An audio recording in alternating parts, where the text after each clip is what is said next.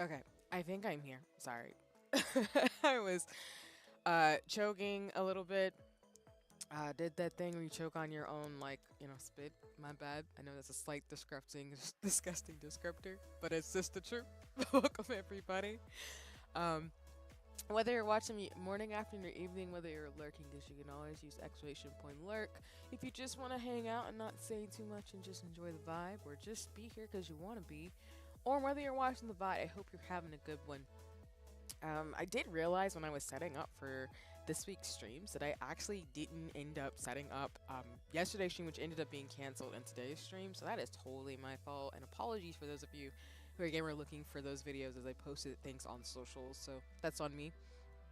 But I hope folks are doing well because we are here and enjoying the ambience of this early afternoon and late morning. So I hope we're doing good.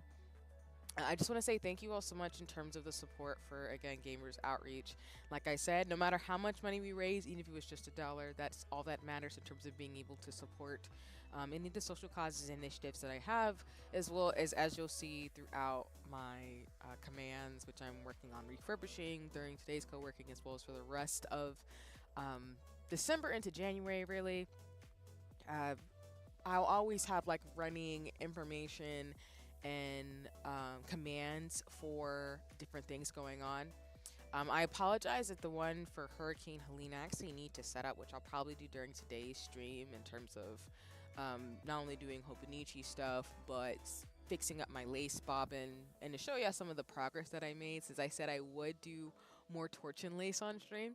I actually went ahead and did the first sampler, so apologies for that, in the sense of I was thinking that I would do a torch and sampler, which I will do on stream. I actually want to do it a few more times, but I went ahead and finished the one that you all had originally seen me do on stream to get some more practice in, because I'm going to do fans and spiders again. But what I'll probably do is just end up doing another torch and lace sampler and then doing the fans and spiders, which is another pattern that I showed you all at that lace bobbin stream during the Gamers Outreach specific stream. But either way, like I said, I really appreciate any and all support in terms of Gamers Outreach, as well as I am going to, like I've said, transition all my commands to StreamerBot to be able to have them running throughout the streams as always, but to also prepare for the multi-streaming to Twitch, since I've got everything set up for OBS for my end, but I do need to make sure the bot modalities and things are fixed or configured in a way, because I know things have been really weird for those of you who've been on the Discord, since I need to fix that, as well as to actually schedule things out going for the next 3 months. So it's that time of year for me where I typically do those type of things, where I kind of have the space to sit down, structure my life, and refurbish things, as well as figure out what I want to carry with me into the next year, as well as what I kind of want to leave behind. So all this to say, there will be more things that I do with Gamers Outreach and other organizations and groups just to support. Like I said, I'm a hobbyist, so I have no intention to make any money from streaming at all. I just look forward to being able to support people who are trying to be full-time, who are trying to, make this their career, and just enjoy bringing my artsy self to the space, as well as, the science that I do in the capacity of not speaking for anybody but myself in that range, because I haven't forgotten about doing some science-related things on stream, but it just would be outside the purview of what I do, in terms of work, since, I want to separate that in regards to privacy, as well as to speak for myself and nobody else in a personal capacity in that in this space. So other than that, I think the big thing today is just going to be doing about an hour or two of co-working, where I do want to kind of set up for my next lace bobbin project. I need to get rid of all the pins in my pillow and kind of just set things up a little bit. And then I do maybe want to wind some bobbins, do some Hobonichi, and just chat with y'all. And then we're going to play Infinity Nikki and wrap up for today's stream. And then as a heads up in terms of my schedule for this upcoming week, it'll probably be very similar to this week. I'm assuming, so for those of you, I apologize again for canceling another stream specifically for Unicorn Overlord. But I think what'll happen is on Monday, I'll probably end up doing a Final Fantasy XIV stream, specifically one that's probably a bit more chill. I will probably do some of the MSQ, but my goal actually is to be able to play Astro, Sage, and Scholar, since my Scholar is currently at level 40. So I should be able to play once I get it to level 80. So I can still do the MSQ since I don't really level up too quickly, and I try not to play on my Astro and Sage because I'm already level 90. So if I get to level 100, I don't want to eat the EXP during the main story quest. But I'm hoping probably by between this week and next week, I'll be able to level my Scholar up to level 50, since once you get to about level 50 to 60, it gets easy to level up if you do dailies. So that's what my goal is. So I'll probably do a Final Fantasy 14 stream on Monday so that I can go ahead and get the rest of the spells I need between levels like 40 through maybe like 55, so I'm leveling up pretty quick. And then we will probably do either Infinity Nikki or Unicorn Overlord on Saturday after the new year. And then the following week will be a little bit special since, you know, I do have some more time. So I might stream on the days that I usually, like, you know, wouldn't. And then we'll go back to a more regular schedule, which, as I've told folks again, will more likely be where I stream Thursdays through Saturdays. And then maybe the occasional Tuesday. But outside of that, that's pretty much going to be my schedule going forward in regards to streaming. With, you know, worst case scenario, streaming like once or twice a week, if not once every 2 weeks, or like once every, what's it called? Once every, like, month or something. Which I don't think it'll get to that point where it'll be once a month. I more so think it'll probably get to that point where it'll just be like maybe once a week or something like that. At least that's based off my schedule right now. If things change, of course, I'll let y'all know. But yeah. So other than that, I think that's everything in regards to what I'm talking about today. So with that in mind, I'm going to go ahead and switch us over to the co-working and gaming screen. But first, what I'll do is I need to get, just checking the camera one more time, and then I'm going to turn off the music on my end, and then get Spirit City Lo-Fi Sessions up.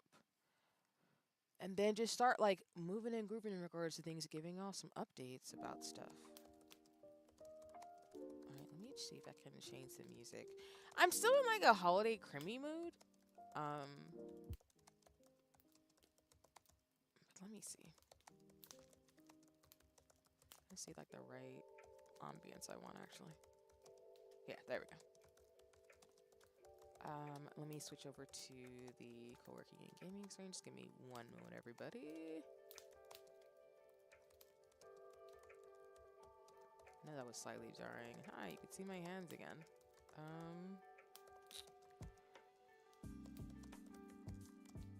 Okay, let me go to the Steam window really quickly because it's on Final Fantasy 14. Alright, I think y'all should be able to see the screen now. And then, let me go to my wardrobe real quick. I'll probably keep the crimmy vibes. I'm grateful for it to be able to find some time to like chill towards the end of the year. It's kind of my big thing. I'll do the ink bottle today since we're gonna be doing some planning and some setup for my lace bobbins. Okay, I already just did that, sorry. I think we're actually gonna go by the windowsill this time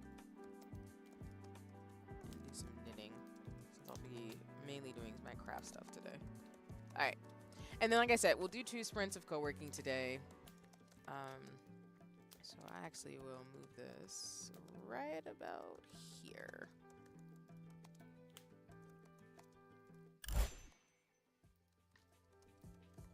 And then, of course, I'm going to get that widget going, like I said, in terms of planning shenanigans. I've just got a whole list of things I'm working on getting done between now and probably the end of February. It's kind of what it looks like for me. But anyway, for today, essentially, I did want to show y'all, even though I apologize, the lighting's a little, like, it's not really lit too much.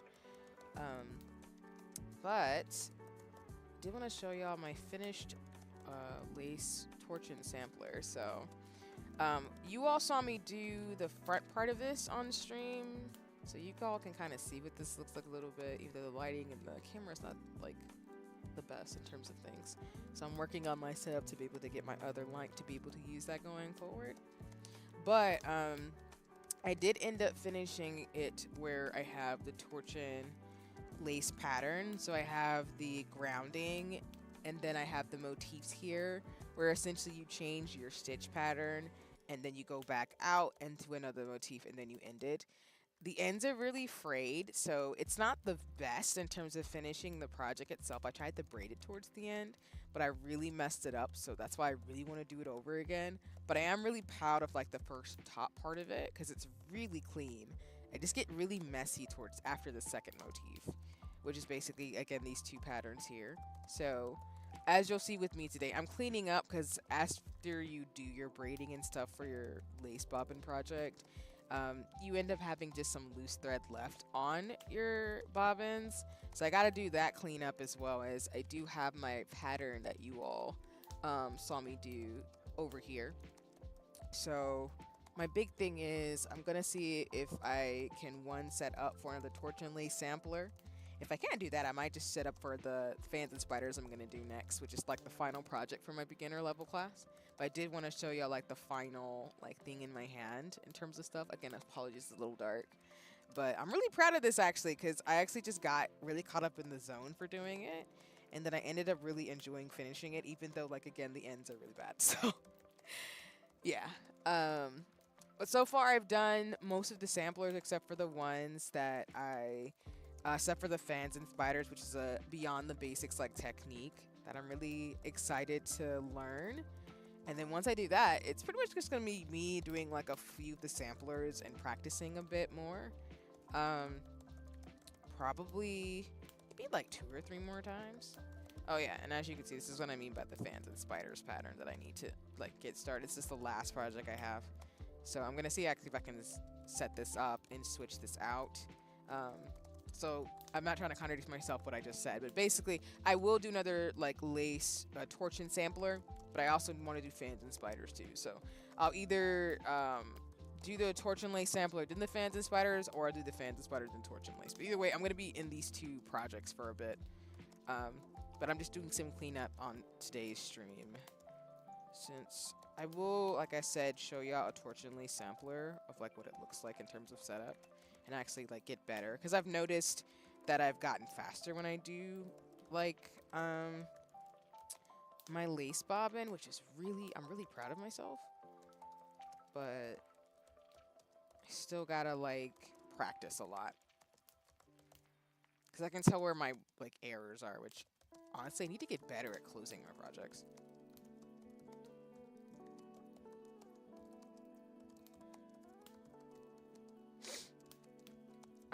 But some general updates in regards to what I've been up to.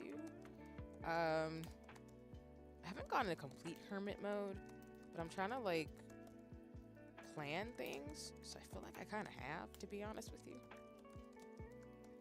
Which is not a bad thing. I always tell people this is the time of the year where like I'm available, but I really need to start shutting off for a bit. And then I fully come back to norm during spring equinox, so kind of where I'm at. I hope everybody's enjoying some time off, or at least are enjoying just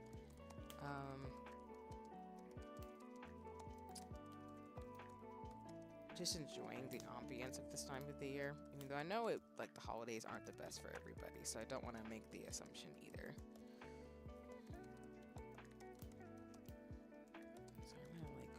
Sleeves just a little bit.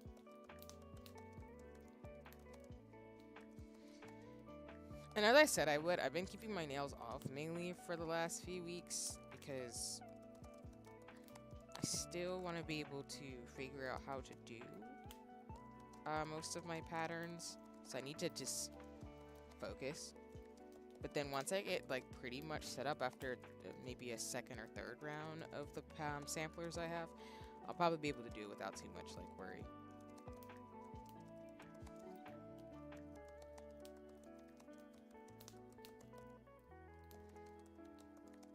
And what I'm doing right now is basically just cleaning up my pillow since I took out all the pins from the pattern and,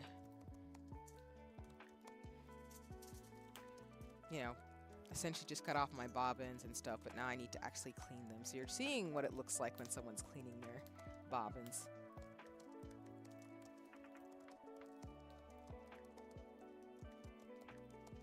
And usually for me, when I do lace bobbin, I actually like typically leave a lot of, I put a little bit more length on them than is required for the pattern, because I always get a little worried that I'm gonna run out of like thread, which I have on a few of the projects, which I think I've talked about.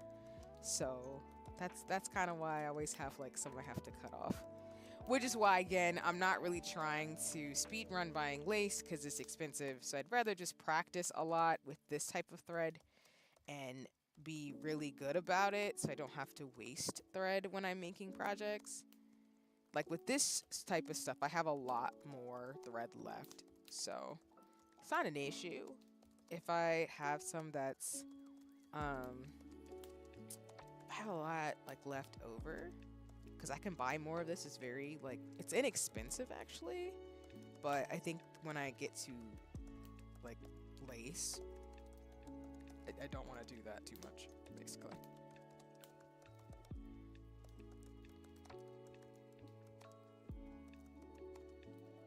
Alright, let me see. I'm trying to...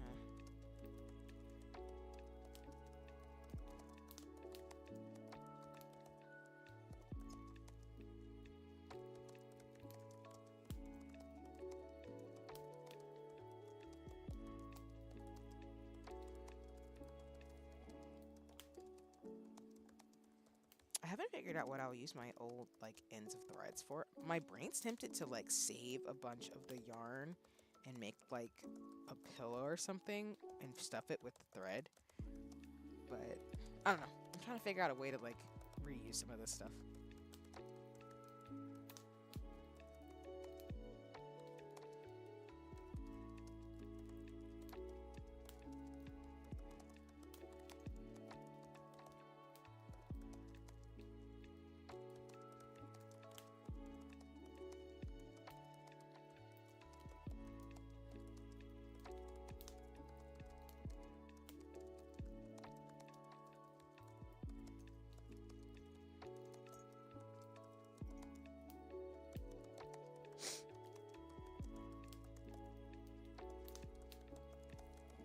I did mention this on socials too, but one thing I've definitely been doing actually too is spending time reading. And I need to make like a reading list now that I'm like saying it to myself. I've been reading a lot of, shout out to folks who know what the series is, but I've been reading a lot of Witch Hat Altier. So that one's been really relaxing. I'm not caught up just yet, so no spoilers, but I'm definitely excited in regards to like what's to come with the series, and the anime is coming out next year too. So Dead and Legendborn Book 3 is coming out. Like I keep talking about to everybody I know, or at least talking about it whenever my brain thinks about it.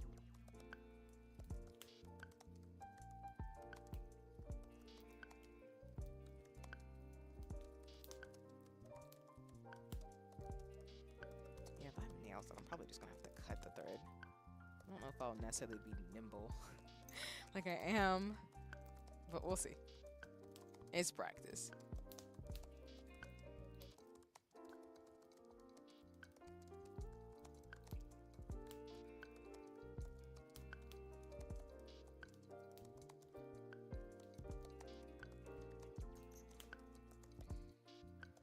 Okay, I think I just have a few more left to do.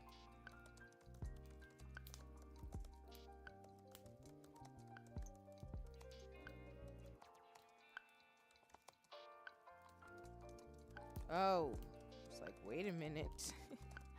Let's not do that. Must have gave a lot of extra thread on this one.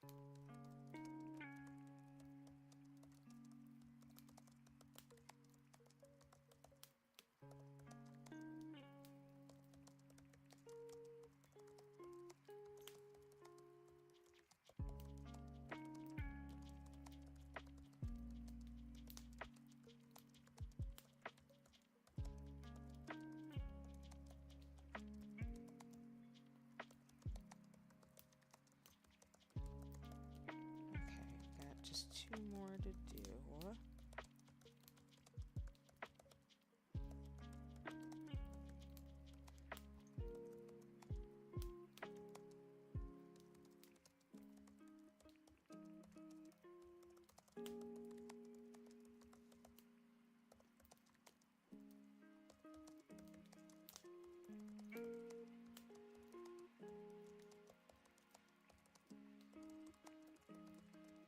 Okay. I think we got all this done. And that's what I'm saying. I have all this extra, like, unused thread that I kind of want to just put in, like, a pillow or something. I don't know. I'll figure it out. Just leave it over there for now. And I did stab this pattern into here.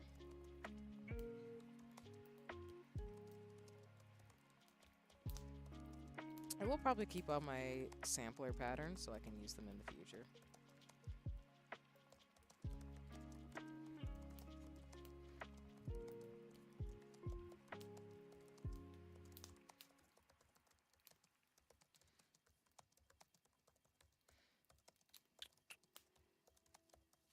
I'm gonna just stab this up here. Actually, let me move these 2 things over here.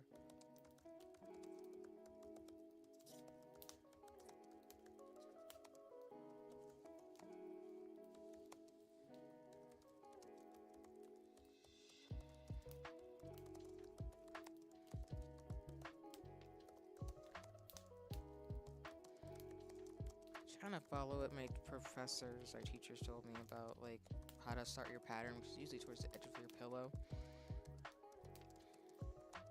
And try to keep it like pinned, as I was taught to basically make sure it doesn't move. Okay. Oh, jeez. Lol, I'm talking about thread as if I needed to find my bag with the thread that I put in it. But first let me see the pattern before I get too froggy and leap.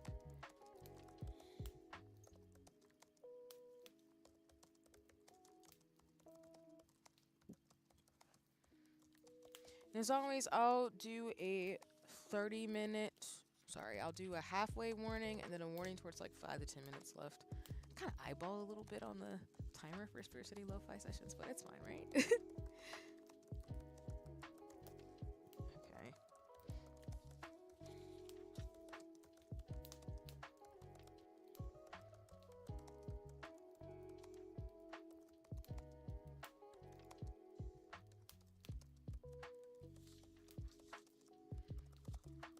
So I need 20 bobbins.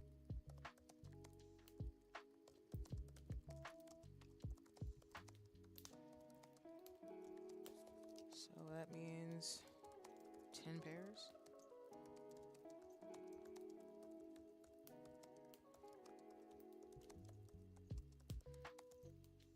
So that's 5 pairs. 7. Okay, so I don't need this extra pair, but I have enough.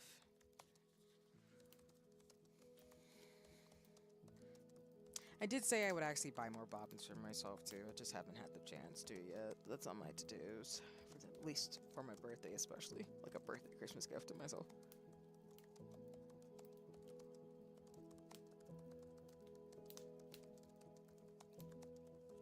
Huh. So I guess you only want 1 to 2 colors.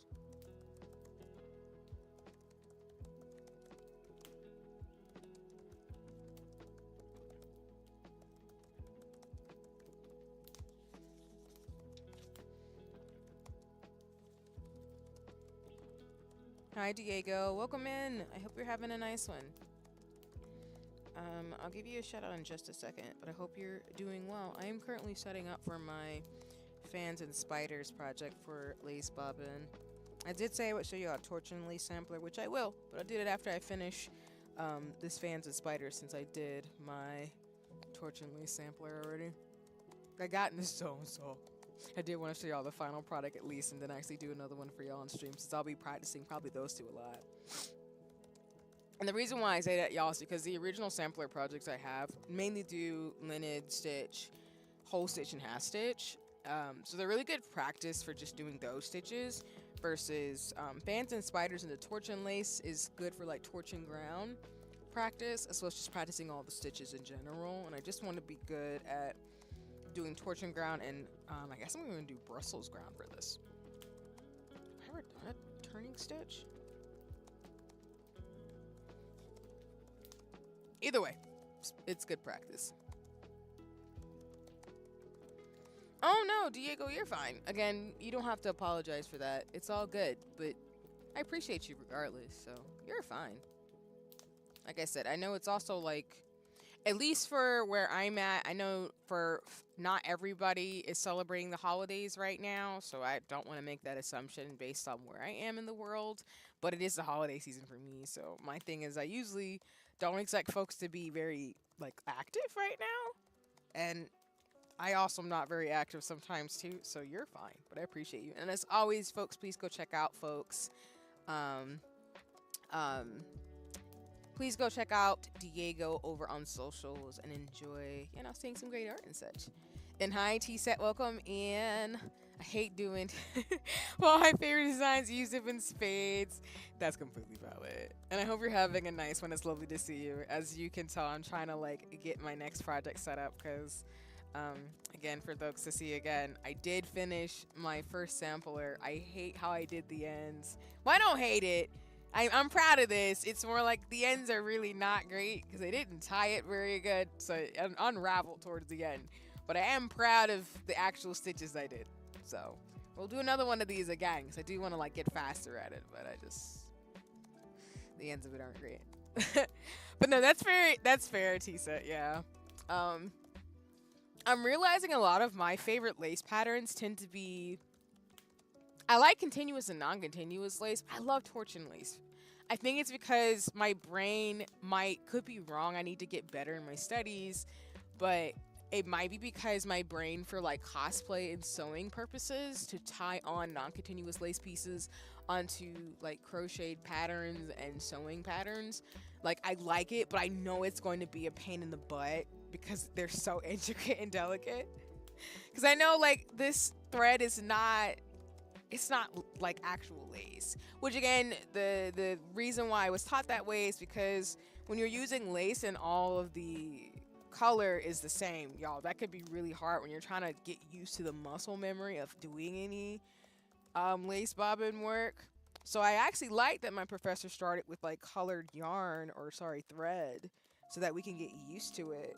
But then now it's going to be that thing where you have to practice a lot before you get good enough to feel like you won't break it, because lace is very delicate. So that's why I know it's going to be fun in terms of my own shenanigans of trying to like make sure I don't break anything. Where the devil is my... So for context, I usually keep all my thread in a bag. So I keep all my like crochet, yarn, just everything in one spot. It's like my I guess it's my craft bag, I guess I can call it. But I think I moved my stuff around, unfortunately. Like I keep extra bobbins, and I also need to rearrange my bag because I also keep like nail stuff in there because I'm still learning how to do my own nails and stuff in terms of prep and everything. So that's why I'm like running around like, what did I just do with all my thread? So I can actually wind my bobbins during stream today. Oh no!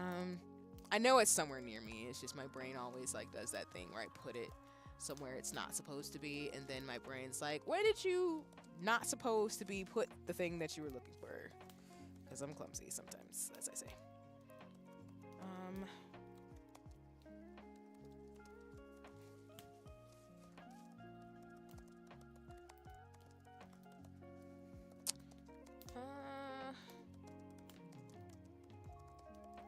Here, I'll keep playing the music and everything in terms of my office space, and I will just be on mute for a bit as I try to get my craft stuff actually in one bag.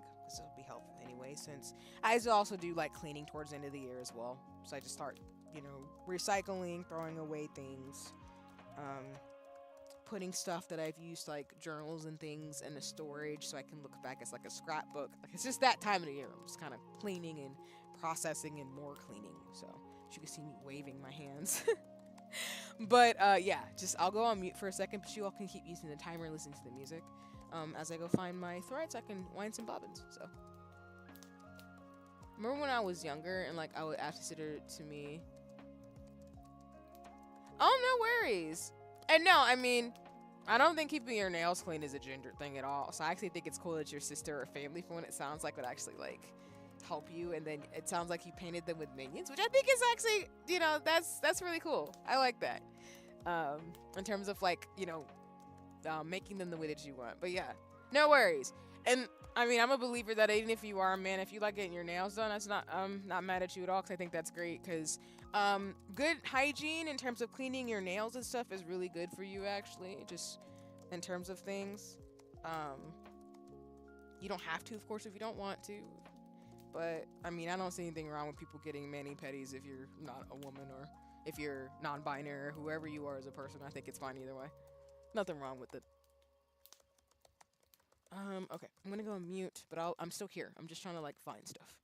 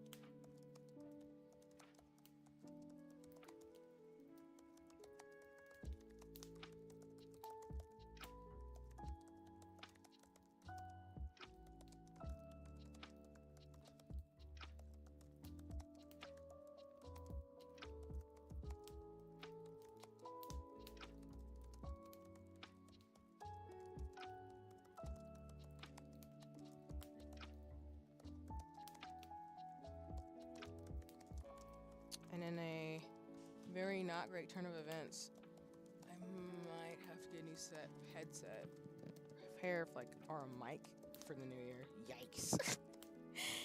Oh my god. they're doing that thing where they're getting slightly tattered and frayed, and I'm not a fan, which is not great. We'll figure it out. Anyway, yeah, if you're wondering, like I said, I keep all my yarn in this little bag here, which is from one of my favorite shops. I think their stuff is really cute. They go by Egg Butter Toast, if anybody knows them on socials. But they have like the cutest stickers and stationery, and they have this cute little bag that I use low-key as like a cafe tote bag, as well as like a crafter bag that I keep and stuff. So I was just looking for it 'cause that's where I keep all my yarn and stuff together, and then I put this bag into a bigger bag to where I can find all my craft stuff in one place. Okay, so the pattern says I need to find, or sorry, I need 4 colors. I can do 2 pairs.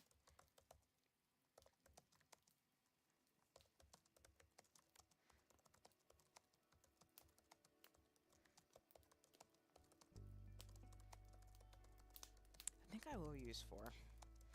I typically, for my patterns, use multiple colors because I just think it's helpful to be able to see what I'm doing in terms of the muscle memory, so I don't have to like do the absolute most. Try to like match with the colors that I have, but trying to be better about giving. I'm gonna try to be better about being nice to myself in terms of practice. I really just need to find colors that are distinct from each other. Okay. So for context, I'll be using these colors to kind of start me out a little bit. I'm trying to stand a little bit differently so you all don't have to y'all can get a little bit better light. Because I'm noticing if I move myself a little bit, I don't get caught up in the natural light that's coming in. So you all can actually see that. So, oh dang nabbit, I need scissors. What am I doing? I just remembered in my brain, I'm like, I need scissors. What's happening, see? Like my brain's all set up, but then my tools aren't set up. So I kind of just set myself up for failure, which is fine.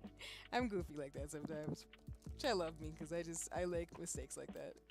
All right, so we've got our thread. Now I need to go get some scissors, and then I need to get one of my measuring tapes so I can make sure I measure out the length of thread that I need, as I think I've mentioned it before on stream. Again, I usually go a little bit over the measurement that I need because it helps me personally, because I always get a little scared that I won't have enough thread to use, but it's no big deal. It usually works out where I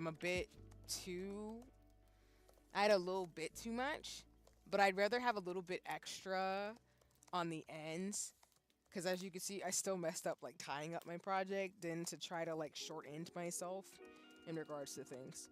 So, I don't have any scissors. Devil, did I put my craft scissors again? Ah, never mind. I do. They're right in front of my face. There we go. I know I didn't completely set myself up for failure, but I did kind of when I was like, excuse me, me, what are we doing? Okay. So, I'm gonna just start cutting some thread. This will mainly be off stream, but basically, like I said, I mainly use just a measuring tape, and then I personally have my own pair of craft scissors. I have tried not to use I try not to use my scissors for different reasons. So, for example, you know, in my household, we have cooking scissors, which I don't use for craft stuff, because one's for eating, to cut meat and stuff, or cut things, versus these scissors are typically for like cutting crafts or papers and stuff, so that kind of thing. But yeah, and then as a heads up, we're halfway through this working session, so for anybody who's co-working and doing stuff with me, just know that we've got about 30 minutes left of this session. We'll do a 5 to 10 minute break and do maybe another like sprint, and then after that we'll do Infinity Nikki. So this pattern is going to have a rainbow, which basically means at the top of this thing here, which I think I've stabbed this. Yeah, I'm pretty sure I stabbed it. Sorry.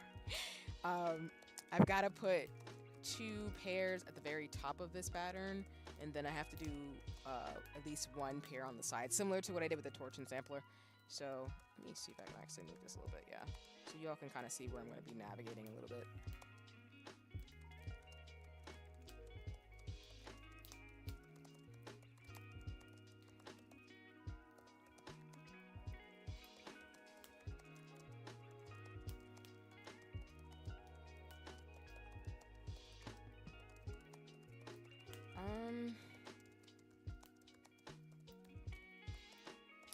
I'll do more of a rainbow thing, so I'll have the top of my pattern be yellow to start out, just to make it easier on my life. I think I need 16-inch pairs, so I'll probably add 17 inches on my bobbins. Which I should probably go ahead and stab my thing so I don't mess myself up. I'm actually proud of myself, y'all. I haven't stabbed myself that frequently, which is great.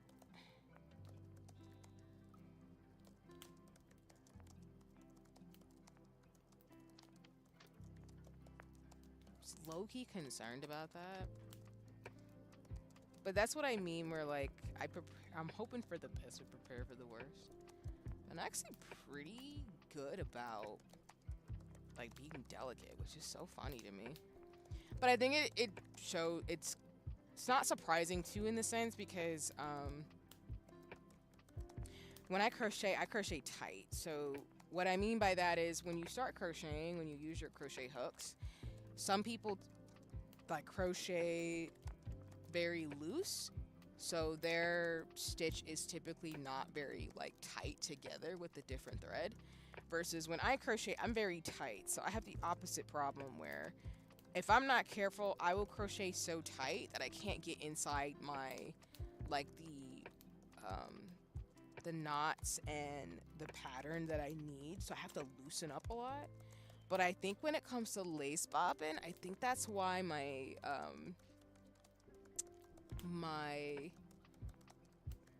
thread is very on point, as somebody who's still new, which I'm very proud of. But that's what I mean, which reminds me of like what I love about Witch Hat Altier, in that we have our quirks and things, but sometimes they work out in terms of how we'll do something. Because that was what was emphasized a lot too with my professors, in that you're gonna crochet, or excuse me, in this case, you're gonna craft in the way that makes sense for your body, and everybody's different. There are rules, of course, based on how people do things, but you can still always kind of adjust based on who you are as a person.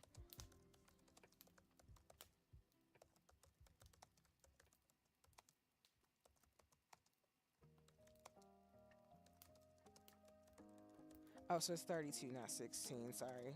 It's 32 full for a pair of bobbins versus 16. I was about to mess up already. Okay.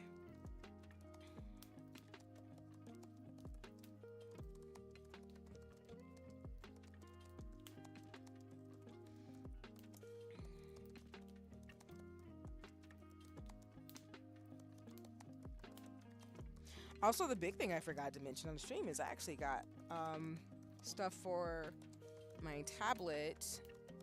Let me just go ahead and put like a pair of bobbins near each string so I can actually remember to pair them together. But I'm actually setting up my tablet to do art on Procreate. And the reason why I decided to do Procreate, even though I have experience in other like graphic design or applications, not necessarily like drawing programs, but I have experience in like Paint Shop Pro and Photoshop and things like that, is because I'm gonna do digital and traditional art I've started this year, but really going into next year. I'm trying to take classes and practice doing maybe some figure drawing and things too. I won't reveal all my plans, but I will just share right now that I do have the materials I need to get going, which is really great for me, because along with hopefully be able to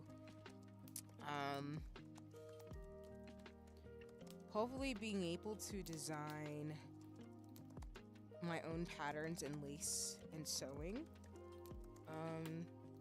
I'm excited to be able to draw some of the stuff I've been looking to do for a very long time. Or maybe not long time, but more so just what I'm inspired to do now. That I've kind of like changed a lot over the last, God, almost a decade now, I feel like. That's what happens when you're in your 30s. You're just kind of like, that was like that some odd time ago. It feels a long time ago, but in reality, it's really not. But yeah. It just goes back to a lot of the goals and ambitions that I have, which I'm not gonna lie to people. I'm not the type of person to share my goals and ambitions because I just don't until they're done. So it's not to be like intentionally cruel or mean. It's just something I don't do. I do have goals every year. I have goals that I set for a few years, but I keep it to myself until it's done. And that's just how I operate. I do appreciate seeing people post about what their things are on the internet, but I just don't do that. But all is to say, like, I'm really excited because one of my goals this year was to actually, like, now that I got it, to get a tablet to be able to do the things I've been wanting to do for a long time, and I got it, so I'm just really proud of that. There's just some things I gotta figure out in terms of learning that I have to do, since one of my goals was to learn how to lace Bobbin, and I did that too, so as always though, like, I will share my journey in terms of the things that I do, but that's because like I was saying on socials, I'm the type of person where I think it's really cool for people to do things no matter their age. And I tell people, like, I'm in my 30s, I'm always trying to learn different things and stuff, but it's a different type of self-assuredness that you have. Like, I was talking to my friend, that you have in your 30s than you have in your 20s, I feel like. Just no slander to anybody who's figured themselves out at a young age. I feel like I was the type of person where I knew myself, but there's a different level of swag you have in your 30s that I'm really excited to kind of enjoy. I'm really enjoying this decade, even though it's been hard in some ways.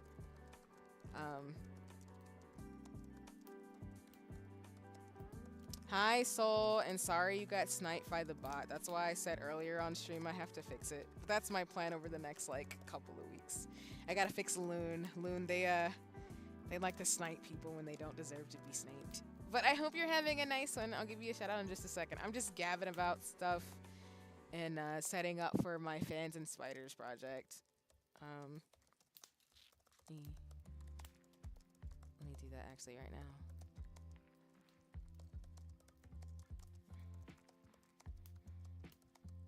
I also want to say for folks, like, you do not have to be the type of person. Yeah, I know Soul the bot's being mean. And as always, y'all, go check out Soul. You know, artist, great person, FC leader, super dope. And, you know, streams when Soul wants to, but I'm just saying she can go check it out in terms of the, you know, the chat. But I will say, like, I'm not judging anybody either if all you did this year was survive. I'm going to be completely real with you. I am the type of person where a lot of people say this too, that please don't get caught up if you set a bunch of goals and you didn't reach them. Sometimes life happens, and the only thing you really could do was survive this year, so I'm glad you survived. If that's all you did, hey, I'm not mad at you. Don't feel pressure to act like you did 50 million amazing things. Sometimes you gotta cook, and sometimes it's just not your year, and that's okay. And I think, like, if you just survived, that means, hey, congratulations, you did the one thing that you need to do, because you can't have goals if you're not surviving. So don't be upset if it's been a rough year. Like, I got some stuff done, but, like, again, I don't really think people should judge themselves based on, like, sometimes the social norms we create where we say, like, oh, you have to do 50 million things in a year and you got to be ambitious. And it's like, no, maybe this year was a year of, maybe you were just trying to get your bearings, or maybe you just weren't having a good one, Or maybe you had a lot of loss and you just had to focus on, you know, grieving. I don't know. It's just, it depends on the person. So I just don't want people to feel like me not sharing my goals or me saying and talking about it means that, oh, something's wrong if you know, haven't necessarily like set yourself up and don't have anything to share. If you survive, congratulations. You survived another year. It's been a wild time. So.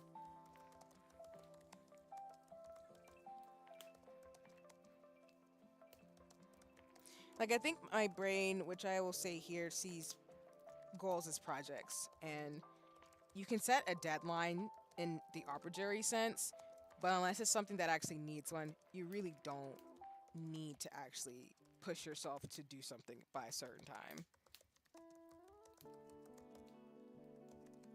And if something's meant for you, it'll come when it's the right time versus like forcing things. But I'm also, maybe I'm a little woo in that way because I feel like a lot of my life has been like, I just know when it's time to act. I know when it's time to rest.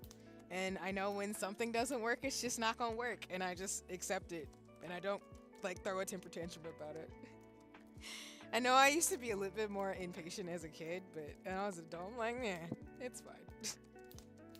I might not like it, but if it's not time, it's not time right now.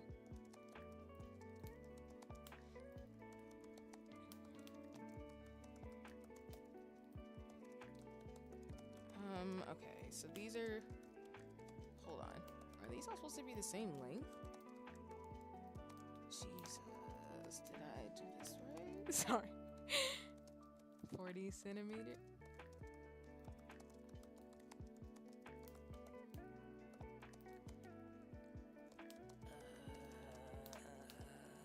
Wait. 32 inches per pair? Why does it say 40 to 80 centimeters? That's double. Oh! That's just in centimeters. Ignore me. Sorry, I'm reading. I'm reading the thing and I was like, wait a minute. Am I doing the wrong, like, length? Jesus. Okay, sorry. Why I see things.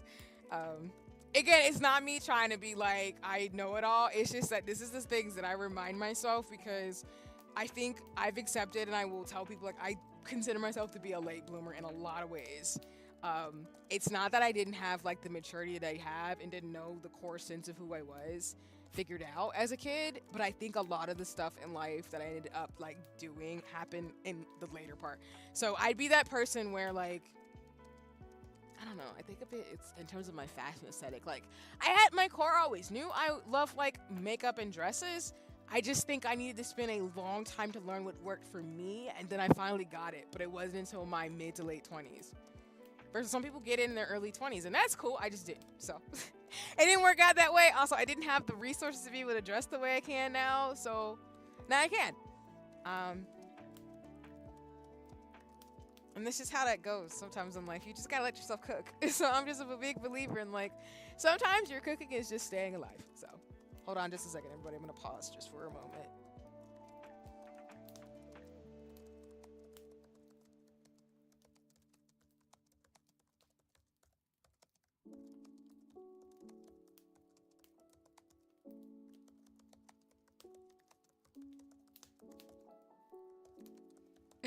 Sorry. My family's being fun right now. Alright. I think I know. Oh, I know who this is from.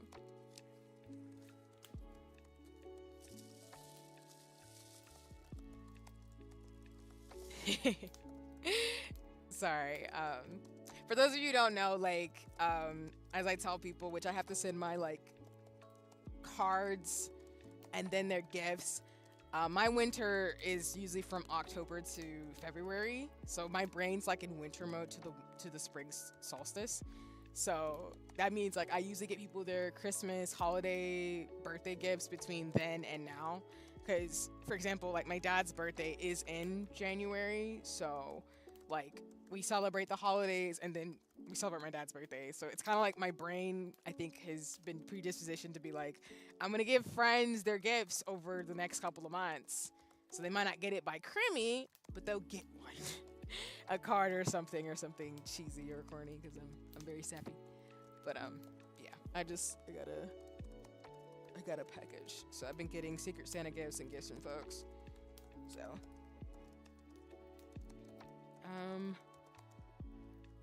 Okay, I need 2 more pairs. Do I maybe want to do... I'm gonna do blue. I'm gonna do another pairs of blues, then we can set up finally.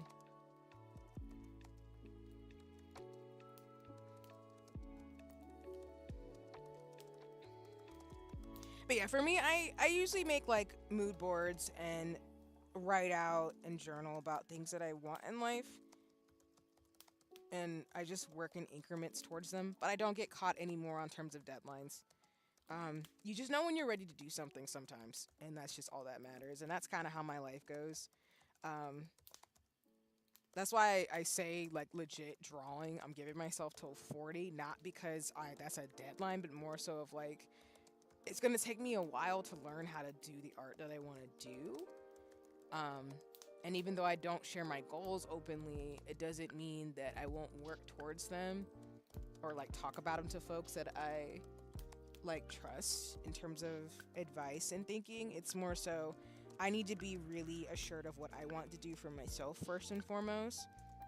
Because I've also, unfortunately, you know, as I tell in terms of things, been around people who, when you tell them your goals a little too early, they knock you down a bit, or try to at least. And, well, I don't do that. Unfortunately, people do. So it's one of those things where I want to be really self-assured, because you have to be careful sometimes of people projecting onto you what they think their limitations are. And again, there's nothing wrong with people looking out for you, but I think sometimes people have really limiting beliefs about what people are capable of. And I'm not that type of person. I've had people do that to me so much in life that I'm just kind of like, that's not my story about how I'm gonna move the way I will. But I understand the trauma behind some folks who are like, oh, you know, XYZ thing, and I'm like, that's you though, that has nothing to do with me. But it goes back to my thing, which I know might be a mantra on streams for me, is like, someone's perception of themselves and how they feel about them sometimes is not a reflection of you. So if someone makes you feel bad for being who you are and you're not hurting anybody or doing anything wrong, just know that it's okay for you to let them own whatever's going on with them. Because sometimes you have to let people own what is going on with them personally, and that has nothing to do with you. And you have the right to have boundaries and space and to do what you need to do to take care of yourself and your loved ones in your community. And that just goes back to also knowing like who you are and your goals. Because sometimes people will say like, oh, you can't do certain things because you're XYZ. And I'm like, no. But I'm also the type of person who's never really been in a box either. So I think that's why when I share what I do, people get really shocked. And then like, I don't know, God, what has it been, like 5-10 years? And people were like, wow, you actually did what you were supposed to, you said you were going to do. I'm like, yeah, because it wasn't for you. That's my path. It's not yours. It's okay though. I don't have any smoke for you for thinking the way you do. I think you were just looking out for me, but I'm going to be okay. I promise. And if the thing I want doesn't work out, it just means it just wasn't meant for me. But I still tried. And as I say on socials, like, I have a spirit of trying a lot.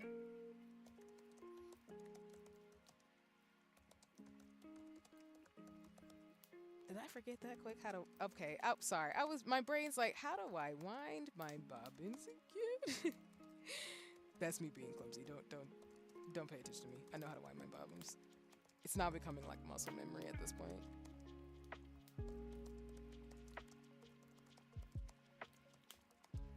And I think I'll just start strapping them towards here.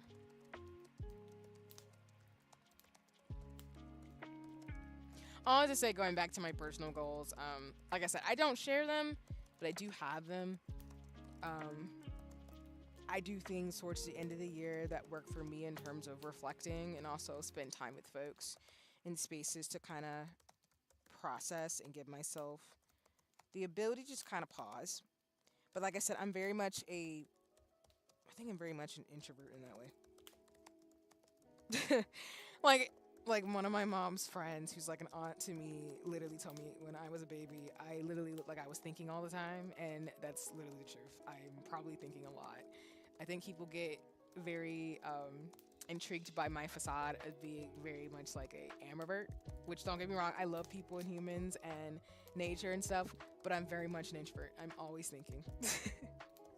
I don't look it though. Like my friend was making a joke where she's like, some people just think you're really not like thinking about anything. I'm like, yeah, I know. I look very unassuming. It's fine. I don't take offense to it. That's why you gotta watch out for the quiet ones, as they say. I'm kidding for the most part, though.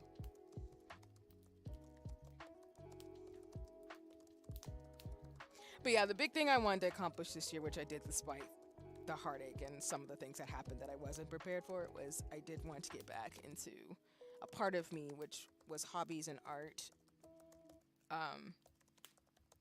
And like I said, and I've told y'all before on stream, I think streaming contributed to that because I think, let me actually just stab my pillow. Sorry, I'm just talking about this because pulling out a pen is like low key. Like, let me just prep my pillow to wind up these bobbins. Sorry.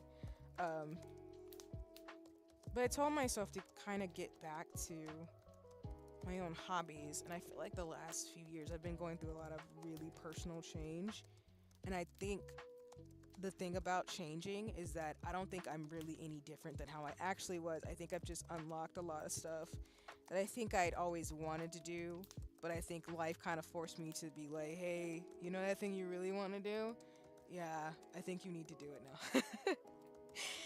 now. And of course, when you change, sometimes people aren't happy about that.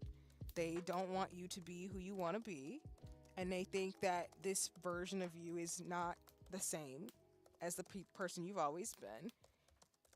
But also some people go, well, finally, I mean, I've seen that in you this entire time. What took you so long? And it's so funny because I love my closest friends. They know me so well, where they'll be like, see, girl, you've been with this person for so long. You just didn't see it. And I'd be like, what are you talking about?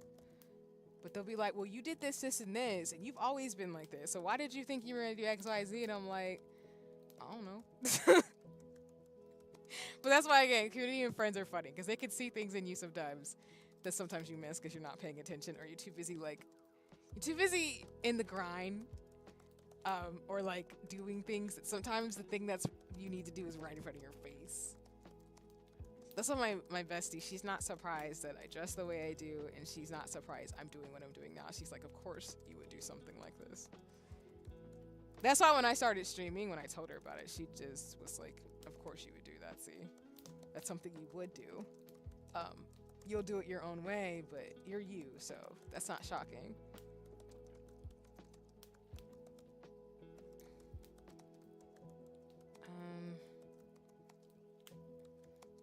I think I'm getting to the point where I don't even have to think about it anymore in terms of lace bobbin. I'm so proud of myself.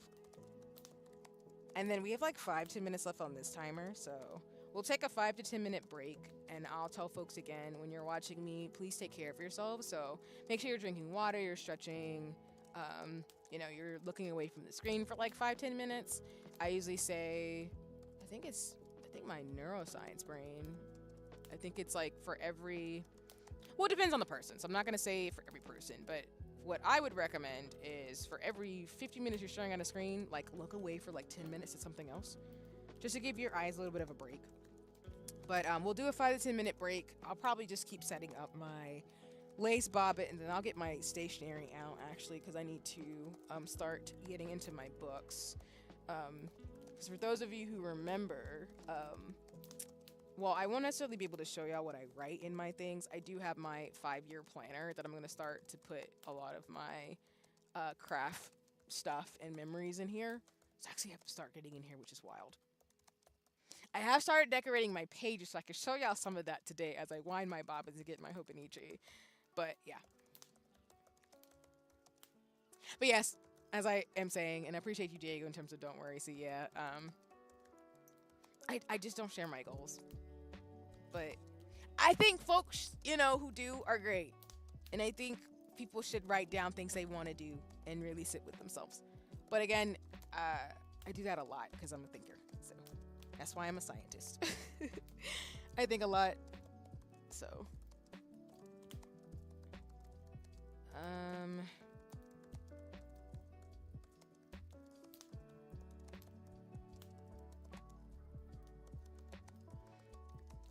one thing I will share though is that I gotta figure out which Procreate brushes I'm gonna use frequently.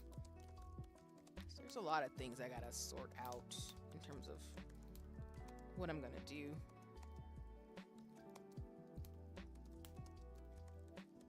And then I think about design well enough. I can actually do nail art in terms of Procreate and design some of the nail designs I want to do. Or like, I have folks I commission in terms of press-on nails. Because I like getting custom designs, but I do want to start learning how to make my own and be able to make them for friends too. But it's gonna take me a minute. So again, I give myself till 40. I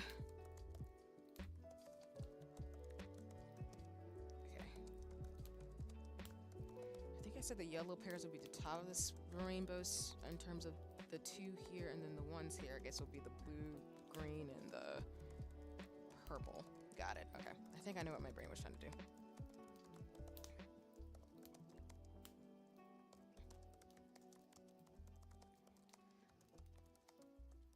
Oh, and then I guess I can talk about it a little bit in terms of shenanigans, and I leveled up. Sorry, that was a little disruptive.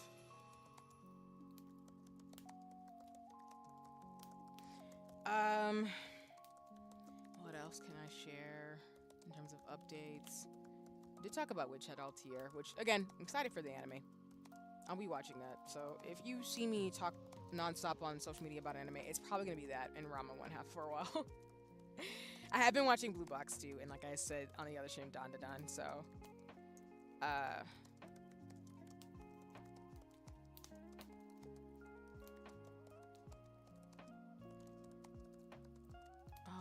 I was gonna talk about Final Fantasy. So again, like I said, next week I'll probably stream Final Fantasy 14 because I do want to keep going in Endwalker. I've been getting nostalgic, I guess, a little bit because I'm towards almost the last two expansions, which is so wild, y'all, because I've been streaming it and playing it for almost a year and some change. And I don't know, it's been so weird to be where I'm at, where I'm like, I have multiple classes now, I can do the crafter classes, I've leveled up almost all my healers. It's so interesting. But I will say, and I'll probably repeat it again, the Final Fantasy 14 stream next week, but I have been leveling up my archer, and I have started to unlock all of the magical range DPS classes. So that way, friends and mutuals can play as a healer. I'll always be a healer main, but I have really enjoyed trying to learn the other classes to be able to do shenanigans just cause. And I will say my favorite non-magical DPS class is actually Archer, y'all. Like, that class is so cool to me. So I've been really enjoying that class a lot. It's been a lot of fun. Okay, I think the timer's gonna go off. Yeah, okay. I was just waiting for it. So okay, I'm gonna put on the timer for 10 minutes. So if you need to go do some things, stretch or step away for a second, that's fine.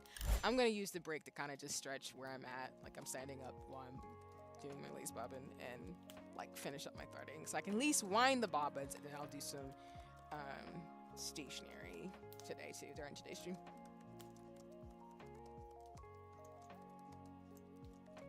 And again, I did not lie. I will, like I'm gonna keep saying it, I will do another Torchin sampler.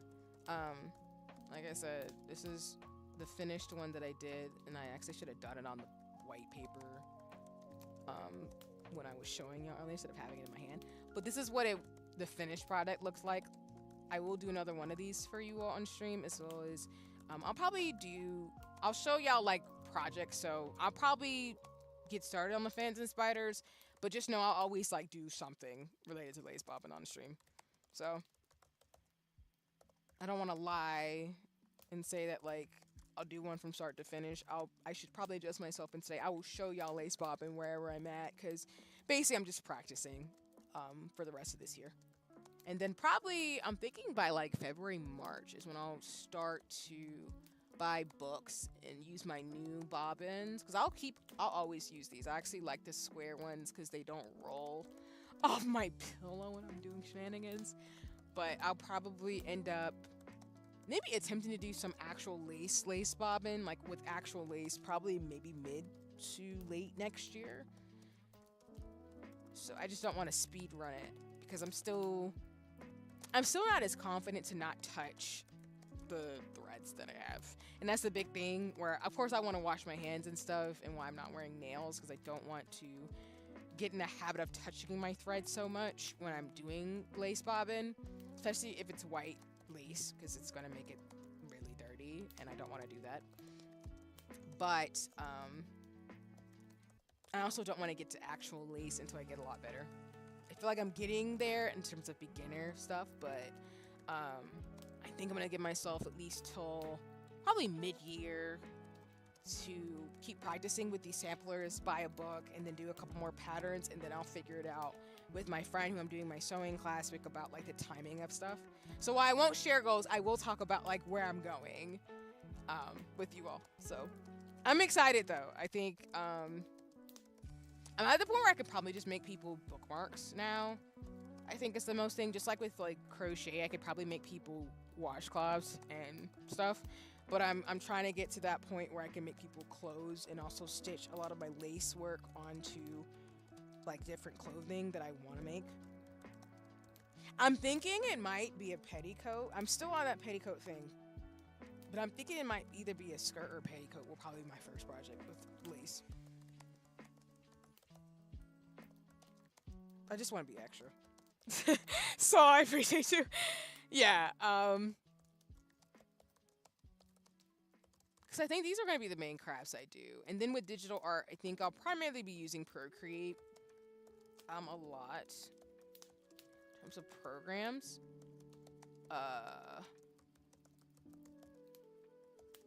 And I might maybe pick up some graphic design classes. We'll see. For those who I've told or have been on following me for the longest, I think I've mentioned I have graphic design skills because I am a self-taught person. I've taken some like graphic communication classes, but I do actually want to get a little bit more refurbished, because that's why I do design some things, but they're not like they're not great. But I mean, you're talking to someone who used to do pixel art, and a long time ago when I was a kid, I used to do pixel art and paint, as well as I was really good at Paint Shop Pro 9 at that time. So those skills still translated. I just don't want to be a graphic designer for a living. But shout out to those of you who are UX designers and stuff. That's why I love Atlas, and I love Atlas in terms of things because of their UX, because I'm low-key love that type of stuff. I love good graphic design.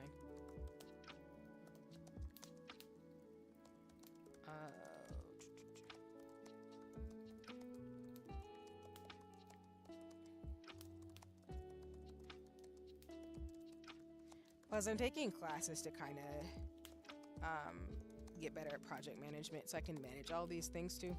So, like I said, I have a method to my madness. It just takes a little while. I could give myself time to cook. And I feel like 2025 is going to be interesting for a lot of different reasons.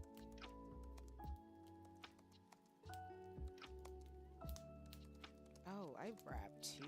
Lol.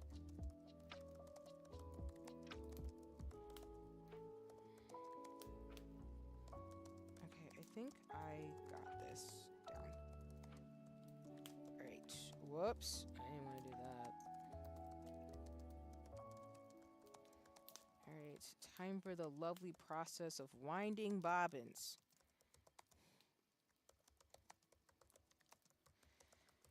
Let's see if my brain remembers. It's been a minute. What's more like muscle memory at this point, though?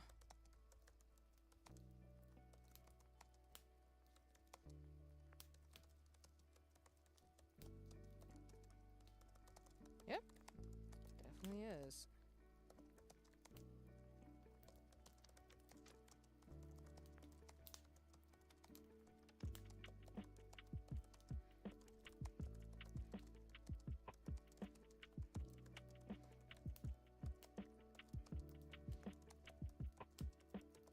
I would say the big thing, my lesson this year, now that the year is over, is learning how to surrender, which is something I've really had to be comfortable a bit more than my peers, I feel like sometimes, but I've really had to learn how to surrender this year. Sometimes life just happens the way it's supposed to, and you can't prevent some things from happening. But it doesn't mean you can't find peace in the chaos. And I think that's the big lesson that I was reminded about my own resiliency and knowing how to work smarter, not harder, in terms of that. And just learning when to just kind of let go.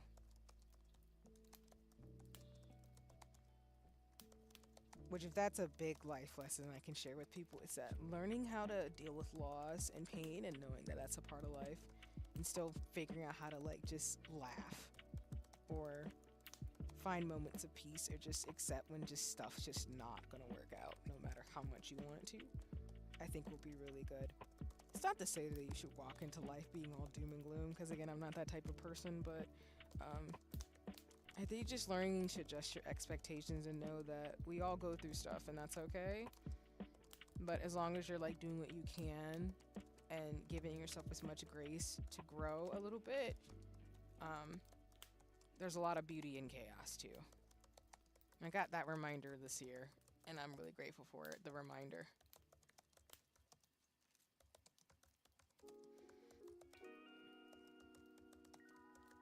Some of the things I'm most proud of is the things I did during chaos. Because like I said, I learned how to lace bobbin despite the shenanigans, so I'm really proud about that.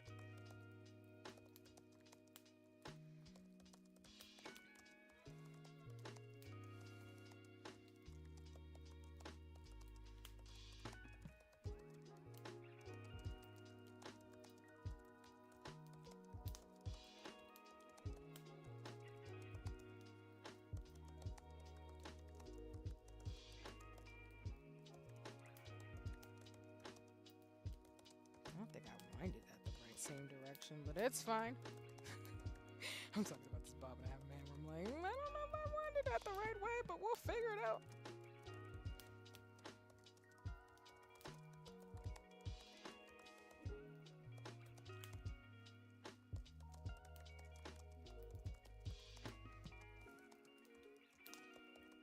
Another big lesson I will say too is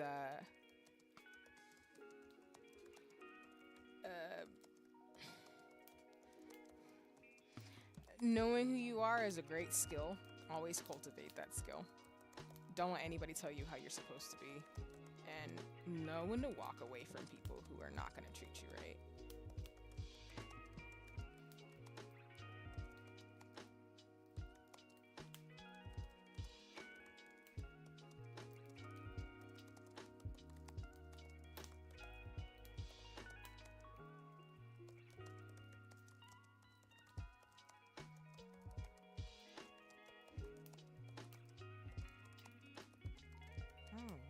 Nuggets.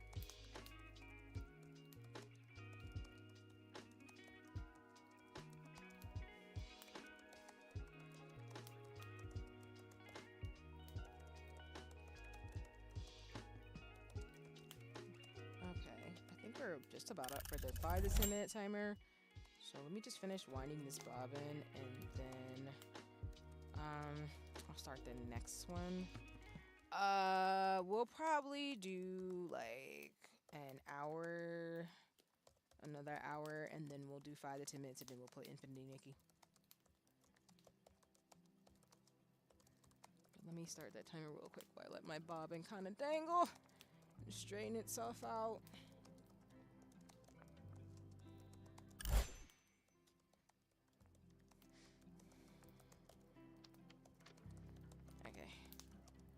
Devil did I put my bobbin pillow? I know it's on my desk. I know it's on my desk. Probably under one of these sheets that I have as I reorganize my office space. Again. Okay, so my the rainbow that I have at the top of my project is ready, and so now I need to do the outsides.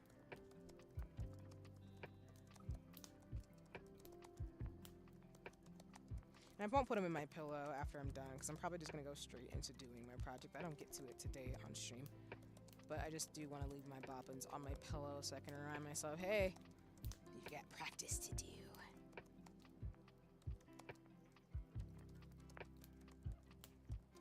Whoops.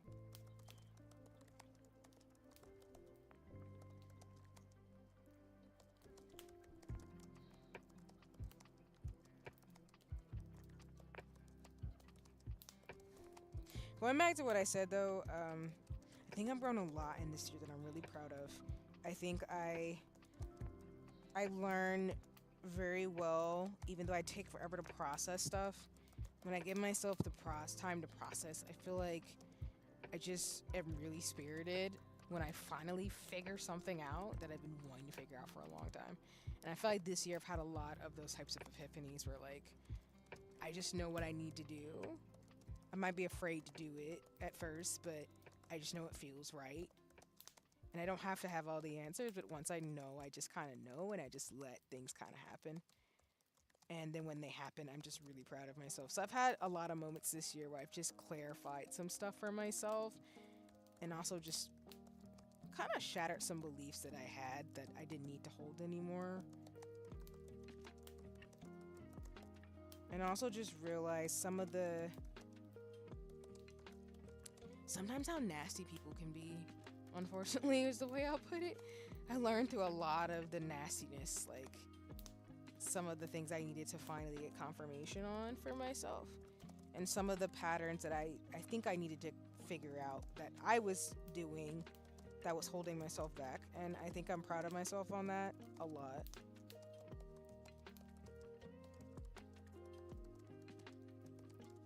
Because sometimes you just don't know how you just put guardrails on yourself when people in your life are like, actually, you're doing this and you need to keep doing this instead of doing that. And my brain finally this year was like, oh.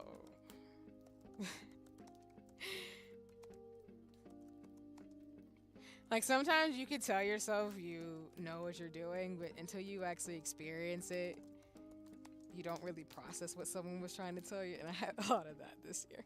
Not in like a detrimental type of way, but in a, oh, I get it now. And not in like bad epiphanies about myself, more so just of how people were like, see, go ahead and do this, girl. Like, go do your thing. Like, what are you doing? Kind of thing. And it's so funny because when I talk, I'd be like, well, I don't really know. Is this whatever? And they're like, girl, if you don't get on somewhere and just go do the thing. And I appreciate, shout out to those folks. They know who they are. They're just really great people because they're just kind of like, girl, if you don't get your ish together and stop.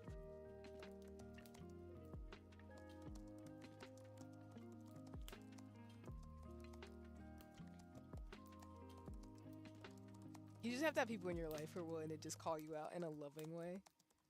Which those are my people. Those type of folks. I got a lot of people like that in my life. Who are very much like a, hey, can you figure this out? And like, I love you, but get your ish together. Kind of vibe. Or just a, hey, I know you didn't know this about yourself, but you do this, and you know you do this. But if you do this, you'll get where you gotta go. So stop this. And I'm just like, oh, okay.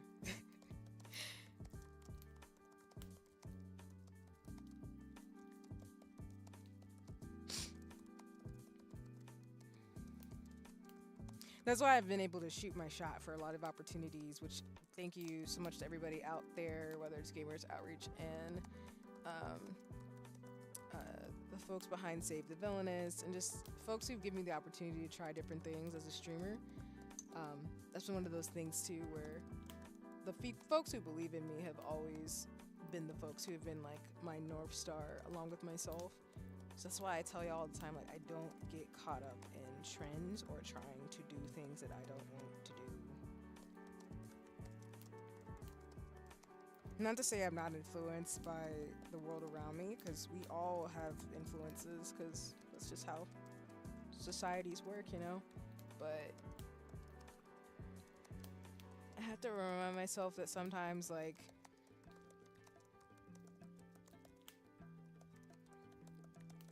when you're different in some type of way from something that you want to fit into, you just kind of have to figure out what works for you, but don't get caught in trying to be something that you're not.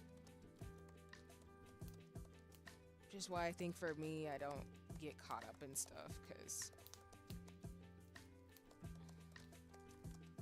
when you have life experiences where you're used to being like really outcasted or different, it makes, I think, adulthood really fun, because you can kind of explore the bounds of your mind and what you want to do creatively, as well as just your journey, and you're not necessarily as caught up as trying to fit into whatever mold or expectation people have of you in certain environments. And that's kind of why the way I'm built the way I am, because never really had the luxury of fitting in very easily. Which is not something I'm afraid to admit. It's not that I don't have friends or anything, but it's more like I do things with a purpose, and I have to know why I'm doing something. And if I don't know why I'm doing something, I'm not necessarily going to do it. And sometimes people don't like that, that you have a mind of your own, or that you don't want to like fit in with the cool kids. And so as an adult, it's translated to, I really just want to fit a particular aesthetic that works for me and what I see myself as, and I don't necessarily get caught up in trying to compare myself to other people, particularly in the sense of, like I said, I'm a late bloomer, so I don't really have the luxury to compare myself, because it's like something somebody has probably is not how my life has worked for, I would understand. Well, not that I wouldn't understand, but more so like my life just hasn't worked out that way, so I'm not really on the same journey as that person. And I don't want something that's not mine. So that's kind of why this year was a year of learning how to surrender, because my brain was like, I gotta really surrender some of the expectations I'm putting on myself, because I don't even know why I set myself up like that in the first place. Especially when you just can't control, when life just doesn't go the way you thought it would, or something abruptly happens that you're not prepared for. So you just have to give yourself the grace to just know that sometimes surrendering and like reminding yourself there will be chaotic moments is really important. Because then when you do go back to those times where it's calm or serene, or you are able to be more in clarity of what you want to do, yeah.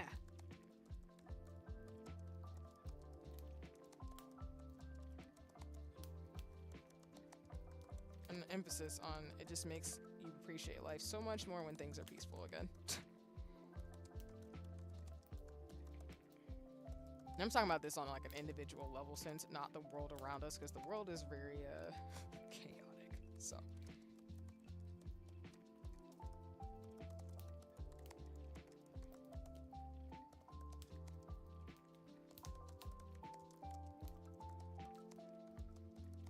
I think I'm getting better at winding my bobbins. Let's go. I will do some Hobonichi and show y'all some stuff before the end of this sprint. So, I'm not speed writing, thank goodness though, but yeah. Just trying to make sure I wind my... Oh, man! I knew I was gonna do that. I did not wind that up right. We will do it this way.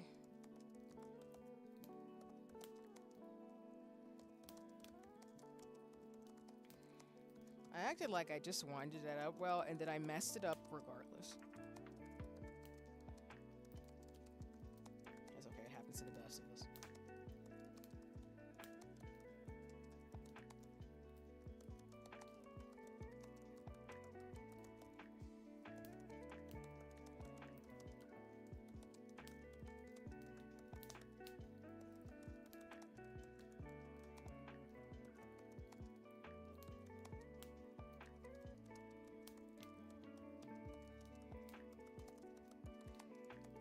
I just did, I do not recommend.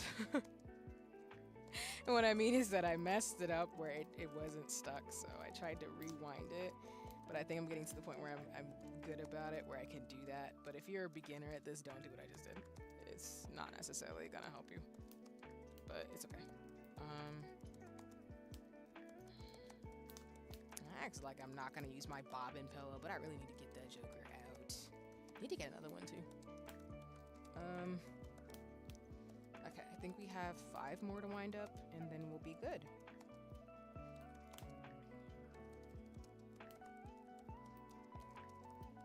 And also, like I say every stream, I'm trying not to sound like a philosophy professor, I swear. It's not me. I'm just music and giving y'all life updates and talking. So, I hope anything that I say, you can take what resonates and leave the rest, as others often say. Because I don't think everyone's life is a one-to-one applicability. I think it's just shades of gray. But if I can help you, I hope that you take whatever resonates with you and use it to move where you want to go, despite life's ups and downs and shenanigans. Because you only got one life to live, so what works for me may not work for you, and that's completely okay. And it doesn't mean that you're invalid or that I am for having 2 different truths that can coexist at the same time. It's really important because sometimes people think that one person's life path is supposed to be like someone else's, and that's just not how life works. But again, it's me in my 30s saying that, and I feel like I'm at that age where I understand where 30-year-olds are like, yeah, you're not like 40 yet, so don't act like you figured it all out. But yeah, some of those really, really cliched things are actually true.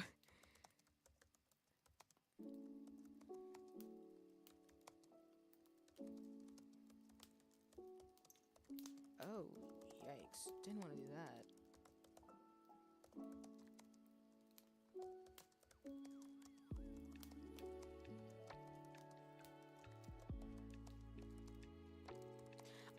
On a fashion note, though, like I've been telling you, I think playing Infinity Nikki in Final Fantasy XIV, I've narrowed down kind of the styles that I like. I even ran across today like a person who makes like suits for women and femfolk, and I want a suit.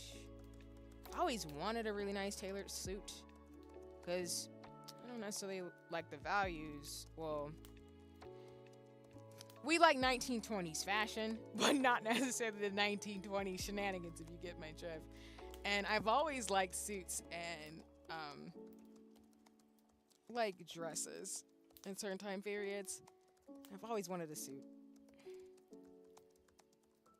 I finally like found it because I think someone was raving about this person who actually does personal tailoring, which is really cool. Like I think it's a woman who makes like suits for women. So it's something that I'm eyeing as well. But I do, as much as I love dresses, I do like really fitted like suits on people too. Especially like a really good women's suit. I love that so much. But like I said, my style is very interesting. I was telling, again, shout out to Paz. I'm always going to give Paz his credit for this, but I even told my best friend in terms of the style I have, which is very ethereal punk, and it very much is. I'm really like owning it. So having a women's suit would be dope. I think I just gotta find like things to match. But that's why I also like, even though I don't talk about it as much, I really do like OG fashion from Lolita. I do like more pants and more like lounge clothes sets, because it hits like my, can you tell I'm a 90s kid who grew up on like TLC and Janet Jackson, because I love that type of style with like heels or something. I don't know why. I think it's just ingrained in my little baby brain that I love that fashion aesthetic. But I love OG fashion because I really like suits and ties and stuff and Renaissance wear. But I also feel like I low-key want to dress like a pirate too. So it's a lot of that. But more like a modern fit. So I haven't like nailed it down that part of my aesthetic. I think I've more so nailed down more of the like high feminine fashion aesthetic that I like which like the dresses, the makeup and stuff. But I still need to figure out like how to still have those like very like classic design motifs and elements I want in my fashion, and then add those other like statement pieces, which is why I don't have a big wardrobe. Well, I have a wardrobe, but it's more of, I feel like I can have a few staple pieces and make them work a lot. But the fashion girlies will tell you, people who are actually in fashion will tell you that, you know, you can make some statement pieces work. Even I know some people are like, well, you can have 50,000 outfits. I'm like, yeah, but I don't really need all of them. Like, I'm not gonna wear like 50,000 things over and over again like that. I'd rather just have like a few statement pieces and rewear them in different ways and just, you know, make a statement and, you know, change my makeup up and stuff in here, maybe a little bit.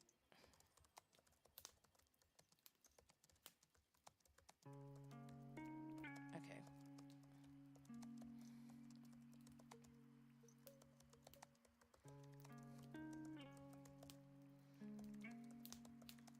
Got 3 more pairs to make, and that's it.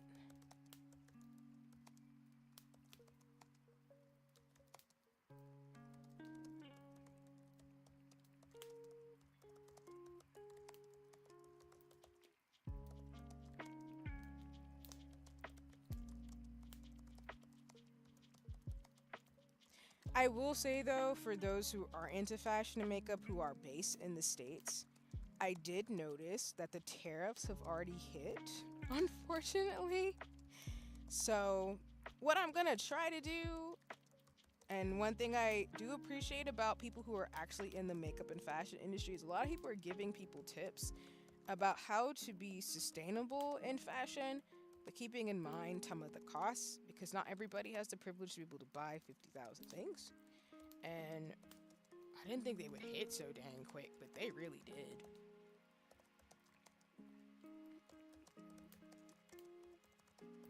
But I mean, it's the same thing with like junk journaling, like I've talked about before, in the sense of you can make what you have work. Like, I just don't think, for example, you need 50,000 palettes. Like, I think if I were to give somebody advice, especially if you're learning makeup, is that, and this is just coming from somebody who's not a makeup artist, so I'm not an expert. So I would encourage, if you want resources to folks who are experts in their field, happy to share them, because these are the folks I follow. But I think one thing that's helped me in particular is whatever thing I like on my face, just like I have certain things I like about my particular body type, so I dress to that, is I would invest in something that lasts for a long time, so you're not thinking about it a lot. And so one thing that I've done, for example, and I would be thoughtful to the last 5 years of it, is like, for me, I typically wear either very fitted clothes that fit my body type, or I typically wear like oversized clothes to be cutesy, because I just like that aesthetic. Obviously, you know, I would never tell anybody you have to dress based off your, I have in quotations, body type. You should dress the way you want to dress, no matter what anybody says or any fashion rules. You don't have to do that. I think that's the beauty of humans. We are creative. We can dress the way we want to dress, no matter who we are, how tall we are, body fit, and everything. Okay, it's time for me to pull out the pins out of the sampler. Good job, T-Set. Let's go. Also, if you want to share pictures somewhere, I would appreciate that. But you don't worry. If anything, I'm just happy that you can pull out all the pins, because that's the fun part. And I don't know if you're the type of person who does lace bobbin, who like also, I don't know if you keep your pins in for a day or two to make sure the pattern fits, or if you take them out. I notice I just tend to take out my pins immediately, but I also know it's because it's probably like practice thread and needle that I'm like, I don't really keep it in there for long. I'm just curious. I know some people think like I think my teachers told me like some people prefer and say that you shouldn't take them out immediately, but I take them out of my samplers immediately. And what I mean, y'all, is like what T-Set's saying is like, I'm assuming like when you're done with your pattern and you see these needles here, you pull them out immediately when you're done with your project. Sometimes people will say that if you want to make sure the pattern will really stay, is to keep them in overnight, pinned, so that the thread will get used to being in the position, so when you pull them out the next day, it'll still keep the shape and form that you want to keep in terms of the project. I just don't, because I think it's because I thread really tight, and I just don't. I get excited or something, but I sometimes have, I think, maybe left it in for like a second or so longer, but yeah. I was saying congratulations. I appreciate it in terms of pulling all the pins for the sampler. But yeah, what I was saying in terms of fashion and motif, in terms of things, is that what I've learned is that I play up features that I really like. So for me, for example, I really like playing up my eyes and my lips. Those are the two features on my face I love. I love all of me, but I love playing up those two features. So I usually either do a really bold lip with a slightly toned down eye, or I do my eye makeup and then tone down my lips, or I do both, but I balance it out with my outfit. And what I mean is, like, for example, if I'm doing red, which I'm biased, I love me a red lip. I'm sorry, it's classic. I love it. It probably is calling out my Aries. But like, if I do a really bold red matte lip, and I love matte lipsticks, so if you're somebody who does more, God, like, most of the people around me do more of like natural makeup, so it's more of the aesthetics of folks who aren't doing so much like eyeshadow. It's more like naturals, it's glitters, it's more neutral palettes, and more of like a neutral lip. I don't do that. I tend to do more, like I've talked about on the stream, more high glam looks. So I do like lashes, and I kind of feel like I'm stuck in 2016. But that's just me. I like that style. I don't do cut creases, but I more so do, I just want to look like I'm a mermaid / ethereal person on my face. That's kind of my vibe generally, like a bombshell. That's the look I go for a lot. So because I like the two features that I do, I usually will accentuate and really work on my eyes. That's probably the longest part of my makeup, along with, like, I do contour my face and use highlighter, blush, contour, bronzer, all the ish. And people who probably don't know makeup are like, what are you talking about? See, I'm like, listen, it's a whole thing. It's a whole thing now as an adult. I'm proud of, but it's a whole thing. Because I'm at that point where he asks me, how long does it take you to do your makeup? If I'm doing like a no makeup look, probably like an hour or two. If I'm doing my full glam look, it's a couple of hours.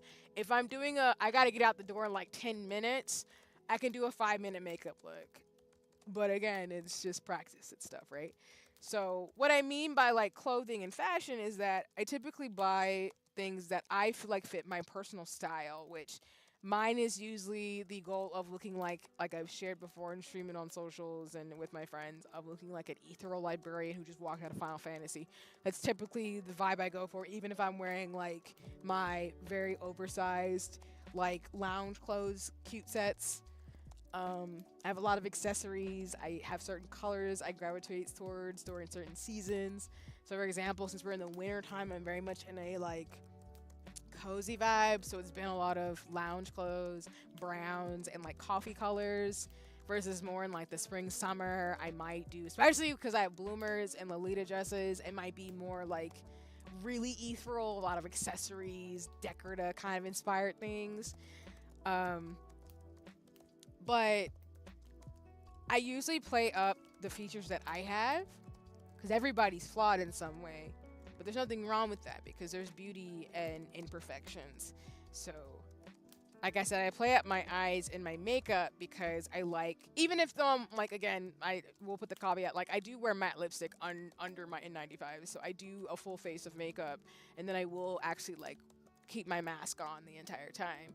But, when I'm doing my makeup and my mood boards, I typically go by colors and what I want my aesthetic to be. And I typically do a lot of things based on like me being petite.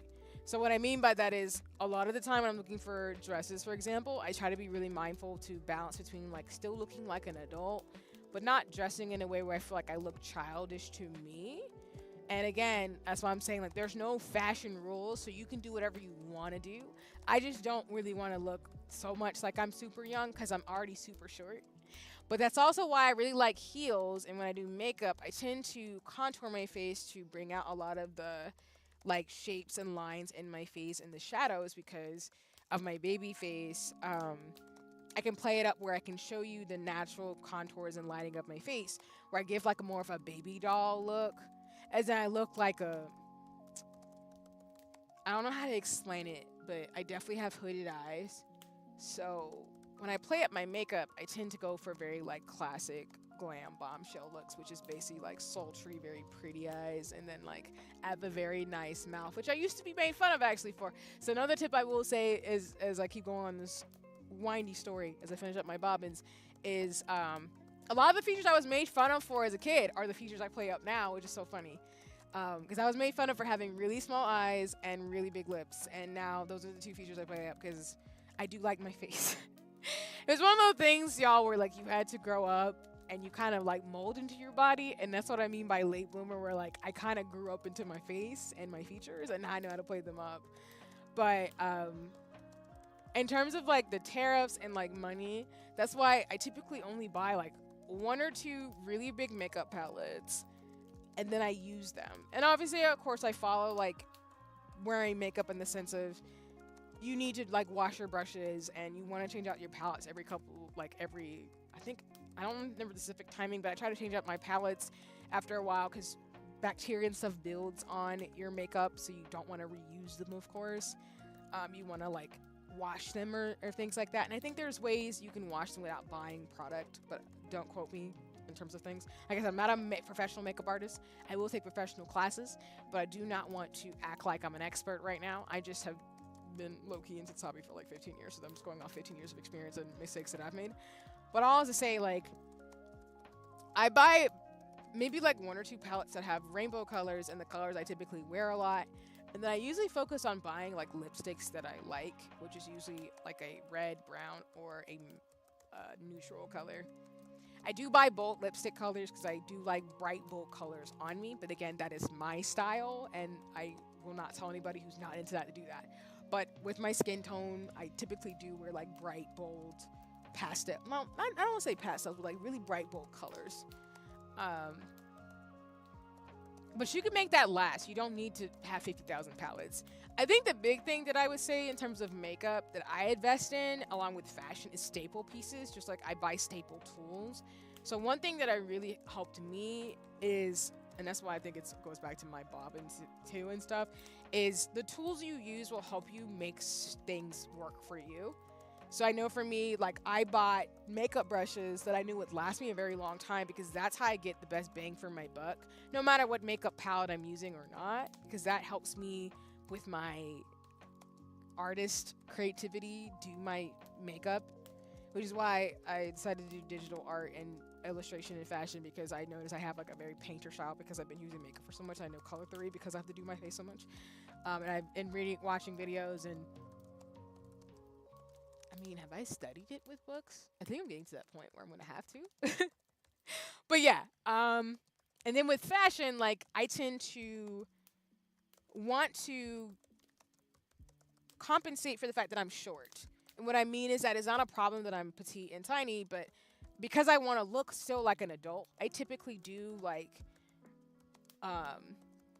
oversized fits that are still fitting on me. So I don't want them to be so oversized where I'm drowned out in my clothes.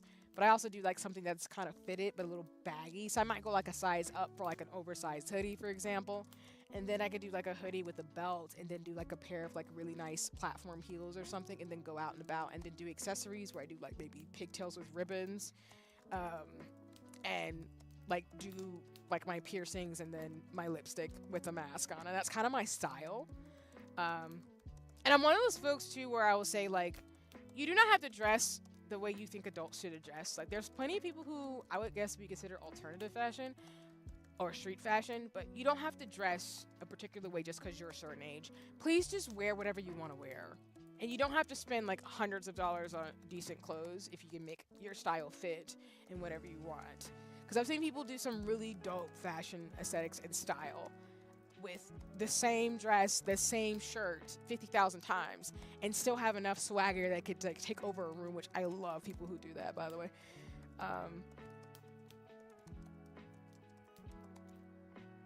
But that's what I would say in terms of like things getting pricey is you don't need 50,000 things to have swag.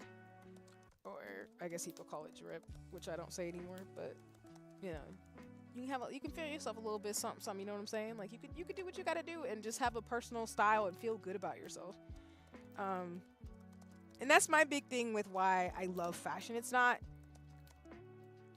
I guess it could be considered maybe like a little bit of a thing where you like love to dress up, but I think it's more of a self-expression type of thing for me. So I like fashion and makeup and lace bobbing because it's a form of self-expression of where I can kind of enjoy who I am and bring like the internal to the external world.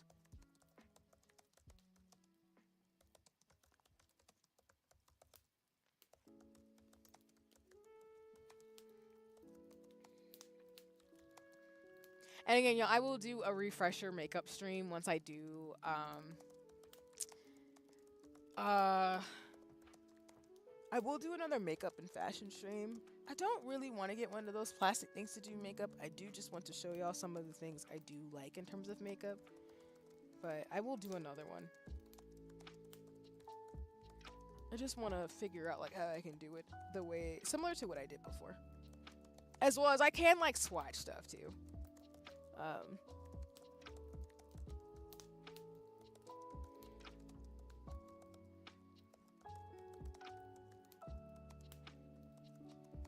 And if you're wondering, like I've shared before, I mainly do like indie fashion brands. But like I said, I feel like I would be considered more alternative fashion. I do have pieces that aren't, but I don't feel like I dress in a very, at least in this, I don't know. I don't really feel like like I go to department stores or anything. I think I'm more the person who does a lot of slow fashion. And a lot of, like I said, my style is from Kickstarter. There's a lot of really dope, like, small businesses I've shopped for years now that are in my wardrobe. So, for example, when I was talking about, shout out to Mocap Puff. I have a lot of their stuff in terms of accessories. And I'll show you what I mean in a second when I get like through with winding these last two bobbin pairs. Oh, nope, I didn't wind that up right. Jeez. There we go. Oh, like that didn't come out real at all.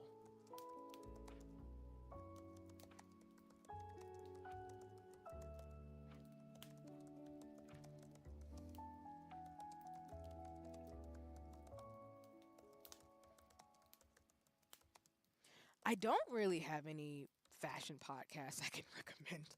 I mainly, I cannot tell you how I find a lot of my shops. I think I do a lot of small business, and I do follow a lot of Lolitas and fashion people on the internet who have blogs and stuff who I so appreciate to get my style. My sister was just telling me, like, I want to say the other day, where she's like, I mainly get fashion stuff from you. And I'm like, I guess that makes sense. But I mainly have the stores I shop at. And then I kind of just keep a list so I can kind of give recommendations to folks. And also, yeah, we're halfway through this sprint. So if you're still doing things, just want to give you a heads up. We have about 30, 40 minutes left. And then we'll do a 5 to 10 minute break, like I said at the top. And then we'll switch to Infinity Nikki. Just trying to wind up these bobbins. Yes, I'm on my last pair. Let's go!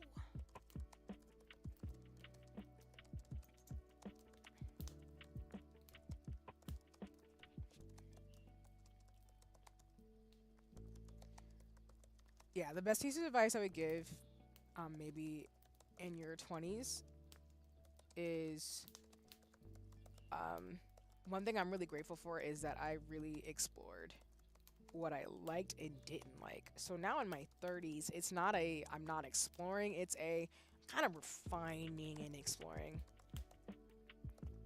So for example, I'm always gonna kind of have like a matte look. I might change my mind one day. Maybe I will do more natural looks as I get older. I don't know, but I do know for now that I'm really comfortable with the way I dress nowadays.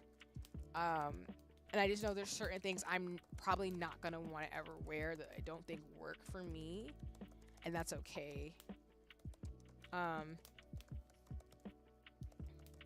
I think if anything, there's just like a genre, if I can describe it that way, of fashion that I kind of stay in, which is again always this like ethereal type of punk style.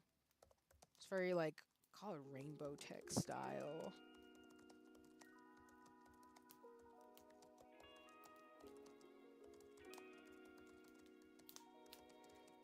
I think my style will just probably get more mature as I older. And I don't mean it won't be fun and whimsical, because I love when I see older women, particularly folks in like their like 60s, 70s, and 80s who just have a badass style. I really look forward to that in terms of like getting older and having that sense of style. But I think I'll always have a little bit of whimsy in my look. I think that's just how I am. I just have to kind of be visionary and imaginative, even if the world can be the way it is. So, and we are done. I've winded up all my bobbins. So just for context, in terms of like this pattern,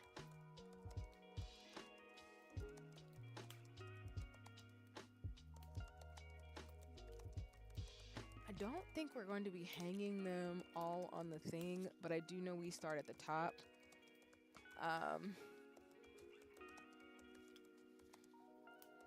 So I think theoretically speaking, oh, this yellow one's already unwinding. Goodness gracious. Alright, let me see if I can fix this. Again, don't try this at home, kids. The only reason why I'm able to do this a little bit is,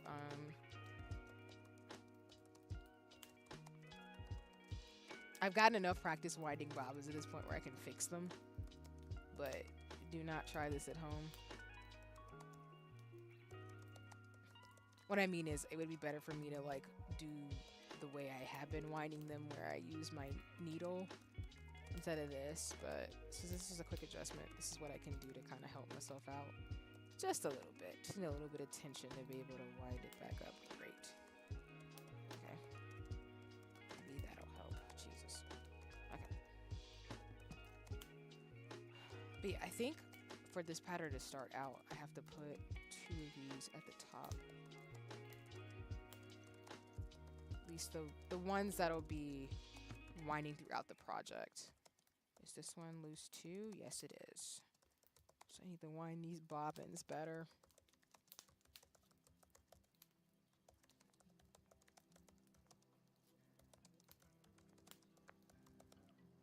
Right about there.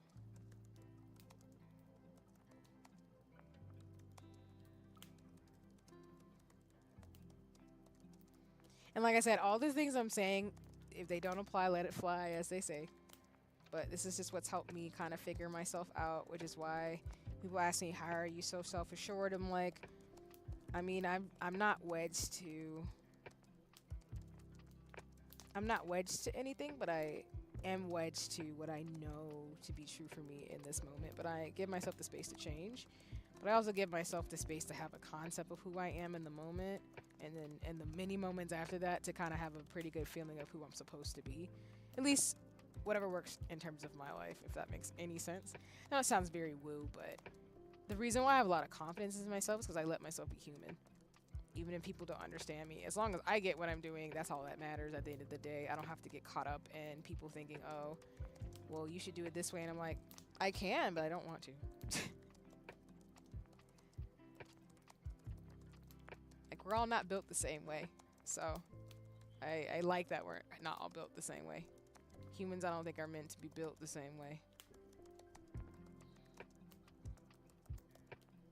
Okay. I think those are supposed to be the 2 that start at the top of the project, and then these other ones can go in my pillow. But now I have to figure that out after. I do want to show y'all really quick the Hobonichi stuff, like I said I would. And I can show y'all stuff because I haven't written anything in here yet, but as a reminder, this is my 2025 to 2029 like journal. I'll primarily be using this. Hi C, hi Genki, welcome in. Just got through just like finishing up setting up my bobbins for a next project, but I hope you're having a nice one. And yeah, let's go spam my sushi. Spam masubi? Nice. I love it. Welcome in, and as always, y'all, please go check out Genki. You won't miss it. They're cool as hell. Go watch them. It's fun. It's lit. But I was just getting started talking about like my Hobonichi stuff because I need to show y'all some stuff that I've been up to. So as I said, I won't share like what I write in my books because again, I am a private person, so I appreciate everybody respecting that in regards to like maintaining like boundaries in terms of things. But I will show y'all some of the design motifs that I've been using. So again, I've been mainly trying to play around with papers and stuff with my books. So I do have this as my 5-year journal. I think I'm done with lace for today because I already edited the video today. So I'm gonna go make a matcha latte. Nice, congratulations, and awesome editing and finishing lace. Let's go. I love that there's. I love. T said that again. You make lace too. I love finding other lace makers. So shout out to y'all as well as I appreciate everybody who does any type of craft, lace, embroidery, crochet, sewing. Like shout out to y'all. Y'all are my people. But I love that. But yes, you get that matcha latte and you enjoy it because you relish in the magic. But I have started to design a little bit of what I want this 5-year book to be. Because again, this is mainly going to be for like crafts and journaling and like my creative pursuits in a journal for the next 5 years. So I got this for 2025. So I would be using this until I'm like, sorry, I have to think about how old I am. I'll be using this until my mid to late 30s. Yeah, so, but I have started decorating the pages a little bit. I think my main thing is probably just using giant stickers in these, specifically. I've tried to use some of the stickers I've had from different shops because there's not a lot of space in here like I've shared. So I think my main thing is if I want to keep journaling for the next like 5 years in here, particularly for what's at the top of here, I've got to leave some space. Shout out to GDB though. Her stickers have been really helpful to kind of have like folks in this space.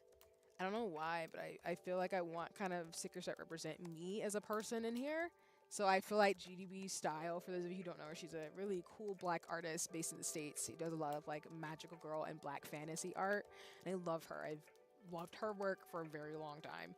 But she has like a lot of really dope stationery. So I've been using that as well as like different motif stickers to kind of like design what I want my pages to look like, to kind of inspire me in terms of the type of things I want to journal in my books and how I want to decorate things going forward. I don't know if I'll use any like lace or lace bobbin within my journals themselves. I do think I will try to, like I'm going to be experimenting like I've talked about before in my books of putting like threads and lace and thread and not, sorry, I said it twice, thread, washi tape and lace in my books.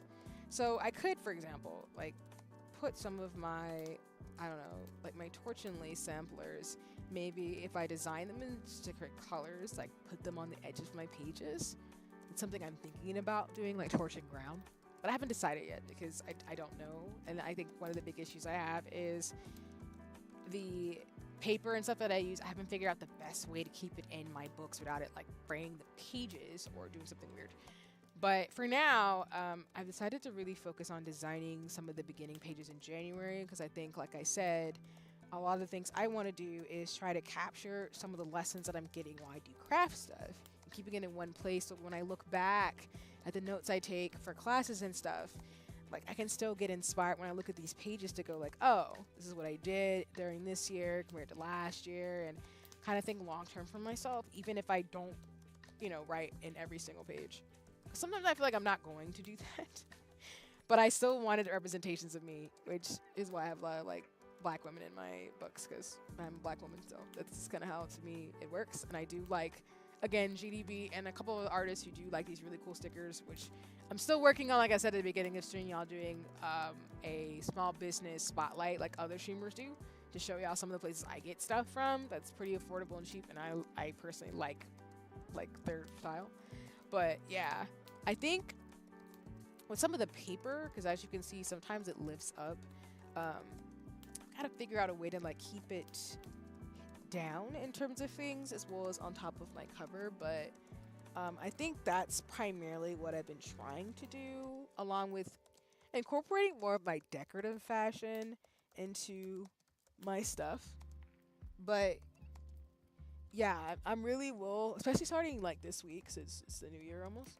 I'm gonna start writing in there and talking about some of the projects that I did, which is this will probably be one of the first ones I put in there, and then I want to reflect on the projects I did do this year, along with the classes that I take. Because again, I'm hoping I'll get that recording of the person who I forget their name, but it was a professor who studies like lace and historic in Asia. I think was studying like lace bobbin in Asia in terms of the different crafts and stuff. So I want to combine my notes and lectures and stuff from the crafts and things that I learned into one place, and then separate that out from the notes and stuff that I take, because I do, which I will show y'all the cover. This is not its final cover, but I'm still getting the decorative case made. I do have a digital tablet, so I will be using this to probably start doing like a combination of digital and physical notes. I'm still a stationary dork, y'all, so I don't think I'll ever fully go digital. I just don't. I like having physical things in my hand, but I will probably find a way to combine my stationery for my physical notes with my digital and kind of match them together. Because my style, like I said, is ethereal punk. So with that, it's a lot of Final Fantasy, a lot of decorative sweets and bunnies and animals motifs. It's kind of my thing. So I feel like, again, I know myself and I can't change my mind at any point because we have to keep evolving in life. But that's kind of where I'll generally stay, I feel like, for the rest of my life in terms of the things that I like to share. But yeah, that's kind of the thing. And then where did I put my and I'm serious, like when I say bunnies, like y'all probably are not gonna be able to see this, but shout out to Mocha Puff. I mean this. You see this? You see this giant bunny? I will tag her on socials, but yes, if for those of you who don't know, this is my bunny bag that I got from Mocha Puff, which I'll probably be keeping a lot of stuff in. It's so huge in terms of like the image. That's what I mean when I say I'm small, y'all. But I have this Mocha Puff bag, and this is what I mean when I like bunnies, because giant bunny bag. But I will keep my stationery and stuff in like these really cute bags and bunny motif things. And I realized like that's kind of where I'm gonna stay at, because I just am a nerd. This is how my brain works. Along with like fairies and motifs, because another thing that I will say, shout out to GDB, is that I do now have this like really cool tote bag, and this is what I mean about like the fantasy type of aesthetic that I really like. So GDB, for example, she's made some of the stickers that I just showed you in my thing, but I also went ahead and got a tote bag that I keep one bag for my crafter stuff, but then I have like regular tote bags that I have for the aesthetic that I have, which is very, again, fairies and magic and science. Because I don't have any chill, y'all, like I said. I do not. I really don't. And I mean to say, like, I'm not being inauthentic and saying I could change. It's more like I'm giving myself the freedom to explore. So if I do want something different, I can. But I very much am in my magical fairy bag, and I feel like that's my aesthetic, and I've always been like that forever, and I'll probably be like that for the rest of my life. I'll just probably mature with the things that I do, and you know, keep myself open and nimble. Where is the? I'm keeping the bag on the thing, but I'm trying to figure out like, where the devil I put my Oh. Just looking for my rainbow Hobonichi. A thing I keep all my stickers in. My bad, y'all.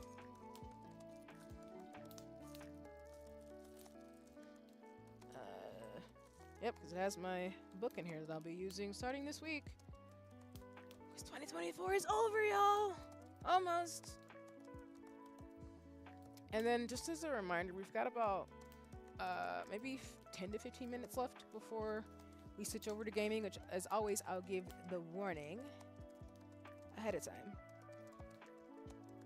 But just a reminder, this is my little like rainbow thing, which I've told y'all, like I have a rainbow fairy ethereal punk aesthetic, including like I now put one of my Shout out to Hollowback, one of my Bonet Rosalina keychains on here. I told y'all I have an aesthetic problem. And of course, like, I have things, but I only buy things I really want, which is why I don't buy 50 million things. But if I see something I really like, I will budget and save for it to get the thing. That is how my brain works. But, just to show y'all a little bit in terms of thingies. Now that I found my thing real quick.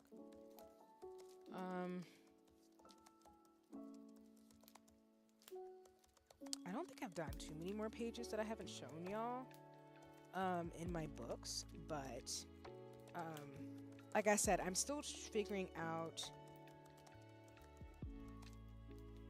I think I've shown you all this actually. Like, you've all seen some of these pages, so I'll keep this one here in terms of design. But I've gotten really good about, like, designing my pages on the bottom in terms of stickers and stuff. So you'll see similar stickers that I have in all of my books. But I think the big thing for me is a lot of the stickers that I use in regards to, like, figuring things out of how to design. And then what I do is once I have all the stickers I have for the year, then I'll just spend the rest of the year just, like, designing different motifs and stuff. And what I mean by motifs is that I'll figure out different patterns or different themes on my books for the rest of the year and then use up all the stickers that I own. And then I'll usually buy the net by like the year before. I'll usually have an idea of what the main cover sticker will be. And what I mean by main cover sticker is that this year it was Fran from Final Fantasy 14. So, well, not 14, sorry, 12. As like my main like, you know, cover. I think for sure next year, which y'all will see it, but I did get, along with the bag, I got like these GDB stickers. I'm pretty sure this is probably going to be my theme for 2026. And I know people are probably like, why are you already thinking about that, Seed? I'm like, listen, when I see something that really inspires me and kind of, you know, my brain's like, I don't know. That might be my theme for next year. It's more fairies or something. I just feel like 2026. I don't know why. I just feel like this is probably going to be on the cover of 2026's Hobonichi. Even though it's... Hobonichi sales don't start until September, so... It is December 2024.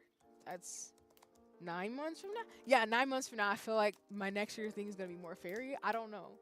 But anyway, I just want to show y'all these because, like, again, you're starting to see it a little bit in terms of my patterns and designs where I finally got, like, the motif and the aesthetic down where I love accent and fantasy stickers, like, a theme.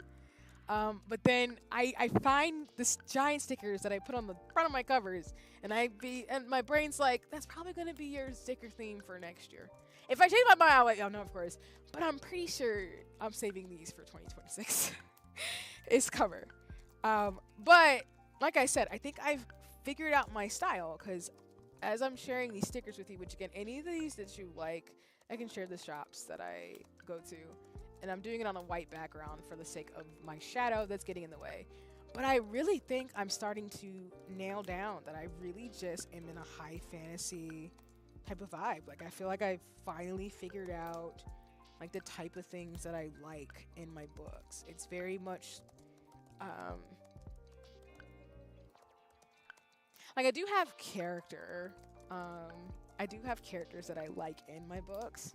So I do have like some of like Sanrio and for the collector's edition for Metaphor, I do have like these stickers that I'm definitely gonna figure out a way to use because I think they're really cool and I love Atlas and it's like Atlas's 35th anniversary this past year, so I will figure out a way to put my favorites in there, which for those of you wondering when I named my protagonist in Metaphor, his name is Victor. I had to. That's how my brain worked. But I think for me, you'll see it during the Hobonichi streams. I think I've started to figure out that I do have a particular style that I'm looking for when I design my books. I think the only reason why I'm still like figuring things out is the thread and the lace and the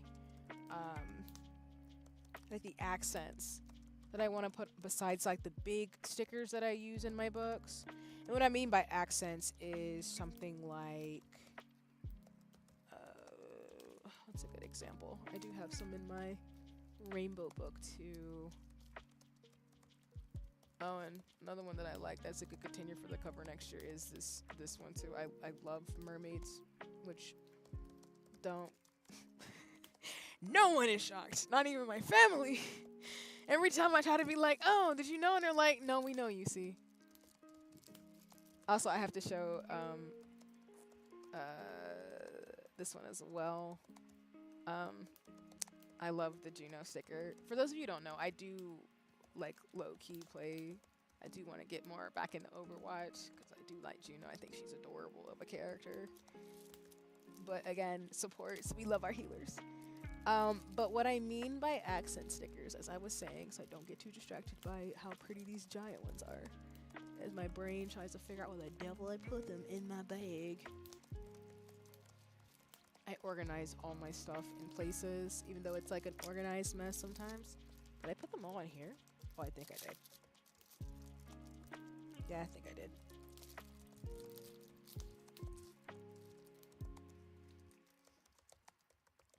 Oh, what are the stickers? These are the stationary things. Okay. This is a good example.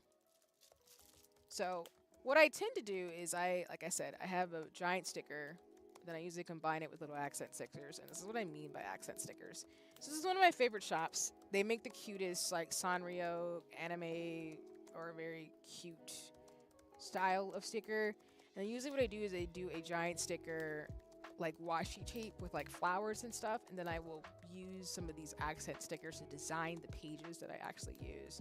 I think my trouble right now is trying to figure out how to balance between the stickers I want to accent or surround the bigger sticker with washi tape, and then with like habit trackers and things like that in journal writing. So I do a lot of like to-do lists. I want to journal and write, and then I want to be able to look at the pages, because I love what my pages look like when I get through writing them. And again, I won't be able to share that with you all on stream. What I'll probably do is, if I ever do share it, I'll probably have to find a way to blur out a lot of the wording, because I don't want you all to be able to read stuff because it's personal. But I'll say, like, this year you're going to see during the Hobonichi streams me, like, attempting to decorate my pages. I don't think I would have an issue if folks are interested in me. Like, I might decorate on stream once I figure out a couple of things and get some of the washi tape that I have together to kind of design some of the pages and figure them out. But I did want to share with you all, as I said I would, because like I said, I think I've nailed down what my pages are going to look like. But I always look for other folks to get inspiration from, particularly because like my family now knows me so well. It's not that they don't know me. They know me. They've known me my entire life. But they know me so well now where they're like, I like stationery and pens and ink. And yes, I did get ink for Christmas. Don't get it twisted. Of course they would give me ink for Christmas. But I did want to share you out again, and as I don't know if it inspires people or not, but I did want to share, like, I do love stationery. I do like decoration. I do like fashion and makeup and all these things. They all connect to each other. So as I've evolved this year, that's been the gift that I've gotten in terms of my goals of I really want to get back into it. I feel like I finally have made the space for it. And it feels so good. Because I don't want to say I'm not as wound up, but I feel like having creative hobbies has always been a part of my life. But now that I've like made it a bigger part, I can now focus on other stuff to balance everything out. So, that's pretty much it. I wanted to end with that as we get to the top of this co-working thing, because I did want to wind up my bobbins, which I know I just put a bunch of stuff on my bobbin stuff, but it's fine. We'll clean it up. It's not too much damage. That's why I didn't pen my freaking pillow all the way through.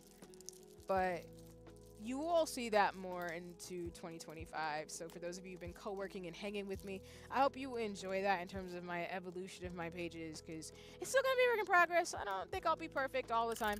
I have some pages I'm already like, I shouldn't have done that. Or maybe not like that on another page. But it's been a lot of fun. It's like people say when you design your pages for for stationery nerds out there, just have fun. Don't think you have to do it a particular way. Just design the pages you want to design, and when you get it to work for you, you never know what type of magic you'll get when you're just letting yourself learn something new and enjoying the process. I think that's been the best part for me, is being as creative as possible and not getting caught in what expectations I have of myself, of how something's supposed to be. More so just enjoying the process of like what I made by just scrolling around.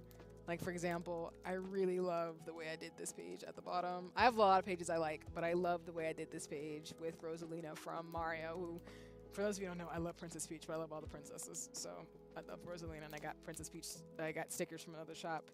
But I love how I designed this page with flowers, motifs, and just the accents of things on both pages. So I just like how I did that a lot. And you'll see me also talk about me figuring out habit tracker stuff, because I gotta figure out like tracking my habits that I really want to do. But yeah. But alrighty, for those of you who are here for the co-working, thank you so much for joining me today. I hope you enjoyed me gabbing and talk about shenanigans. I'll put a 10-minute timer up for those of you who want to wind down, because I will be switching to Infinity Nikki very soon. Of course, if you're not staying for that, don't worry, don't feel pressured. If you're just here to co-work and didn't scamper on your way, it's not a big deal. And if you're watching the VOD, I appreciate you, because again, I'm still working on the timestamps. I think I figured it out on OBS. I'm figuring out a lot about OBS over the next like week or two. But we will co-work probably again next week. Again, I'm gonna be. I might have some off random days coming up soon for streaming, which means I'll probably be able to do some not normal days, which might turn into like co-working, like chill days. Since I'll be doing a lot of like journaling over the next like week or two, or next like 3 weeks to kind of get prepared for 2025. Because like I said, in my brain, not everybody is like this, but in my brain, my 2025 doesn't really start until March. Like, I feel like the first 3 months of the year is spent in trying to process and really close out 2024 or the previous year. And then the spring equinox is when my brain's like, we are in 2025. So towards my birthday is when I kind of like come to life and go, oh, well, welcome to the next year. It's all goody in the hoodie type of vibe. But I still honor the fact that it's still January, February, March. So I still life. But I'm very much it's not the new year until the sun comes out and it's warm and not as cold. That's just me. Because I like my warmth. I like being warm. But again, for those of you who are going to scamper, I appreciate you. For those of you who want to hang out, what we'll do is we'll keep this 10-minute break going. I will get up Infinity Nikki. We'll probably play Infinity Nikki for maybe like 2 hours, and then call it for stream. It might go a little bit longer. It just depends. But y'all know me. I usually stream for between like 3 to 4 hours per stream.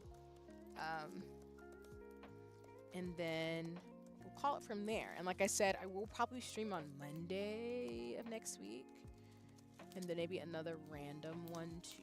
It just depends. I'm working out my schedule. And then I will get my streams up for January pretty soon, as well as February, March. I have a pretty good idea of what I'll be doing for the next 3 months, pending, of course, like collabs and opportunities to kick it with folks too. So, but yeah, I hope y'all enjoy the shenanigans. Like I said, I will probably be doing, like I said, Fans and Spiders and Torch and Lace for the next few weeks to finish out my projects, and then I will be investing into some books. There's a lot of really great resources and things online where you don't have to buy things. And of course, I have a library card, so I'm gonna actually check out and see if my local library has some books that I can be able to borrow to be able to practice and stuff. But yeah, I think I'm excited. I don't think going through hard times is a bad thing. I try to take things in stride. But again, like I've been saying all stream, like I feel like I the debris of my 20s is getting cleared out, and my 30s is not necessarily like a free ride. It's more of a so there's a level of self-assurance that I have now that I'm like, I'm finding my way. It'll work out. Just gotta give myself the space.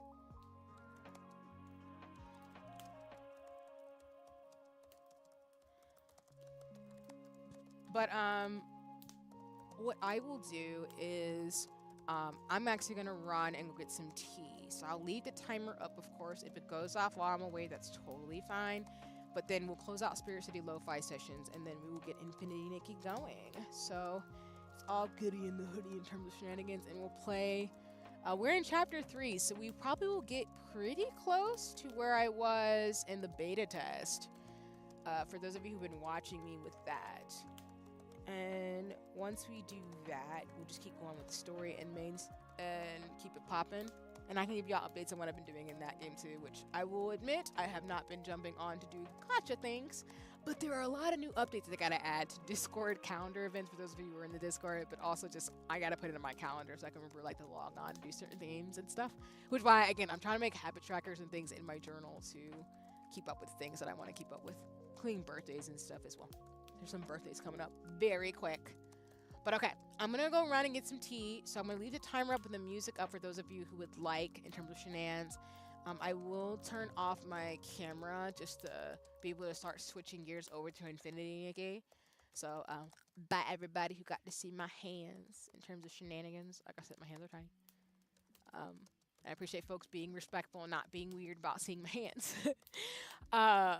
But yeah, we'll go ahead and get started after I get some tea, and then we'll keep it popping in terms of shenanigans. So yeah, I will go on mute for a bit to go run, get some tea, and go stretch and walk around a bit since I will be playing Infinity Nikki. And again, for those of you who won't be here, thank you so much for joining me. Again, we'll have more co-working and more fun stationary talk and things like that too. I know I showed more stickers than actually was in my books today. But don't, you know, like I'm going to say to people, which I don't want to lie ever, we'll always do something related to like stationery or Hobonichi, whether I'm like in my books, showing y'all stickers, showing y'all things I've gotten, or like doing lace bopping in terms of like maybe doing some pattern stuff setting up, or showing y'all some things, or showing some of the work that I can do. So just know that'll always be a thing. These streams are meant to be more of co-working, body doubling, and just kind of hanging out and chatting and chilling and stuff. So again, you're welcome to chat if you would like to during these streams, but if you just want to chill and listen to me gab on about stuff and like, you know, attempt not to stab myself with pens, you can do that too, whatever feels comfortable. So, and then of course after every co-working stream, I end up playing a game, just kind of, you know, get my mind on something else before we end stream, and then usually after stream I'm like decompress, go back to doing some like more work and stuff, or drinking tea and just chilling. I'm pretty much like a I don't want to say I'm lo-fi girl personified, but I feel like that's my vibe a lot of the times. But okay, I'm gonna go get the tea. I'll turn off the camera. Boop. Oops, wrong thing. Lol. There we go. And then I'll see y'all in about 5-10 minutes. We're gonna take a round for Infinity Nikki. If not, I'll see you another time on stream. So I'll just see you in a couple minutes. Enjoy the ambience of the music and me hanging out with my little ink bottle, little creature. Crocheting in the back.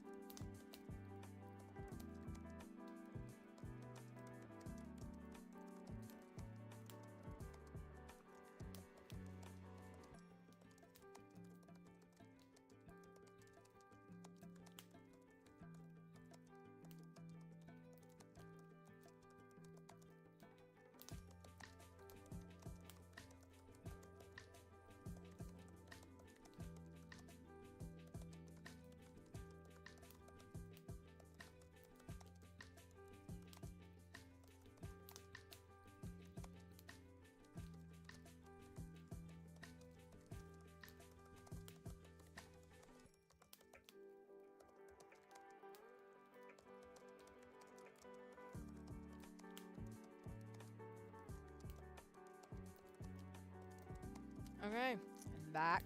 Hello. Alright, let me tear down. For those of you who are still here, hello. I hope you enjoyed that elongated break. I ended up getting some hazelnut tea. I just wanted something to drink. I'll probably get like food during the stream. But yeah, let me. Oh, I was like, what do I need for Infinity Nikki to play on my PC?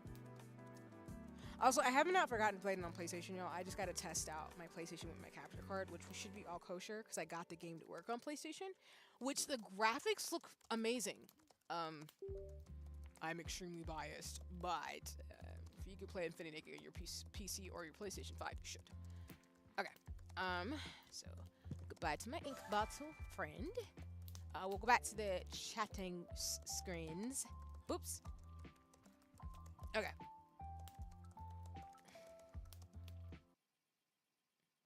Alrighty. Let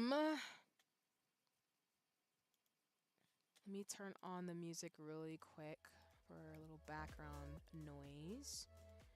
And then we will get started with Infinity Nikki.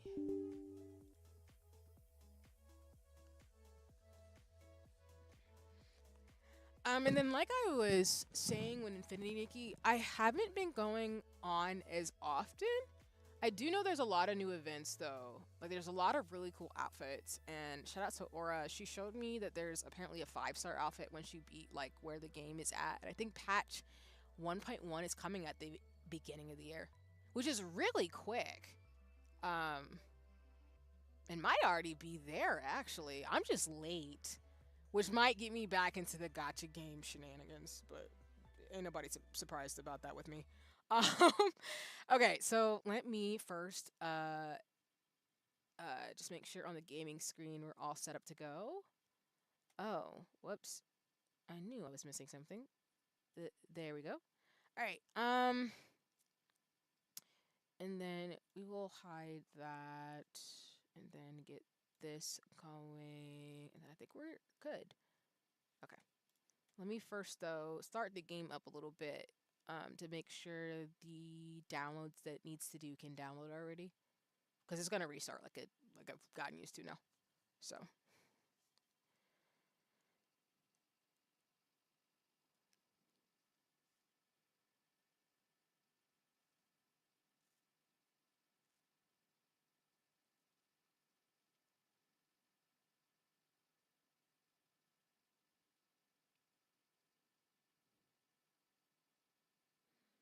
I'm sorry for being quiet. I'm just waiting for it to like load for a bit.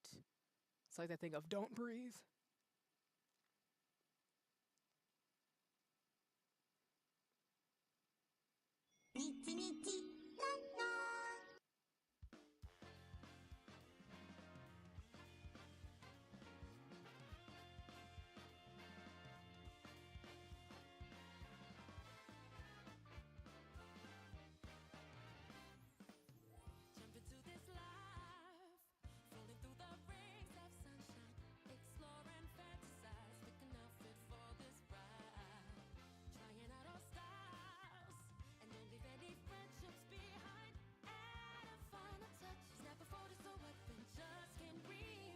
All right.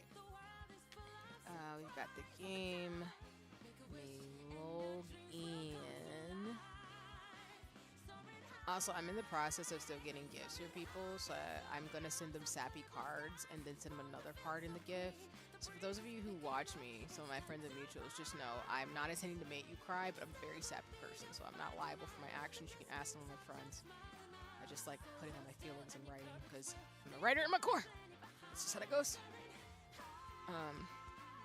And I love getting specialized gifts for people because it's just so fun to make somebody smile when you think about the things they're into. So I'm excited to do that. It's gonna be lit.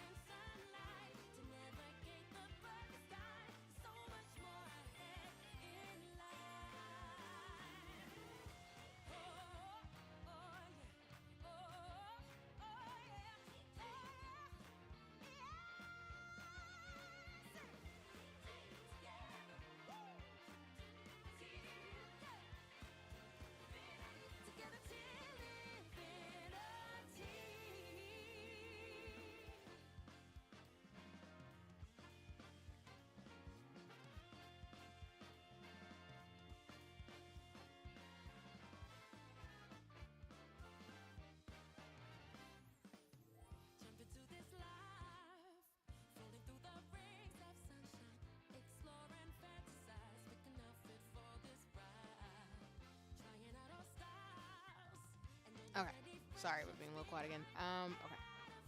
Yep. It's downloading some resources means it's gonna restart. In the meantime, I'm gonna try this hazelnut tea. So like I told you, y'all, I like nutty teas. I do like some fruity teas, but I prefer nutty teas. So I did get a hazelnut tea along with this like banana nut muffin tea, which is actually really good. But I wanted to try the hazelnut and see what happened. But I'm not sure if I'm gonna like it, so we'll see. I like it. Sorry, I was a little worried because I put honey in it with my tea because it makes. I just feel like honey is better for me with the taste and sugar, and I actually like it. I guess I really just like nutty teas. I would have thought I would like fruity teas. But I really just like a good hazelnut or a good like almond tea with some like honey or sweetener, and that's just my life. And I actually like Earl Grey. I did try some Earl Grey tea with my tea sampler that I got, which is like a advent calendar. I got over, I bought it months ago, but I saved it for Christmas. And I got to try Earl's Grey tea out of it, and I really liked it. The one tea I really didn't like though was the cotton candy one. It was so gross. No shit, anybody likes cotton candy tea, but not cotton candy, sorry. It was candy cane tea. The candy cane tea I was not a fan of. It was pretty bad. I think it was a black tea, but I just was not a fan of it. All right, we're gonna transition over. Thank you so much for your patience, everybody. As always, you should see the captions at the bottom of the screen in terms of accessibility for folks who, you know, because folks who need it, of course, and of course we believe in accessibility, so, you know, captions are always great for everybody. But you should be able to see the screen, and we'll get started into playing the game. If it'll load. I think it'll be loading. Okay, there we go. Sorry. Sometimes I notice like Infinity Nikki doesn't like load on my phone or my computer if I'm not careful, and it's so funny because then it'll just do some weird things, and I'm just like, oh no. Yes, I appreciate you, Soul, for loving like nutty teas. Flowers are also yummy, but I have a hard time getting into yeah, and I think that's the thing. I need to try more flower-based teas, honestly, because I agree. Like I love juice, but I don't like fruit tea. Like, warm fruit tea is gross to me. I don't know why, but I don't like it.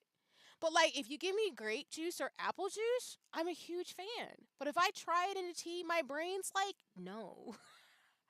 But, like, a nutty tea, I love. So I'm thinking I need to do more flower teas and just go that route this year, which I didn't do as much, like, tea connoisseur tasting this year, which is something I wanted to get more into because I do like to... Got a notice for expiration. Oh. Okay. Sorry, the game's being kind of glitchy. Okay. Let me do some of the stuff first. So just as a reminder, Companion Day is still going on. The new event I'm talking about with the very fancy dresses that drop trailer-wise are coming out on the 30th and 31st, I think. So... I am not necessarily trying to gotcha for them.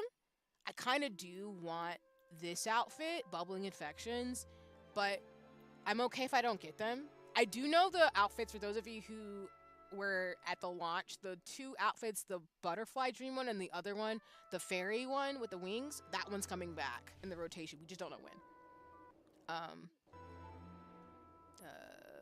Sorry, y'all. But going back to what you're saying, so like, yeah, I need to try more flower teas. I think I might like that more than I like fruity teas. So I didn't get to do like as tea perusing. What I mean is that shout out to Adagio Teas. There's tea places that give you samplers for like a couple of bucks. It's like a couple of dollars that you can try with a tea kettle and such, or you can try it with like they'll give you a bag of a sampler and you can try it as long as you have like a strainer or a kettle, I guess, or something like that. And I haven't tried as many as I would have liked.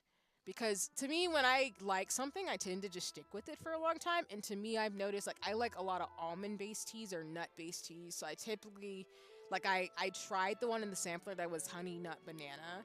Like, it's like it's honey banana nut muffin tea. And it's really good because it's like, it tastes like a banana nut muffin in tea form. I don't know how to explain it, but it's really, really good. I think it's like honey bush banana nut muffin or something. I don't know the exact name, but I can share it if anybody's interested. But... whenever I try a fruity tea, I don't like it. It's always I don't hate black teas. I just think they need to have like a nut in it, or I need to try a flower based tea. Cause I'm thinking I don't hate. I wouldn't hate it. I just need to try one that I like. I just can't tell you right now if I would like one. Cause for example, I like guava nectar juice and stuff like that, but I don't know why I just can't do. I can't do fruity teas. They're just not great to me. They just taste like hot juice, and I don't like hot juice. Like tea is leaf juice, but like I don't know. My brain is just not happy about like actual hot juice in the way that I make it. I guess where my brain's like, girl, no, I don't like that. But anyway, that's my rant of the day. This hazelnut tea that I have is really good. So if you're into like nutty teas, I highly recommend. Um, okay, I just did the companion tea thing. Sorry, I haven't logged in like a day or two. I still pretty much play Infinity Nikki a lot, but yeah. Oh, cool. I'll pick that up because we're gonna probably need stuff. I heard this game gets harder, Jarl, which is so funny to me. And then I think I can evolve an outfit, but I can wait. Oh.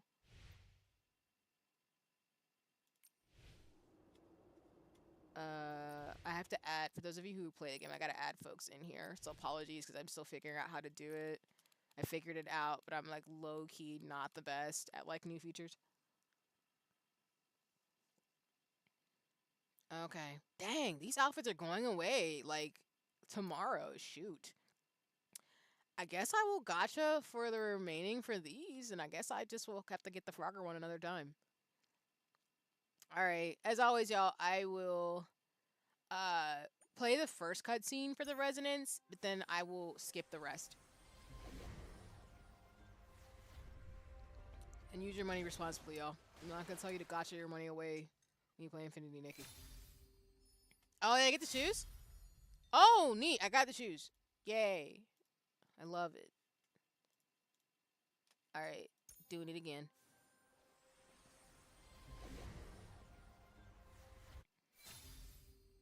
Okay. One more. Did I get the shoes and the earrings? Dang, that was lucky. Well, cool. I'll take it. Do I have any? Oh, I have some of these too. All right. I guess we're gotching right now. Okay. Hairstyle. I'm not gonna be mad about that. Oh,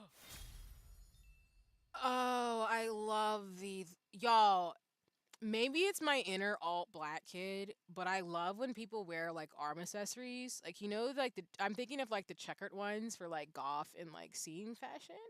But I love when people wear accessories like lace and ribbons on their arms. I've tried to incorporate more of that into my aesthetic. I'm working on it. But the fact that I got it in the game, I'm so happy. I'm working right now on like stockings, leggings, and stuff with the outfits that I wear along with bloomers and like accessories in that way. But I still haven't worked out arm accessories. Um, I'll figure it out probably by 2026, maybe. Give me some time. But I'm glad I got it. Oh, those are cute. Oh, so I got that too. Nice. I got lucky on these rolls. Let's go. What do I want to do? Oh, can I claim something? Oh, nice. All right, we're doing pretty good today in terms of gotcha. And I didn't have to spend no money. All right, I don't have anything for this. The companion. I always see the companion even though it's not bleeping, like, it's not red to indicate that I have any updates, but I just like to update it. All right, so we are close to the next level. Cool. All right, so what we're gonna do today is we're just going to go with the main story quest. Like I said, I go back and forth, like I tell y'all all the time about doing the style battles on stream. I'm not necessarily holding them away from y'all, but like I can do them, but my brain's just looking like I don't have to. But yeah, for context, I did run around on my PlayStation 5 to see what the game looks like. The game actually looks really good on PlayStation 5. I don't know necessarily if I would say it's better than PC. But I feel like they're about on par with each other. So I did run around and like do random things and collect stuff while I was around. But outside of that, like I said, I'm gonna only stream the main story for you all, and then once I beat that, it's just gonna be me running around being a dork in this game, doing gotcha stuff. But this will be probably the gotcha game that I play for stream because I love Infinity Nikki. So whether I'm streaming it or not, I do play this game quite frequently. I just have to get back where I need to go. Where am I going again? Because I ran around, like, doing a bunch of stuff.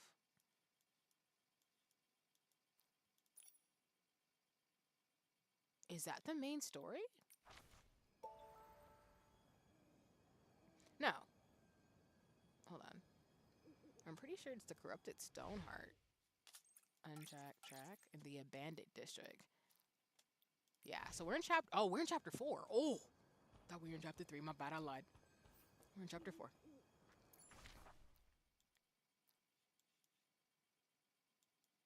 Oh.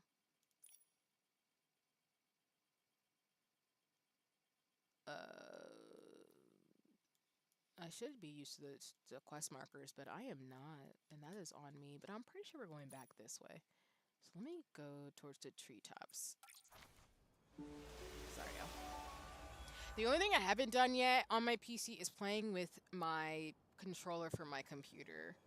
I might try it to see how it works, but for the most part, I play with a controller on my PlayStation 5, and then I play with my keyboard and mouse with my PC. I'm probably going to end up doing the same thing with Final Fantasy XIV as well, where I'll just play on a controller on my PlayStation 5 and then play keyboard and mouse on my PC.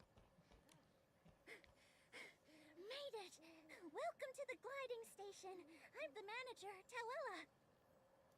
You're my hero. Thanks so much for restoring our Stoneheart. Without you, I would have lost my job. It was so hard for me to get. My pleasure. But do PCs need to compete for jobs? Yeah, and competition is tough. But in the end, I got the job. Now I give it my all and make my family proud. Tawella is the hardest worker in the Golden Fields. Don't make me blush, Raggy. I'm working. Miss Nikki, this path takes you to the Market of Mirth. When you're ready to go, let me know. I'm all set. Let's go. Excellent. I'll activate the Stoneheart using the ability outfit and open the Sky Pass for you.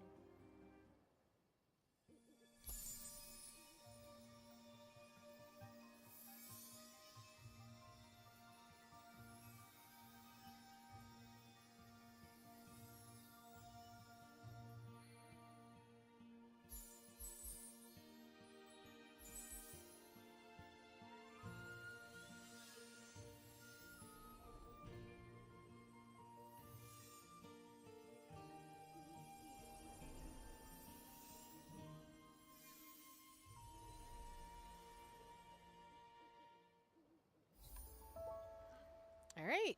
Let me see if I can remember to do this.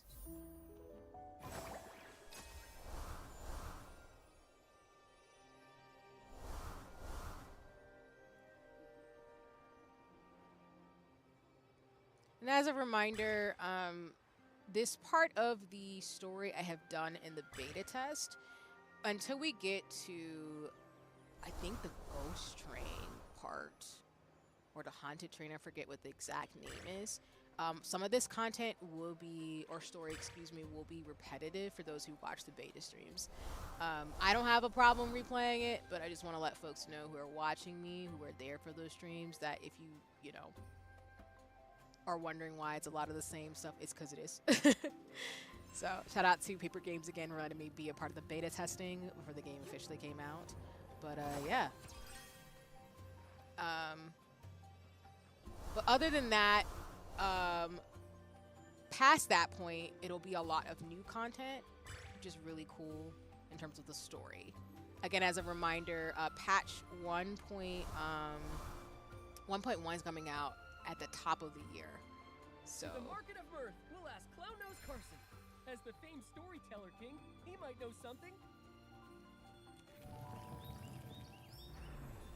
So for anybody who wants to play Infinity Nikki, it's a good time to get in because we're still in the very beginnings of the game. There's still a lot more story. There's really cool outfits and yeah, a lot to do. It's a So. human. Wow, it is a human. And a cat. Nikki and Momo are really friendly. Don't worry. Frizzy, why are you floating out here? Shouldn't you be playing Move and Groove? No. Too much dancing. I'm exhausted. Resting now. The Sky Pass collapsed. I can't leave. The Market of Mirth Sky Pass also collapsed. Something feels off here. Maybe they did this to stop us. But with Nikki here, we can fix it. Let's go find Clown Nose Carson first. It would be great if we could find the Wish Collector at the Market of Mirth. Ah! Clown Nose Carson? He's at the top of the Market of Mirth Stone Tree. Though, only a catapult seal on a full stomach can launch a human up there. So then, go and find the Catapult Seals feeder. He has lots of Wimfin jerky, the Catapult Seal's favorite snack. When it eats enough, it'll have the strength to send you. But the feeder's been in a really bad mood. He probably won't talk to you. Though, he really loves the Shoot a Scarecrow game. If you get him a prize from that, he'll feed the catapult seal for sure. That'll cheer him up. Got it. So first I need to go play the Shoot a Scarecrow game. I'll give the prize I win to the catapult seal's feeder to cheer him up. Then he should feed the catapult seal. That's right. Good luck.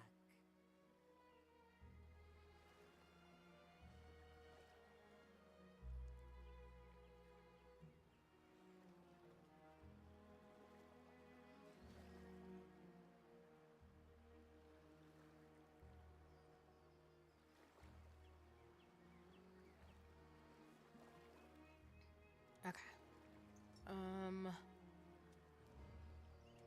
Play Shooter Scarecrow. I remember this game.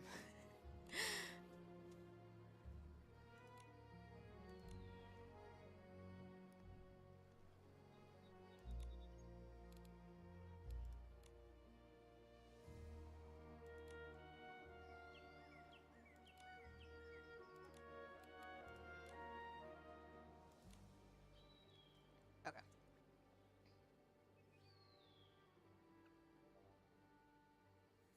Maybe I should have actually remember what the rules were, but I'm pretty sure I remember what I'm supposed to do. If not, it's fine. We'll just pay another 100 blings and figure it out again.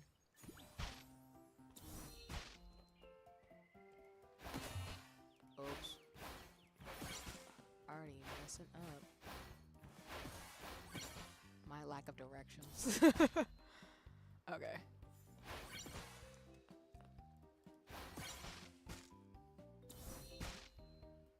Alright, there's only 2 good ones.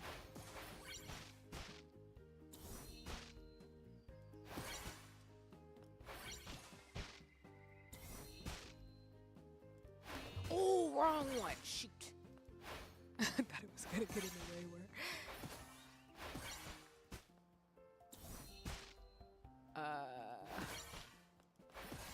Dang it. Well, we still got the goal, but I'd like to be a little bit more nimble. Awesome! The human is amazing! Amazing. It's my first time seeing humans play this game.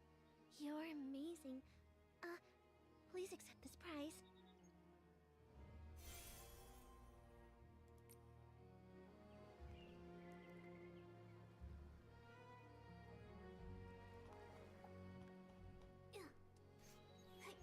Okay. Hold on just a second, everybody.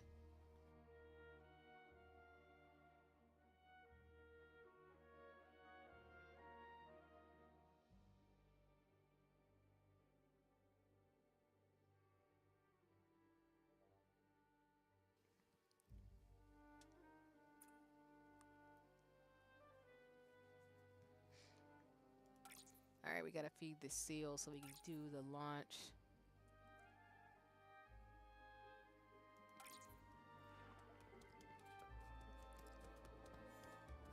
Oh, glitching. Sorry. Oh, the little scarecrow. So cute. Bop, bop, bop, bop, bop. Thank you, human girl. You're a good human. Then, can you help me feed the catapult seal? We need to get to the top of the Market of Mirthstone tree. I really can't. Sorry. But I can help send you a little higher. Once you're there, find Pridey the catapult seal's feeder. Ask him to help. He can launch you again to reach it. That's great. Ba, ba, ba. Good human. I'll go feed the catapult seal.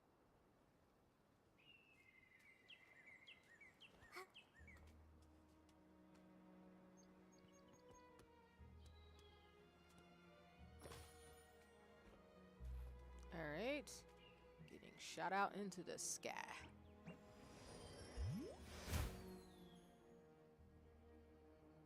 Whoa. We're so high up. A full stomach makes a huge difference. Well, we're still far from the top of the Market of Mirthstone tree. We've got to find another catapult seal feeder to help.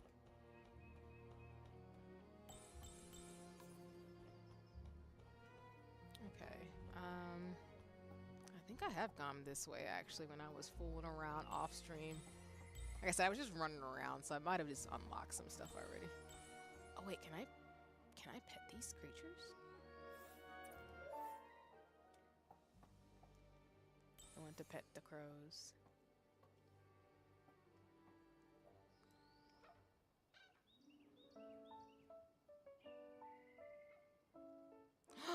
They have like a little tuxedo thing going on. It's so cute. Oh my goodness.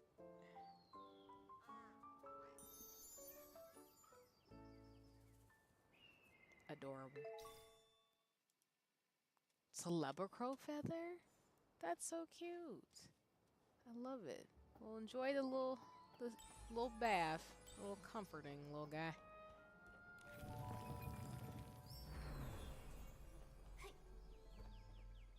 I thought those were real sheep. They're not. Alright, let me tab back over because I'm going to need the floating one again. Let's see. Push. Grab some of this fruit over here. Why would you dangle that way? Hello?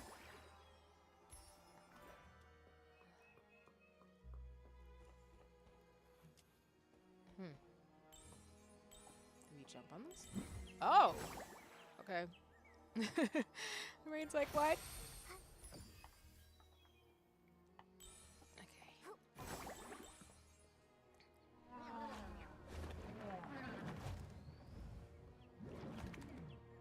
Oh, that's not cute. Time to go murder. I'm the catapult seal caretaker. The feeder is in danger. Let's go help.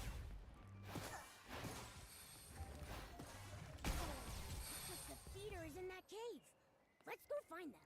Okay. Don't worry. I purified all the S-lings. Really? Thank you for saving me. I knew it. I knew there would be kind-hearted, humans passing by. The S-lings have been multiplying. They've been popping up all over. I lost track and got surrounded. Scared the life out of me. It does seem strange. Things look a little rough here, too. It's been tough lately, but I believe everything will be fine. As long as there's enough kind-hearted people like you out there. Agreed. It's a beautiful world. Actually, we do need a favor from you. Could you feed a catapult seal to get us to the top of the Market of Mirth? No problem. I'll go feed a catapult seal. It'll launch you right up.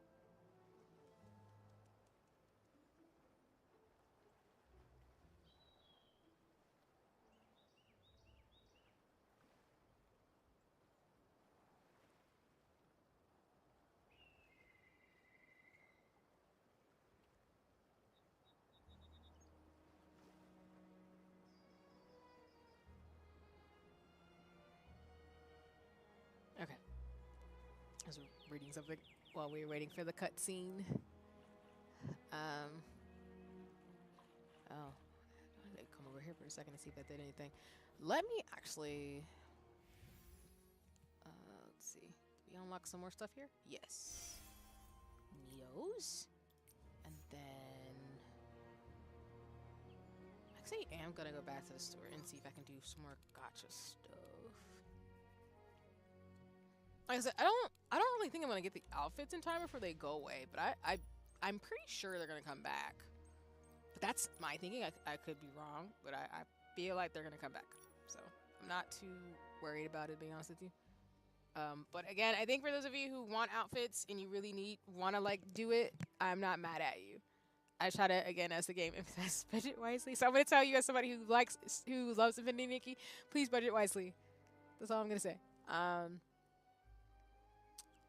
will do one of these actually. And I actually want to change my outfit too. That's why I paused for a second. Oh, F2. Okay, more goggles, and then.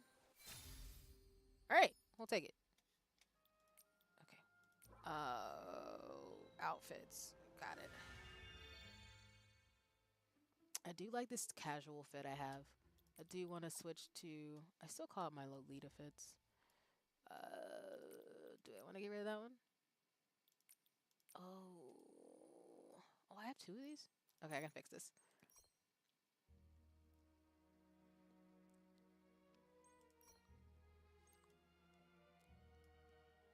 I feel like I'm like in a very casual mood. I still think her birthday fit is so pretty. Yeah, let's actually do that.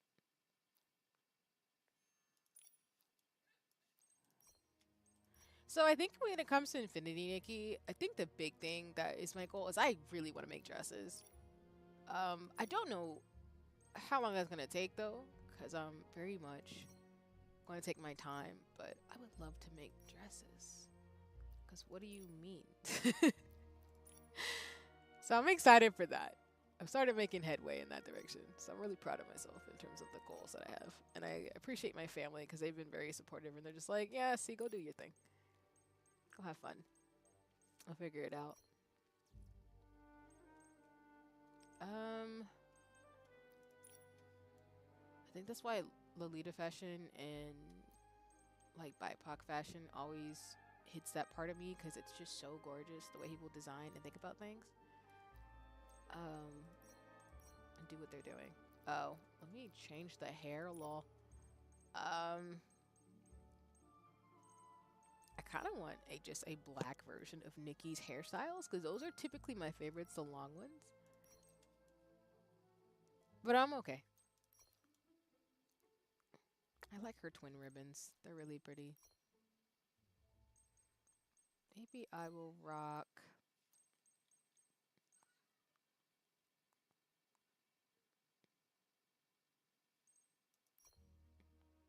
I think I'll just. I go back between these two. I think I'll just rock it with down here for a while. I'll probably change it during the stream again, but I do want to.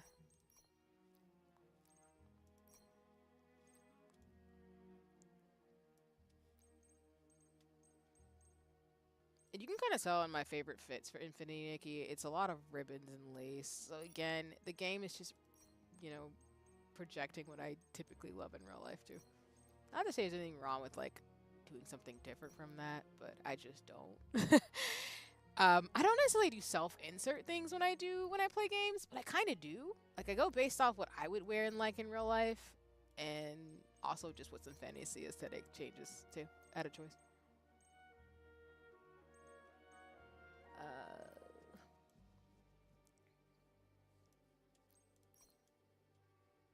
I think the tiara is doing a little too most right now.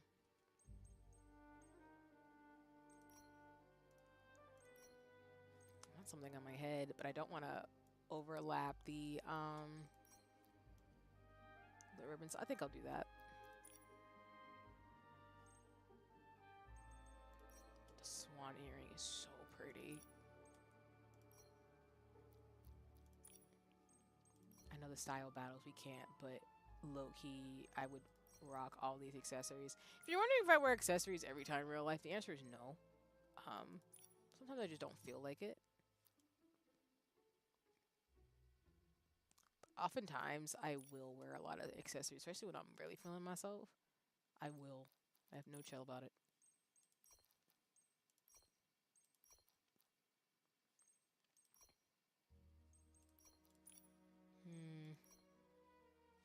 That was a little titanium bottle.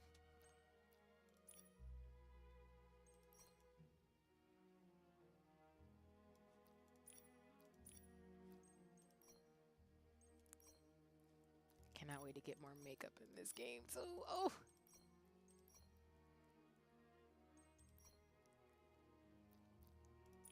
And y'all know me. I love, like, again, a very bold lip and really big lashes. That is never going to change.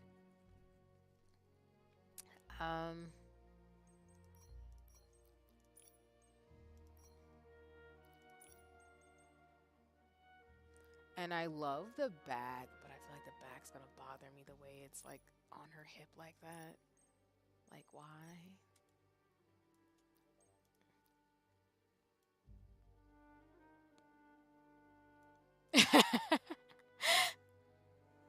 Welcome in, Tanja. I appreciate you. Yeah, this game is super fun. I'm glad to see when people come in and they're like, I this game, I love it. I love people. Well, welcome in. I hope you're having a nice one. I hope you're doing well. As always, it's lovely to see you. Yeah, right now I'm just changing my fit really quick with Infinity Nikki. Dang it, I just want to change my hair. The thing I struggle a lot is that I always want to do the twin pigtails. I think I really just love her default hairstyle. It's so pretty. Like, low key. I love ribbons and hair. But I gotta get rid of the thing in the back. But I hope you're having a nice one, by the way. I am playing Infinity Nikki, as you can see, in terms of just changing my fit real quick. I just want to change the thing I have in my hair real fast, and we should be good. Maybe I'll do something like this. Can you tell I'm extra and I really love, like, things like this? Because if that's not already obvious, I hope it becomes more obvious. And I'm assuming, by the way, that saying that since you said this game is so much fun, that you know, you've been playing it and enjoying it, so you'll have to tell me how you were experiencing the game if you are, or if you haven't, that you plan on playing the game eventually. If you don't plan, that's fine. Not gonna lie, I tried so hard to get the wings, but haven't gotten them yet. And yes, her default style is fire. Nice.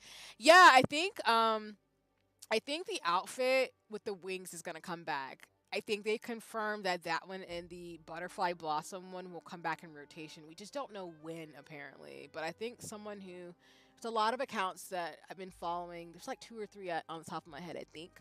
But there's one really good one that does a really good job of tracking Infinity Nikki news. So I think you'll be able to get them.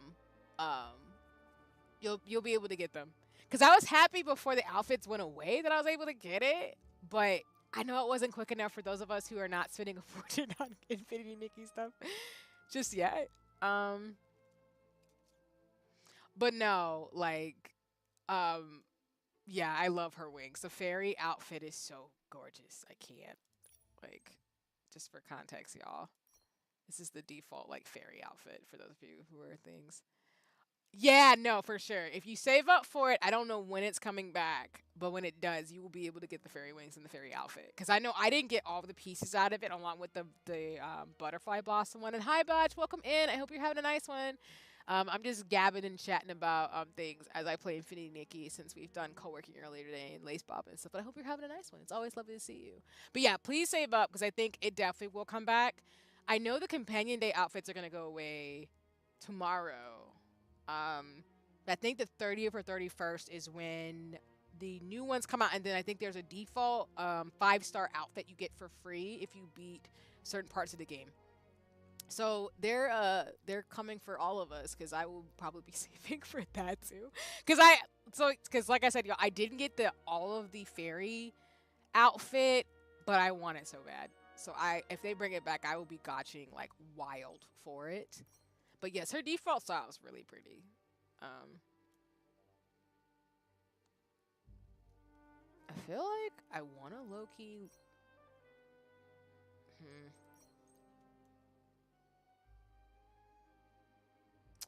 Not gonna lie, I kind of want to rock this for a while.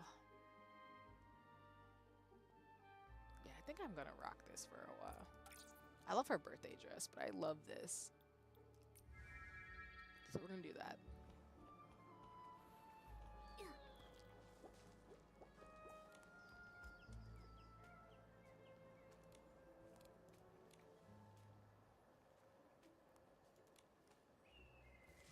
And then I haven't been able to be able to watch my old beta streams to see, but I don't think there's so much difference between the beta streams and the game. I think everything's just been really tightened up in terms of the story, and there's like some new things added here or there.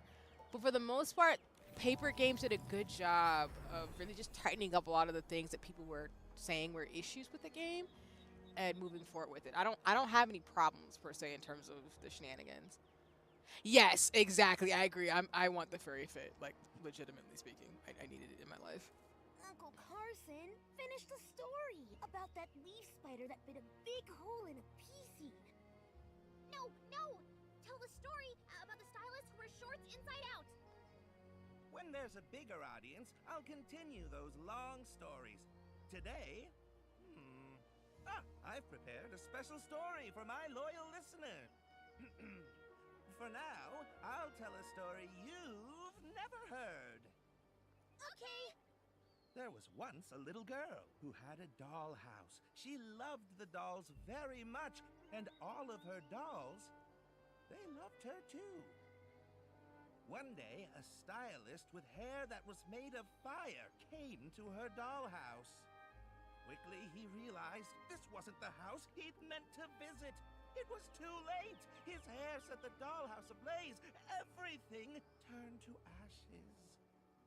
Oh, that's so sad. That wasn't a happy story. Shh. Be patient. The little girl survived. She wanted her dollhouse back, so she prayed to the gods. Until one god gave her a construction toy. The god said, "The toy and I are one and the same. And if she built it, it would make her wish come true." This god can't be the wishing one. Making wishes come true is easy for him. Yeah. The construction toy and the dolls, they make the story too complicated. Uncle Carson, did you just make this up? Be quiet. If you're so picky, go back to work at your gliding station. We can't work now, not with the Stoneheart issue. But we'll pipe down. We'll be quiet. Uncle Carson, this story, it's not as good as the one about the stylist who wears their shorts inside out. Yeah, this one's boring. Come on, Parker, let's go. Bye-bye. We're going to play Move and Groove. Huh? But I still want to... Uncle Carson! Hey, Raggy! You've got to stop! Those stories about the flame hair, they're too scary. Maybe they'll learn. Otherwise, they'll all end up like you! I was born this way! You haven't changed a bit. That's a relief. Oh, these are my friends, Nikki and Momo. A human girl and a large cat. You should know, I have a hard time making humans laugh. Okay, I'm gonna pause and catch up in the chat. I didn't want to talk over the cutscenes. So you did do the story, but the environment is good. Puzzles are fun, and just exploring the world is so rewarding, and everything is so cute. Yeah, and I think that's a thing that I definitely will keep. I definitely resonate with, and I feel like Infinity Nikki is a type of game that's a balance between challenging, but also, like you're saying, fun and rewarding. So it's not like Final Fantasy XIV where I feel like sometimes I need to just take a break because I have to think about it. So I guess the way I can describe it is like there's some games where I have to think, so I have to make the space for them. So that's like Metaphor and Persona games. Like I have to think about what I'm going to do because they're so strategy based. And then I have a notch down to like the right if I had a spectrum, and that's like Unicorn Overlord to Metaphor, and then Final Fantasy XIV. And then Infinity Nikki's is notch to the right of that in a way where it's not as like taxing on my head, but it still is engaging enough to where I can play it but also put it down and come back to it and still enjoy it for what it is. And it's a notch higher than like a Usagi Shima, which for those of you who don't know, again, I do play like Usagi Shima, which is a phone game where you just pretty much take care of bunnies. So it's in that Animal Crossing like chill vibe. So Infinity Nikki is a good balance, like, which I 100% agree, of just fun and exploration, like Breath of the Wild. So you can tell the people behind Breath of the Wild, some of those folks who were involved in that were playing this game, and everything is just really cute and adorable. Like the PCs are really cute, the Fey-Wish sprites, Momo, like everybody's just really cute, and the fashion is so fun. So it's that game, like I think I've said on stream, that I just would have really loved as a kid, a little girl, and I love the people who now get to play it, and I would love to get an impression of like what kids who are younger are playing this game or enjoying, because I just think it's a really good family friendly game. I think they did a phenomenal job. So that's why, like, I wanted to stream Infinity Nikki, and I will stream it. I will be an Infinity Nikki gamer, because it's just really good. It's really well done, and I think I'm hoping what they do is add more options for how you can customize Nikki. I think that would be really cool, and just really be able to build on the world that they have, because I think they just really did a good job of making something that a lot of people can play and have fun and not get caught up. Because I think for the most part, the Infinity Nikki fandom has been really sweet. I haven't really had any issues with people being problematic. I think the most smoke I've seen is that people are trying to compare it to other gacha games like Genshin, which is fine, but I think, again, I'm biased because I don't play Genshin Impact or any of the other games. There's nothing wrong. Like I will always say, if you play those games, I just don't. The one I think I would maybe consider is maybe Withering Waves. But I don't play gacha games, but this is like the first one where I'm like, I'd actually would play this to gacha for outfits, and it's fun. In a sense where I feel like it's rewarding enough for me, so. I'm actually pretty easy. I'll laugh at anything that rhymes. Also, when a joke isn't all that funny, but a lot of other people still laugh at it, I find it even funnier. Oh, that's profound. Nikki's just easily amused. I'm crying, but I'm the same. My jokes tend to draw from life. Luckily, my friends put up with me. Otherwise, our lives would be less fun. By the way, Raggy, did you bring your friends here to hear my stories? Not this time, Uncle Carson. There's something we want to ask you. Have you seen the Wish Collector, Uncle Carson? No. Strange, though. I heard he's heading this way from the Golden Fields, but I haven't heard anything about where he's heading next. That is strange. It doesn't make sense. Did he take a secret path? Or maybe he left when everyone was sound asleep. I don't get it. His job is to collect wishes. Why would he need to avoid people? Could he be? He might have become delirious. We need to find him quickly. Hurry up already! There's something wrong with the stone heart. If you know how to restore it, you can get to the next stone tree cluster. From there, you can see if there's any new information. There are 2 gliding stations at the Market of Mirth. One leads to the Choo-Choo Station, the other to the Stella Fishing Ground. Based on the Wish Collector's usual collection route, you'll probably go to the Choo-Choo Station first. Thanks, Uncle Carson. We'll restore the stone heart right away. The same thing happened at the Golden Fields, but we've solved it there too. Huh? You can really do that? I'll go to work at the gliding station. Once you restore the stone heart, find me there. I'll activate the Sky Pass for you. Also, I will say the Infinity Nikki community, I don't know what type of photography skills y'all got, but y'all be making some banger photos, and I just don't ever be ready. And they're so pretty. But yeah, I mean, the developers are doing a good job of listening to people, and just, this game, I think, is, I'm not gonna lie, I really think that Infinity Nikki is going to take a lot of people into the gacha world very easily. I really do believe that. I just feel like it will, because it's just got a different type of vibe to it. And like I said, it's no disrespect to anybody who play other games, but I just think, to me, I really enjoy it. And I think they're really investing in their community, and the Infinity Nikki folks are really kind. I want to get more involved in like the Discord community and stuff, but it's just been really cool to be able to game with other people and see people get really invested into it. But y'all know me, I love gamer communities. I think like it's really cool to have folks who played similar things as you, so you can talk about it and stuff. Plus, I will probably keep pubbing the indie brand I found that makes Infinity Nikki clothes so they can get more sales. I don't really care. Like I said, I'm doing this for fun.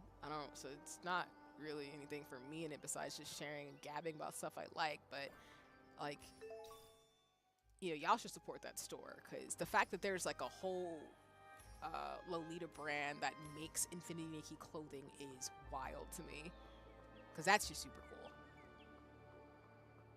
For the record, it's called Nikki Tomorrow. It's a brand you can buy off, I think, you can probably do proxy because it's a Chinese Lolita brand if you're not based in Asia, but I'm still here for it.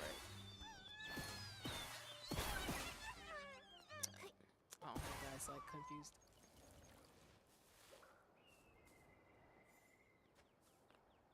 Okay.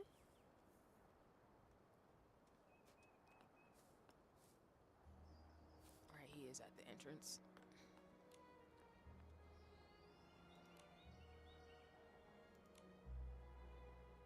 Find a few items needed to deliver to Stone Do Nectar. Oh yeah, and I remember this part in the game, in the beta, where I had to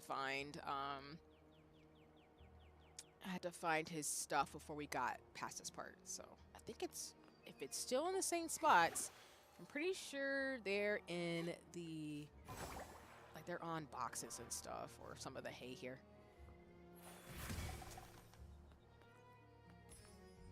I would say a lot of my favorite fits in this game are a lot of the dresses are super pretty. And I've seen some of the outfits in Shiny Nikki. So I'm hoping maybe they'll incorporate some of the Shiny Nikki outfits in here and vice versa. But I also think too, I think I might try the other games. I did try Shiny Nikki for a second. I didn't go further into it, but I want to try the other games because some of the other outfits are really cool. Some of the things they've done in the other games that I've seen. Sorry, I'm trying to find his stuff. Okay, there's his glove. I think I gotta find his bag, which I think again is somewhere around here somewhere.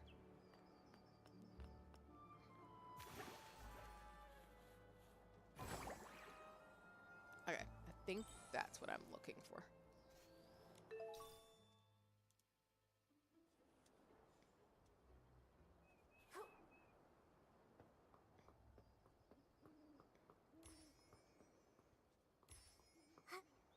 I personally think this game, Monster Hunter Wilds, and South of Midnight are going to be occupying my time, along with Final Fantasy XIV specifically, which I'm excited about. I do need to check out what games are coming out besides those. And, of course, I forgot to mention Sea of Stars, of course.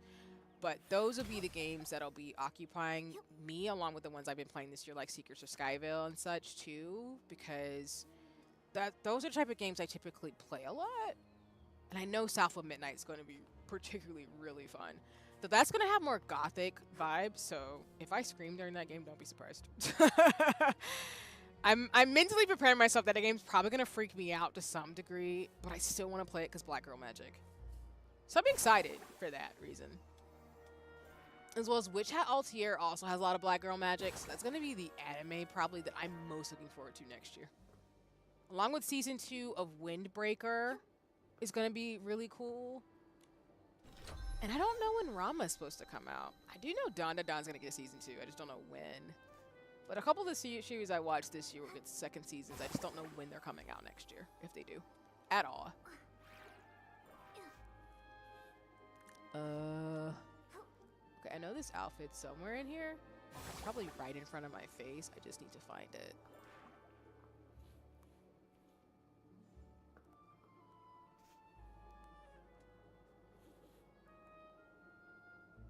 I know it's here.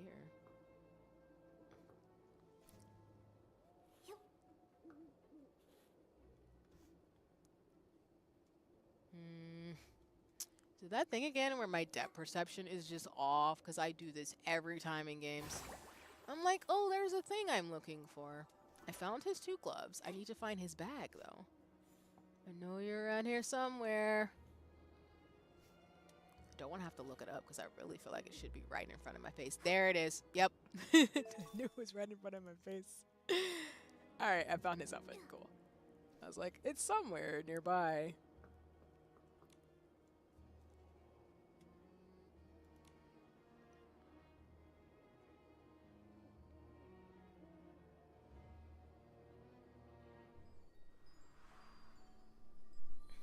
And like we've been talking in the chat, the story, I don't think in terms of the gameplay, I don't think the main story quest would take long to do. I know I'm taking a while because I'm streaming it, but I think if you get the game yourself, you should be able to get through the main story within like maybe a day or 2. I don't think the game is really long right now.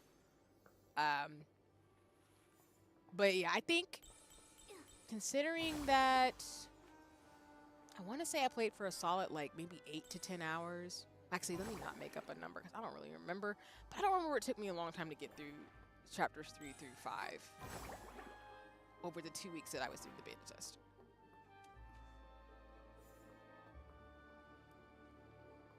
All right, the question is though, going this way, I think, yeah. But there's so much side stuff that you can do. You could spend a lot of time in this game without even doing the main story.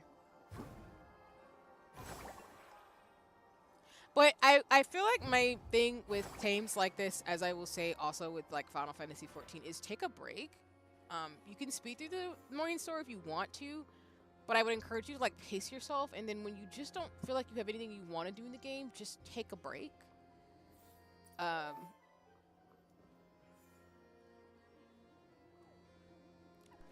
Because I know Infinity Nikki right now doesn't, I mean, there is a social aspect to it, but I feel like they're going to do more with the social parts of it. But I feel like in general, this is the type of game where you want to enjoy it and just kind of have fun. Because I feel like with Breath of the Wild, similarly, where you have your main story that you can do, but you can spend a lot of time just exploring the world itself. Oh, suspenders fluff. But that's my general approach, is I don't rush through games. I try not to, because I feel like when you rush through them, you're liable to, I don't know, not necessarily not make it fun, but it's more like you can get caught up in the fervor of things. I'm just the type of person where, like, I'll take my time. Oh, did they already see me when I'm floating? Oh, you meanies. Rude. Well, you're dying, so that's just how that goes. Ooh. I'm gonna probably get better. Maybe, exactly, depth perception, depth perception, depth perception. I'm like, depth perception, depth perception. There we go. I was like, let me fix it. Oh, absolutely. Nikki, let's hurry to the Stoneheart and check. Breaks are needed, and don't rush the story. Like right now, I have a break before I do Endwalker and just looking up glams. Yeah, no, and I think that's smart too, because I think that's how my brain is low-key doing Final Fantasy XIV as well, where I feel like Endwalker's like my low-key break point. And what I mean, y'all, is I'm still gonna stream it and everything, but it's more like I'm taking my time with Endwalker because I know it's going to be a whole trip and a half, and once I get through Endwalker, it's going to be Dawn Trail, and that'll be like the last expansion before there's no more main story. So I agree with you. Like, I appreciate what you're saying, because that's where I'm at too, where I'm in a very similar spot. Oh no, can I not climb back up there again? Nope. Actually, do I need to even do that? Not really. I guess we can go up here. Let's do that. Because I'm the same way, actually, and I'd love to know, like, you know, how your journey's going in terms of, like, the break and looking up glams.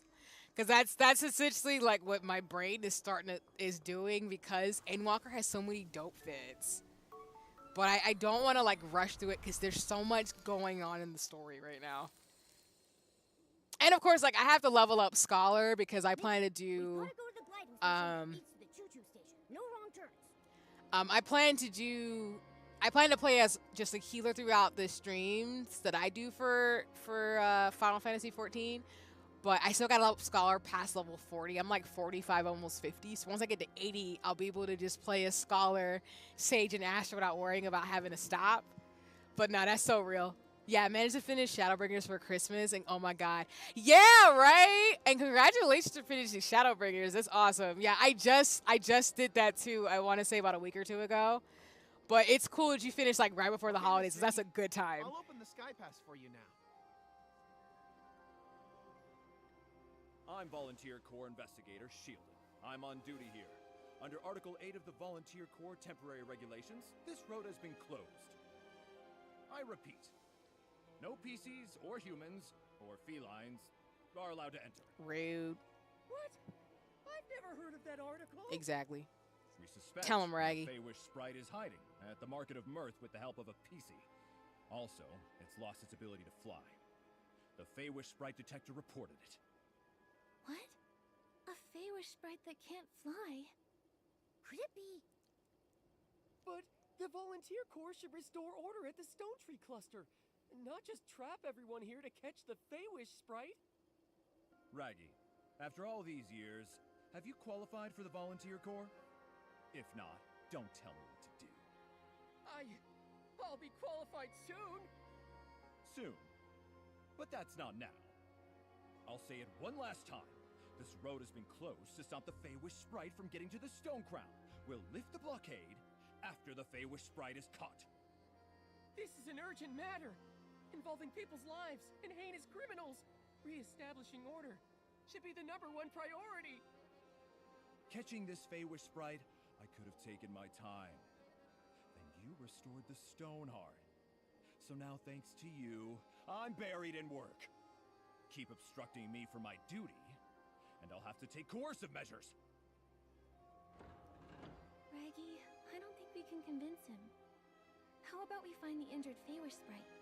I'm worried he's... You're right. This guy is too rigid. When I join the Volunteer Corps, I'll do a much better job than him. On the bright side, after we find the Feywish sprite, he's sure to let us in. So where should we look for the Feywish sprite? Any PCs that might have clues would have to have seen a Feywish sprite before. Nikki, I've got it! Let's go ask Granny Oversleeves. She's one of the oldest PCs in Stonewoods, so she's been through many clashes with Feywish sprites. If a Feywish sprite flew by, she might have been able to sense it. Nice! Gunbreaker and Shadowbringers, let's go! I see you, you better work it! Gunbreaker's a cool class, so I think that's awesome. And then gonna do Sage and Endwalker? Nice, nice! Yeah, that'll be a lot of fun. But I had to pick up Pictomancer as well, because Yo, thank you, shoutouts, because let's go! I'm a healer main, but Picto is like my favorite DPS, specifically my magical rank DPS, and I love Archer. So that's super cool, because Pictomancer, like I always say, is the most unserious, serious class, because it's such a powerful class, but it's so Looney Tunes goofy, and I love it so much. And Picto has some really cool weapons that I want to low-key get, but I gotta save up, because them prices in the marketplace are wild, and I guess I could try to make them, but I gotta get further along in the game to be able to get some of them, but Picto is so cool. But Gunbreaker and Sage I actually do play. I gotta start trying for Gunbreaker because I haven't tried my tank classes yet because right now I've been focusing on DPS. But that's super awesome. And no, you're gonna have a lot of fun playing as Sage and Endwalker. That's gonna be super cool. Because I plan, like I said, to play as Sage Astro and Scholar because I'm gonna be an Omni healer. And then I'm just gonna fool around with the other DPS classes for fun. But I do love Gunbreaker and Picto a lot. Those classes are super cool. I'm not gonna do all the classes, but yeah. But nah, Shadowbringers. Shadowbringers was such a ride that I think similar to you, like I wanna like take my time with Endwalker. Cause it just was so heart-wrenching, all the stuff that happened in Shadowbringers. And I'm just like, my brain is processing what the hell just happened. Yeah, I did a new job every expansion to make the gameplay fun, but also keep it interesting, trying new things out. That's actually really smart. I like the way that you approach, like, you're approaching Final Fantasy. I think that's a good way to go about it, honestly. Because I feel like you're saying, it adds variety and you're, like, learning a new class, but then you're still getting through the story, which is super cool. So, like, kudos for you for that. I think that's really awesome of a way to approach it. Because then, like you're saying, you'll probably do another class when you go into Dawn Trail. So I think that's a really great idea to keep variety and just make it fun. Which I think is the thing to do in Final Fantasy XIV, honestly, is just make it fun. Of course, like, the main story quest, when you don't have anything, it's kind of like, dang, I gotta wait. But also, like, you can now do other things without doing the main story quest. And it's great.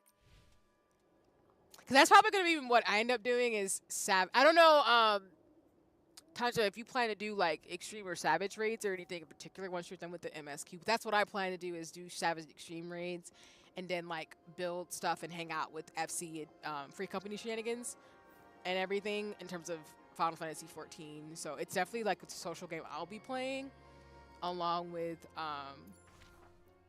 Infinity Nikki for sure. I think I'm going down because I remember this part talking to Granny Oversleeves, but I think she's down here. Oh, yeah, she is. Jumping.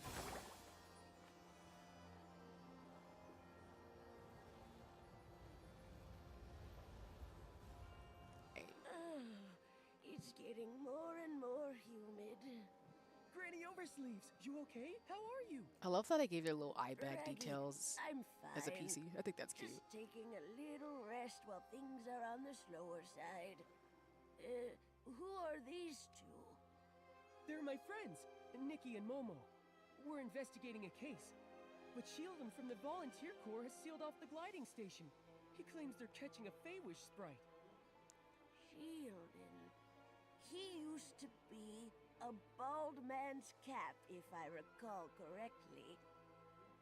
But now he's a member of the Volunteer Corps? Things are changing too fast. That's where he gets his name? He was once a shield for a bald man's head?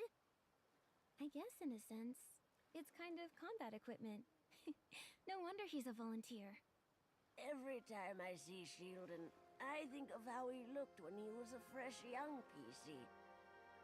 Oh, hundreds of years pass by in the blink of an eye. Back in those days, this was still called Prosperville. The lands were all connected. After dinners, I'd take a stroll to the choo-choo station construction site or visit my auntie's house in the old village. I never saw any of this. I only ever heard her talk about it. If we want useful information, we should just let her talk and listen patiently to everything she says. After that, disaster struck when the stone trees grew wild, and Prosperville ceased to exist. What about the villagers? Everyone had to leave their homeland.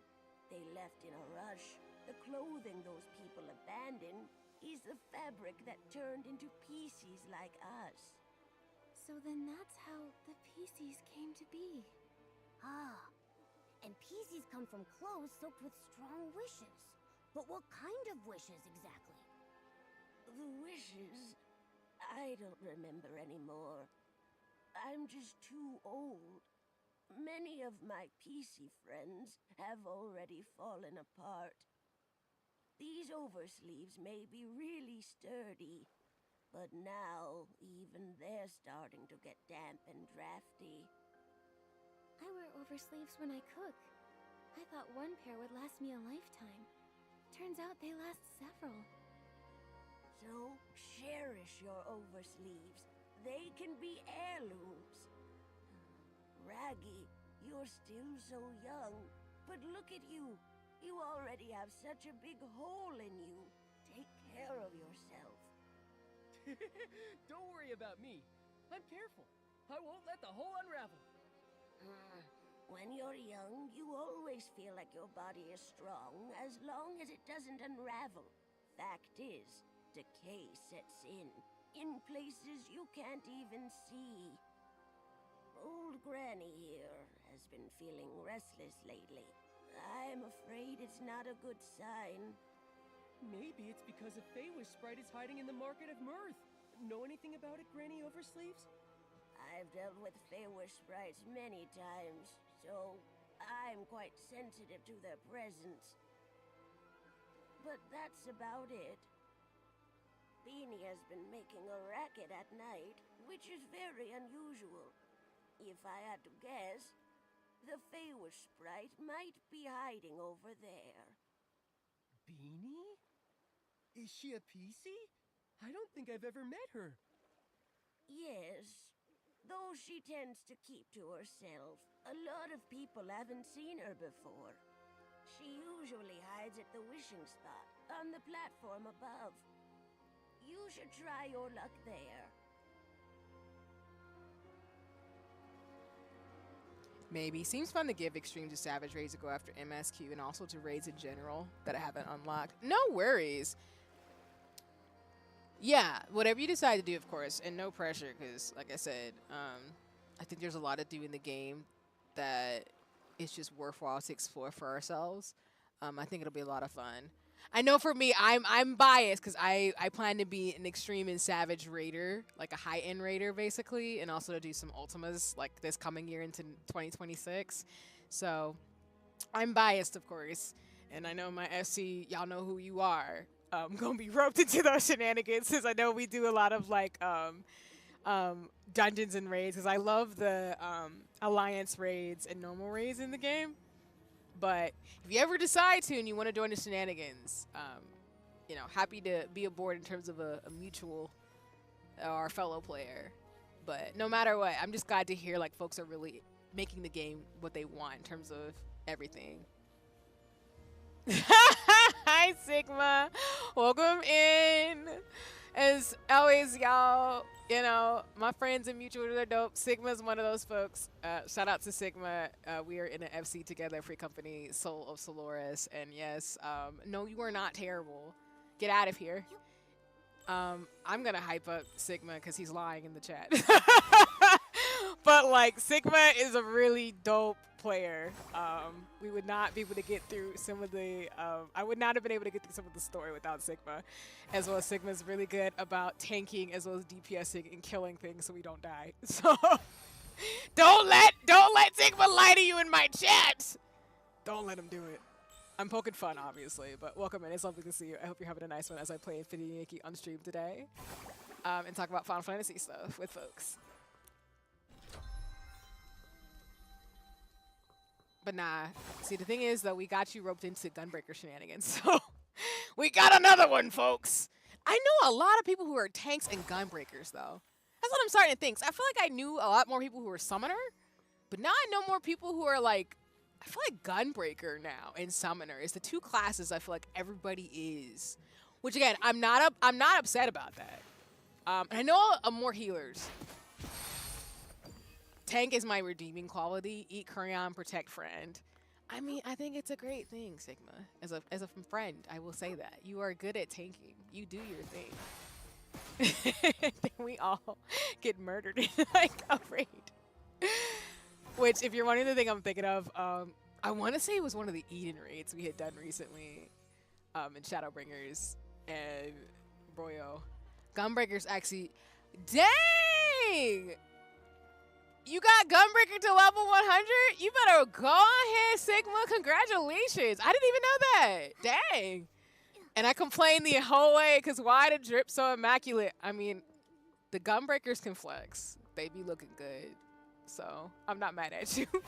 I think that's going to be the thing for me is when I start playing tank classes, some of the fits be fitting and Gunbreaker is just so drippy.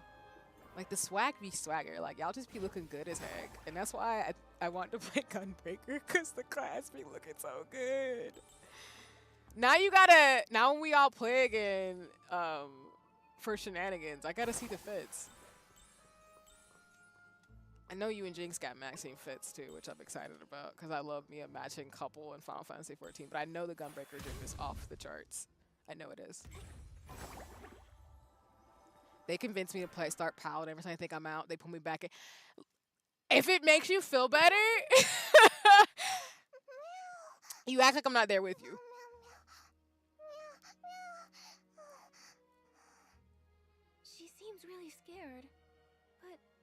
can't understand what she's saying. Why can't I either? I'm a PC.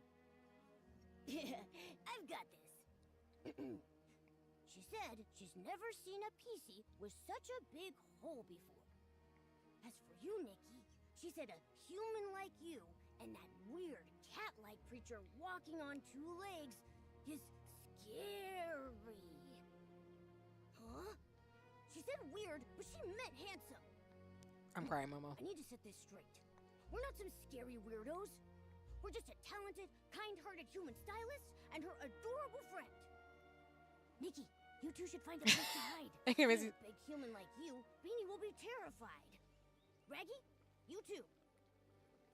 I can start yes, the convincing for Paladin was real. As if I'm not gonna join you on that because I do want to play as Paladin and Gunbreaker. So I understand being pulled back in in terms of the tanking.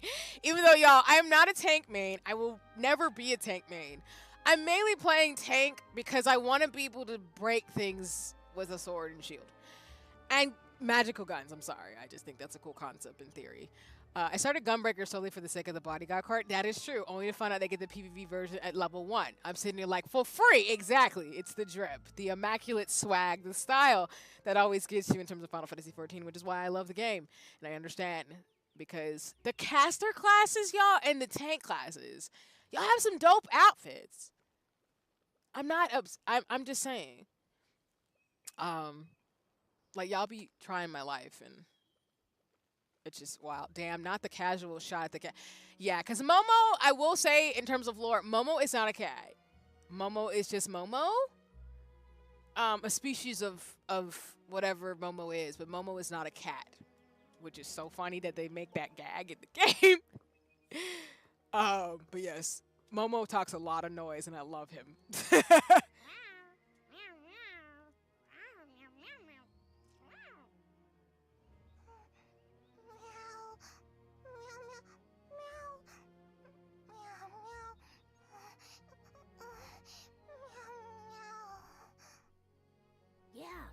Yeah. Uh-huh. I see. Yeah. She says that when she gets overly nervous, she has trouble breathing. She hopes you understand.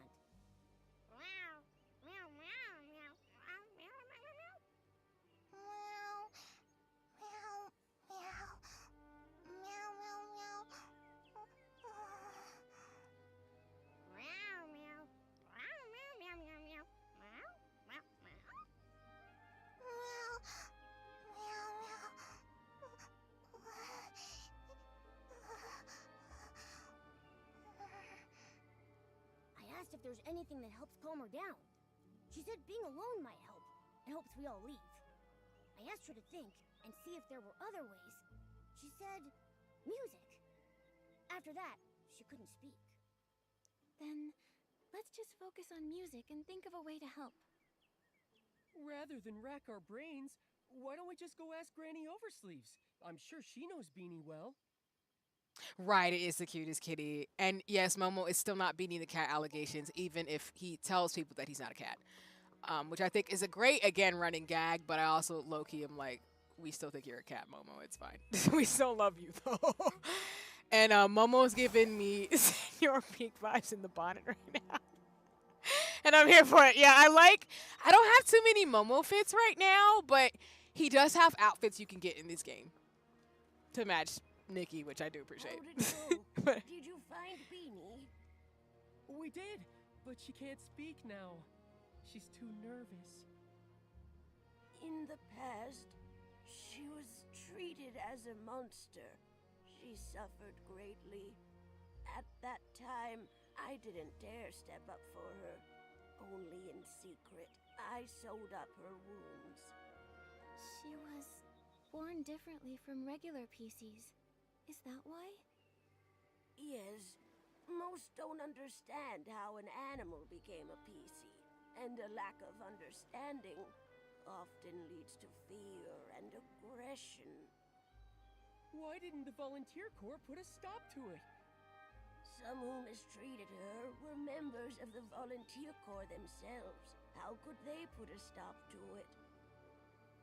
But the Volunteer Corps, are supposed to be guardians. All too often, people frame their fear of differences as a battle against evil. Over the hundreds of years I've lived, I've encountered far too many of these so-called guardians. I guess I never really thought about it.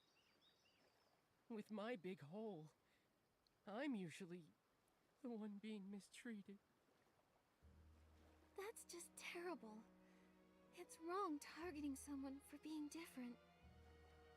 I'm neither cat nor human. Sometimes I'm also... I guess we're just a group of misfits. We don't fit in anywhere because we're different. But I just know, if we stay together, we can help one another. Nikki. By the way, Granny Oversleeves, Beanie mentioned music. Do you have any idea why? Music. Oh, Beanie's former owner was a musician. He was one of the people that fled to Prosperville. I remember he had a very expensive violin. Maybe using music to remind her of him would help her calm down. I don't know anything about music. Maybe I can try to acquire a violinist outfit and use it to express my thoughts musically.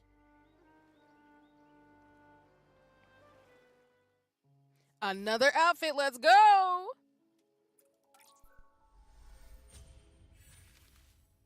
Alright, the Symphony of Strings sketch.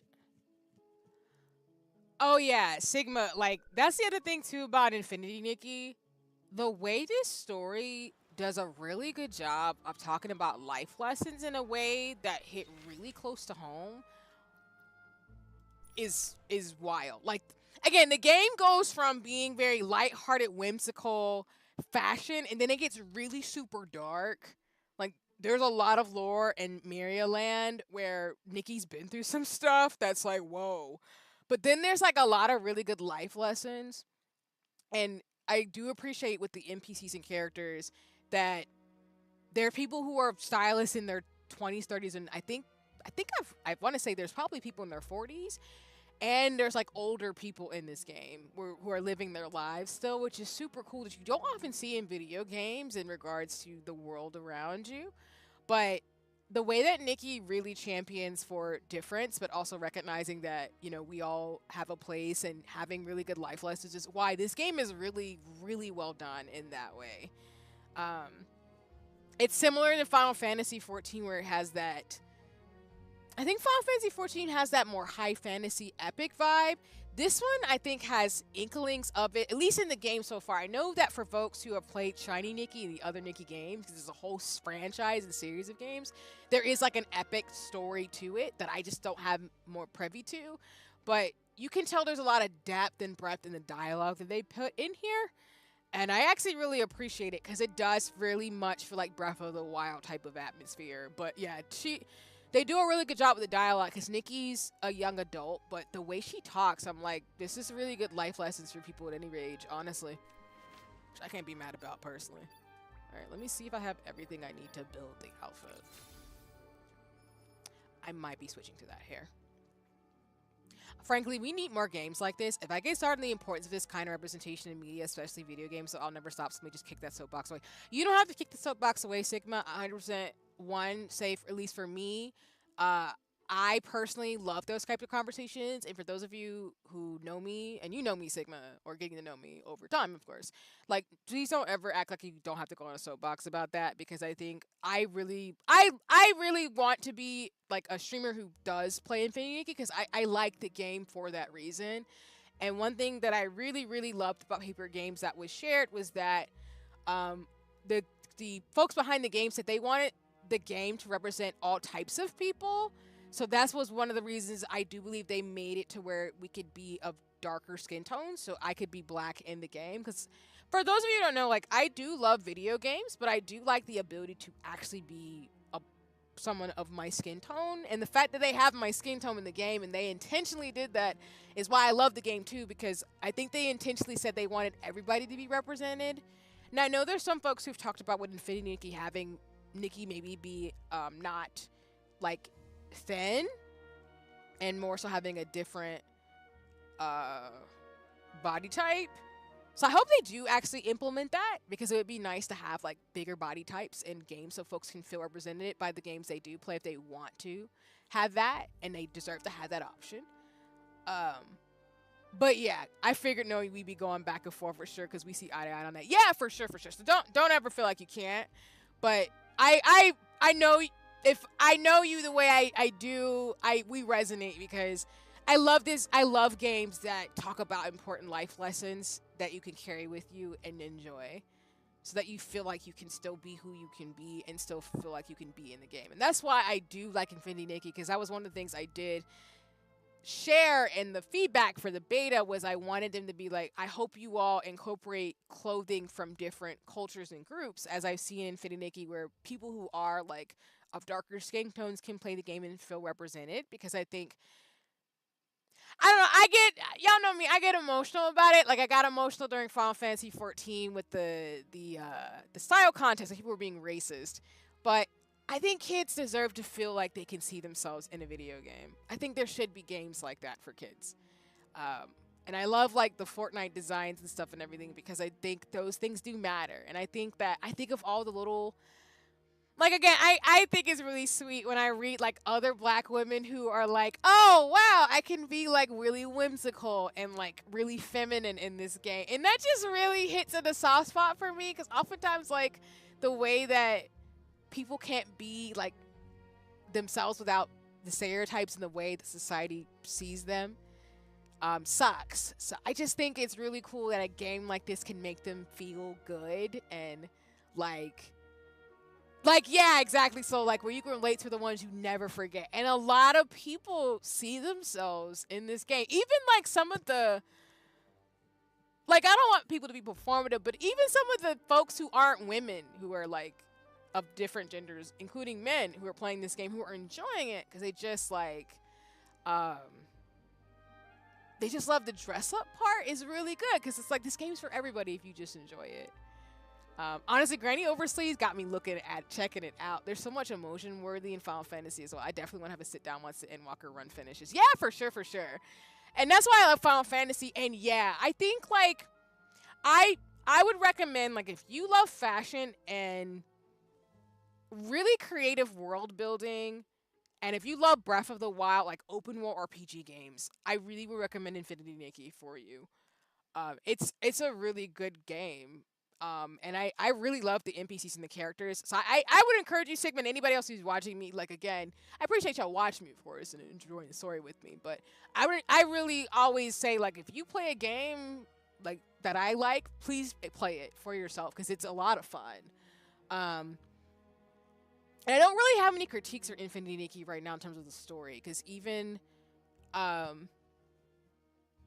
I think, like Final Fantasy, I just really look for characters with diverse body types and shapes and life stories and emotion. And these are the types of games that I play, because I want the games I play to reflect a part of the world that I see every day. And my world is very diverse, but also, like, I'm still black at the end of the day.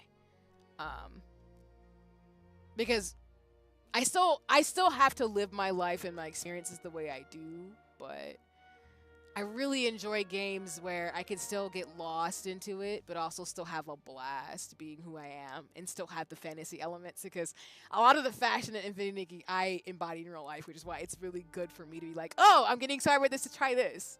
Because I've, for example, been wanting to put ribbons in my hair for the longest time, but I needed to figure out how to do it, and now I'm going to do it, and it's going to be great. If you're available for any parts of it that you need us, we're here. And you know, if I grab this game, it's high fashion on the way. If I'm going to fight a person, I'm going to slay. Exactly. And I appreciate you, Sigma, and everybody else too, because yes, high fashion, and yes, if we're gonna fight, we're gonna do it looking good. That's so real. But no, I highly encourage it. The game, I think Infinity Nikki is free to play. I don't think the game is free, but I think the game is free to play. But I don't quote me on that. I didn't look into it.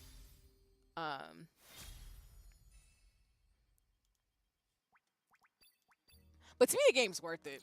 Like, you don't have to do any of the gacha stuff, y'all, to enjoy this game. You could legitimately just avoid all of that. Because you can technically earn resonance crystals to be able to do the gacha parts through just accomplishing a lot of the things in the game. But again, this is the type of game that I would have loved as a kid. So I'm really grateful that there's gonna be little kids, especially little black kids, who are just gonna enjoy this game. And I just think that's so cool. And I really hope they get inspired to be creative and fashionable and enjoy who they are as people throughout games like this. So that's just me. The violinist outfit is all ready. Let's go and find Beanie. After hearing the music, I hope she can relax. No, you're good, Soul. No worries. Welcome back, too. I'm glad you were able to make food. No problem. Because y'all know, of course, like, if you want to lurk or just chill or if you need to leave and come back, please do what you got to do. I will be here, of course. But I appreciate y'all chilling out with me in terms of games of shenanigans and me talking about, like, fashion and stuff, too.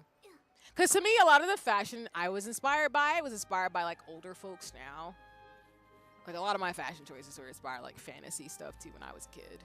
So, and, you know, my mom was the OG fashion person that I definitely take a lot from. Because, like, the red lipstick thing is definitely something I got from her as a kid.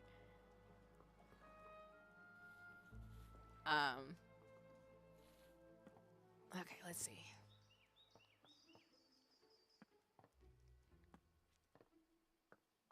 But I'm Team Infinity Nikki. Like I said, I'm very biased towards this game. Like, I just am. I don't think there's a game I can think of in my mind's eye that fits the way this game has the right amount of components and pieces to make it very unique of an experience. Alright. I think I need to tab to get the violinist outfit, though.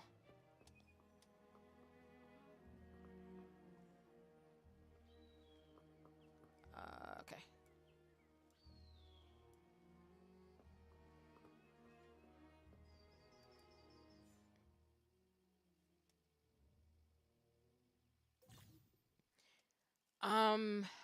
This is like a DDR element too in regards to the gameplay as well. Follow the prompt. You'll need to start it from the beginning of the page. Got it. So.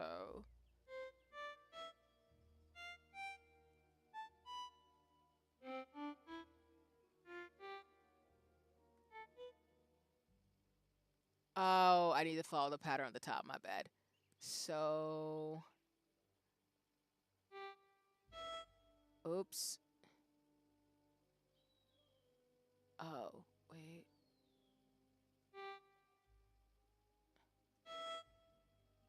Is it the wrong note?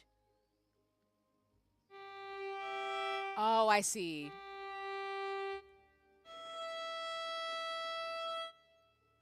So JoCat is apparently working on a VTuber D&D system, and I'm about to start grabbing people's lore when this thing is a runnable state. Looking at you for this. This is the third. I'm scratching!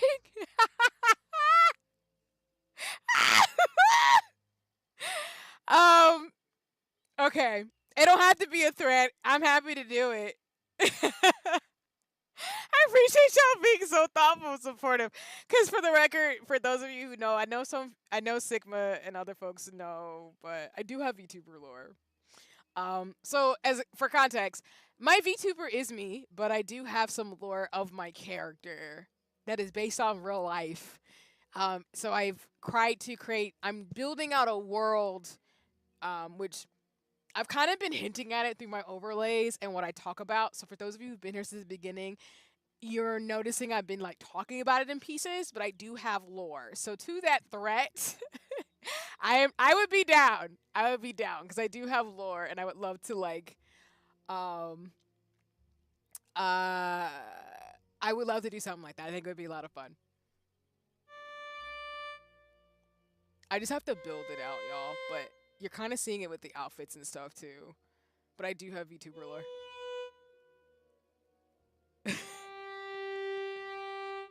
And Sigma, you're a great writer, so I look forward to what you're cooking, and I will take that threat legitimately.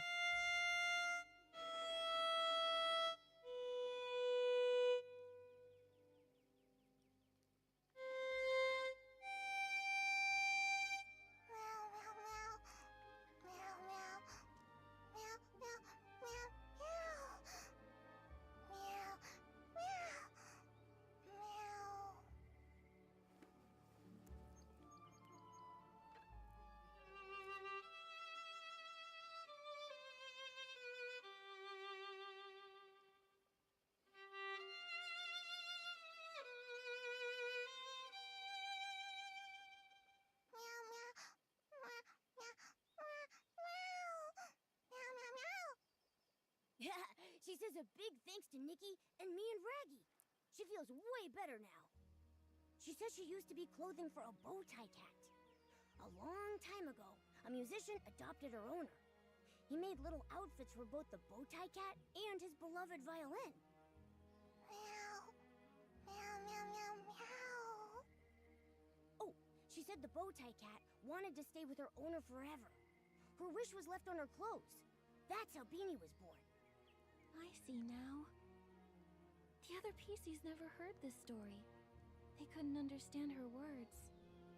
Beanie's uniqueness is all because of this heartwarming story. When I join the volunteer corps, I won't let anyone bully you again. Meow, meow, meow, meow, meow. Meow, meow. Meow. Meow, meow. Meow. Meow, meow. Meow. I asked if she'd seen any Feywish sprites. She said she did see one recently, hiding in the cave over there, but she didn't dare follow. She wanted to tell Granny Oversleeves, but she doesn't understand her. Thank you, Beanie. We'll come back to visit soon.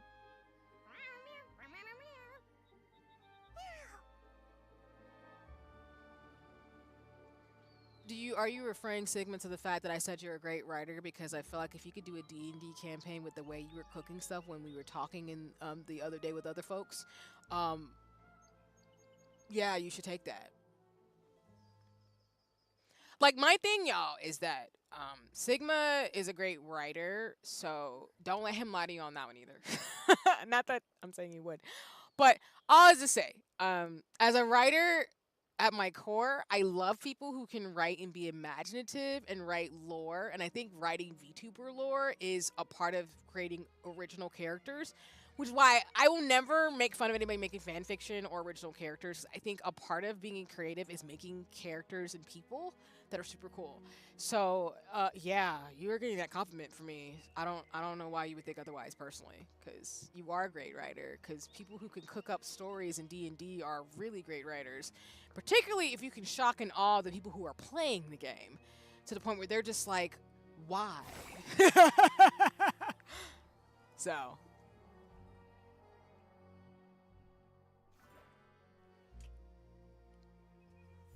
Sorry, I just got something that is... It's apparently raining. Oh, I know what this is. Okay, got it. But yes, I hope you enjoy that. I am very sappy and honest about compliments, because I just ran into the water. Don't do that. Nikki can't swim. Don't do that. But yeah, enjoy that, because I don't... I'm generally pretty straightforward and honest. And I like to recognize people's stuff, because real recognize real type of things.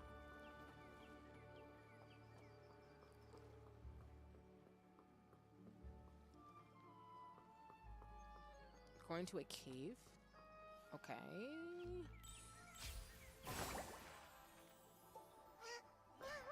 She said this is the place.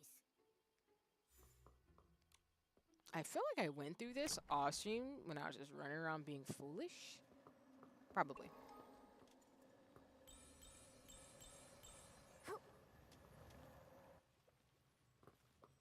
Or maybe not. Maybe I lied.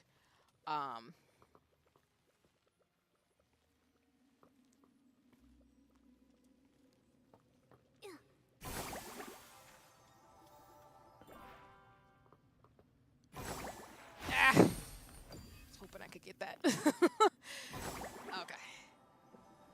Same, I love VTuber lore and seeing everyone's creativity. Part of why I love doing DMing is that creative exchange between people. It's why I constantly fusing backstory into the world. Oh, for sure. And I think that's partly why I think you're really good at writing, because I think when you do it a lot with people... Oh, I was wondering what that was. Wow! Sorry. I was like, there's monsters abound. Ooh! Okay. I think I've killed all of them. Rude. Yeah, I think practicing writing, as anyone will tell you, for anybody in terms of writing and books and stuff, if you want to get good at something, you just practice at it. Writing is a practice. And that's why, like, to what you're saying, Sigma, like what you're doing is practicing and doing stuff creatively with people, which is why you're so good at it, because you are doing that exchange, which is really, really cool. And I agree, it's a lot of fun. Especially as somebody who, I do want to DM one day, but I've been mainly a player, and it's been so fun, like, being a complete wild person with my D&D campaigns in the past. Ah, monster! Oh, die. Okay. There's more of you? Oh, hello? Excuse you? Get off that thing. There you go.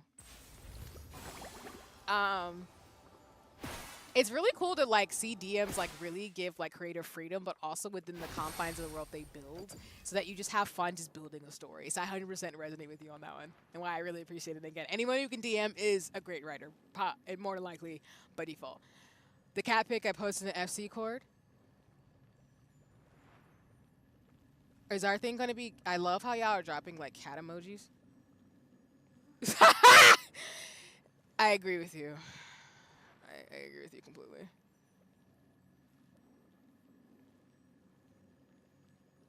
Yeah.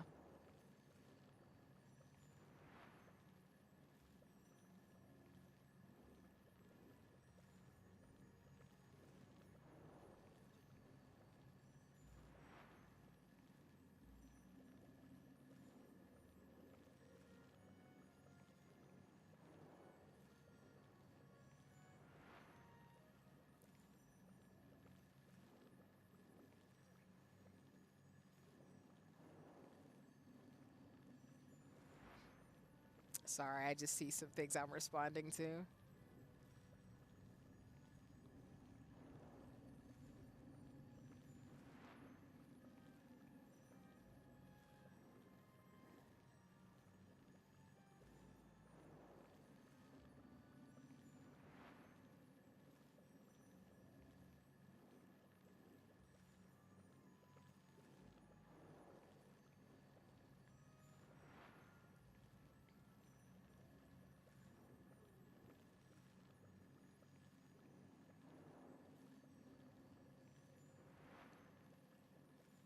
The salute.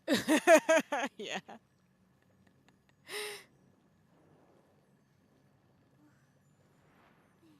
Okay.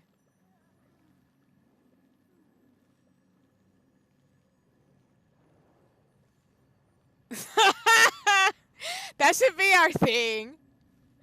Actually, so you're our FC leader, so I don't know, man. I kind of want to petition that maybe our thing is a cat. I don't know. Either a cat or a frog or both. Oh, that would be cute, actually, if our, like, thing was cats and frogs. That'd be adorable. I don't know. We gotta cook. We got a decision to make. But Soul is our fearless leader who will make the final determination. But I'm just saying that would be lit. Okay. Where am I at? I've got my first. Okay, it's a cat pic I post in FC. I agree with you, Genki. And then I got my first chapter of VTuber lore ready, but Jinx has helped me edit my writing, so it's not all over the place because it came a multi-chapter novel in my head. That's super cool.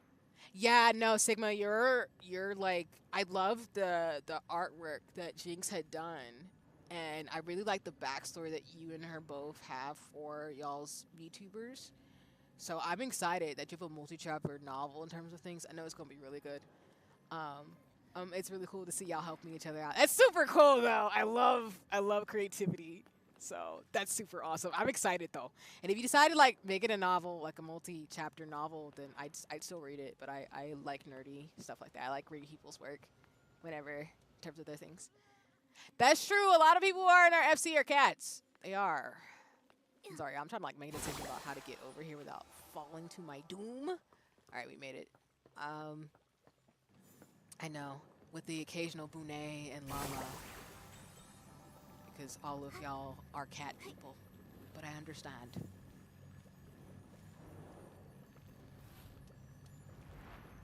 Oh, there's a Wemstar. Can I get over there? Oh, I didn't know this was here too. Okay.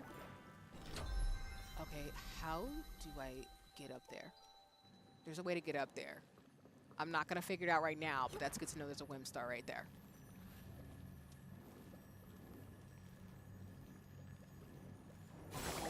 Oh, bollocks. Oh, we need to actually switch outfits.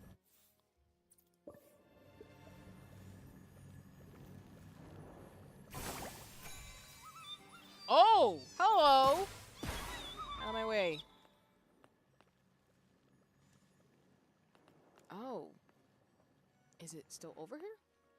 Oh, okay. I need to go back in. Sorry. I messed that up. So I was not close to my destination after all. We do got to create a Mikote call since a lot of people in the FC are cats. And, you know, I feel like the Vieras, we're just going to have to, you know, work that in. But we really do need that. It could be like a thing like in the, I don't know why I thought of like, what do you call them things? I'm thinking of like black sororities and fraternities. Like, y'all got a stroll. I don't know why y'all made me think of Mikote stroll. Which, that might be doing too much. But I think that would be funny and also really cool if y'all had like a call and a dance y'all did when y'all walk into places. Like, you know, when you're walking with your crew and you got like a swag thing going on, like a walk. I don't know. Maybe that's doing too much. I'm just saying it would be kind of cool. I don't know where the frick I'm going. Okay. It says over there. Oh, I need to go the opposite way. There is Mr. Paladin Face Wish, right? You got me. You again. The pink-haired one. You're Nikki? Yes, I'm Nikki. But you... I thought... Are you sure it's anime so I could do that? Listen, I know our crew of folks, we got creative people. I need this to happen because my low-key, my petition will be if you or whoever does it, you, Sigma, and anybody else, I really want to do a swag surf. I don't know why. Like, I really just want to do a group swag surf as our characters because I just be tripping. I'm just saying, like, we just need it to happen. I'm not saying I'd be extra, but you know, I'd be a little extra or whatever and just having some fun. But I think that would be so cool. A call and respond for a free company. That's what I mean when you just have to have the fun in life, y'all. You just have to just enjoy things because I just think it's great.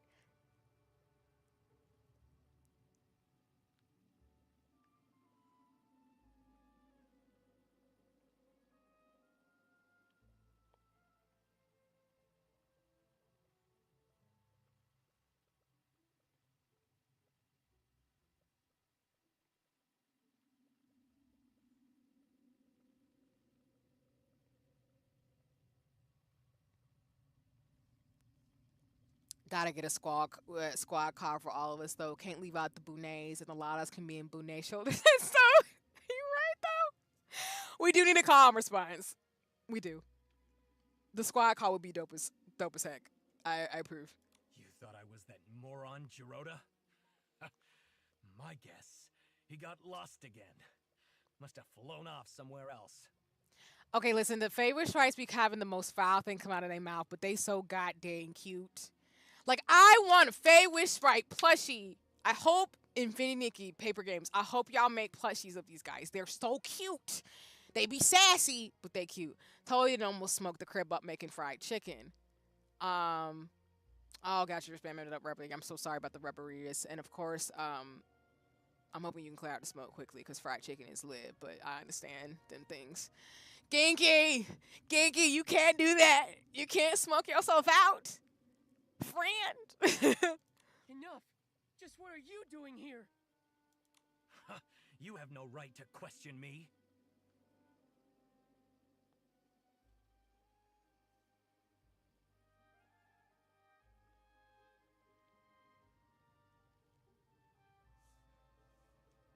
I'm a future volunteer corps elite. Tell the truth.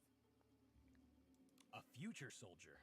Tell you what, I'll answer one question when you become commander. You! The captain of the Wishmaster's Paladins, alone in Stonewoods. It's a little fishy. It must be a highly confidential mission requiring him to go solo. Since I did that, now I want wings. Just out the smoke. Completely valid. I love me some good food, so I ain't mad at it at all. Scouting, assassination, surveillance, or stalking. I can't think of anything else.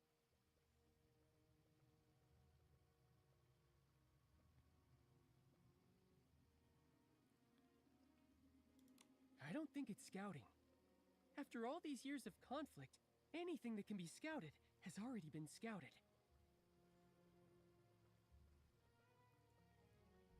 And assassination would escalate things, even lead to war. The Feywish sprite's unusual behavior centers around quick wish bottles and the strange wishing orbs. Now is not the time for an all-out war.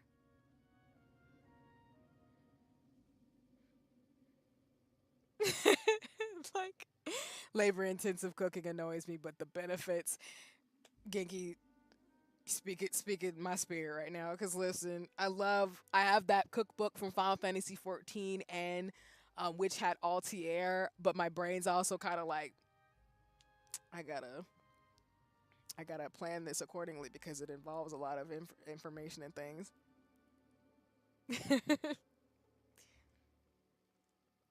Loki, they're talking about war and the prejudice and racism among the people in this game are wild. And Nikki's like, I'm not standing for none of this. We ain't doing none of this stuff, and I appreciate her for that. Guessing. You don't know anything. I need the Feywish sprites to calm down, though. Like, excuse me. Excuse me. Are you alright? None of your business. Oh, he has so much smoke and stuff, and he's just this little cute guy. I'm crying. These wounds. Small, but very deep.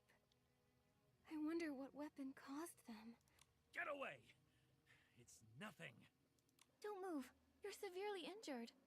Let's be quick. We'll dress those wounds. Let me help bandage. I'm good at it. But we'll need some bandage materials. Flight fruit and wisteria salt. That'll do it. I'm sitting here with all the ingredients for that good baked mac. The spirit is willing, but the flesh wishes for the convenience of instant noodle. That is so real. Instant noodles are great, but Sigma, I hope you move yourself to make that mac eventually, because a good mac is great.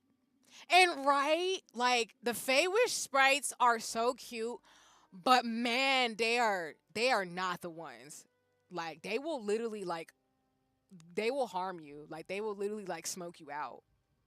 Like they are literally little edgelords, and I love them. Like I want a plushie of one of them, but they're low-key edgelords. They're like little baby Dark Knights, and I just don't know what to do about that. Besides laugh and also be like, this thing will try to kill me if I'm not careful because he's got smoke for me. Look at them. Raggy, you stay here and keep watch. Momo and I will collect the flight fruit and wisteria sol. Okay. Exactly, right? Like, and I collect everything, so I figured that I have everything. Stop staring at me. Okay, all right. Then Captain of the Paladins. Oh, he's got a little boo-boo who got hurt fighting for freedom and equality. He's so cute. Thanks. All right. We'll hand you over to the volunteer corps. No problem. I'll repay the favor, but not like that. Hey, wait! You're looking for the Stoneville Wish Collector, right? I saw him at the choo-choo station, but that's all I know. And my name is Avicinda. Farewell. The most edgelord Feywish sprite who low-key is like Shadow the Hedgehog. I'm screeching. He ran away! I know it's my fault, but given the situation, not bandaging him... We can't just let someone die. You did the right thing, Nikki. Don't blame yourself, Nikki. If it were me, I would have prioritized helping him too. Besides, we've got an important clue. He said he saw the Wish Collector recently. It's possible he's totally fine. We should get to him soon. Yeah. So, let's go report this to Shieldon. Great. Now that he's flown away, the blockade should be lifted too. Let's go.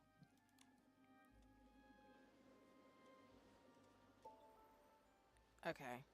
I think we're getting really close to where I was the last time I played Infinity Nikki, so we might be getting closer to new story for me in regards to this, because the choo-choo station was, I think, the last place I got to before the beta test ended. So that'll be exciting. So I'm probably going to see if I can get pretty close to that before I stop stream today so that you all can see some of that. And then we'll pick back up right at that point too, which is going to be really nice. And that's when I think the horror elements in this game start coming through. As in, Infinity Nikki is not really terribly scary, but there are ghosts. I think there's like a ghost train or something. I don't know, but that's going to happen. And I'm going to probably be a little upset about it because I'll probably be a little frightened. So y'all will enjoy me screaming a little bit in this game. Because, of course, there's always a spoopy level. It's like Sea of Stars again. Can I just teleport? Yes, I can. I'm going to do that.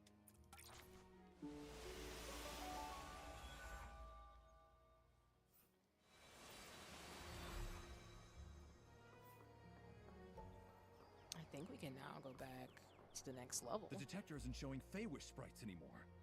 What happened? Shieldon, listen. So was the captain of the Paladins. You're responsible for letting him go. But I can see he's way too strong for you.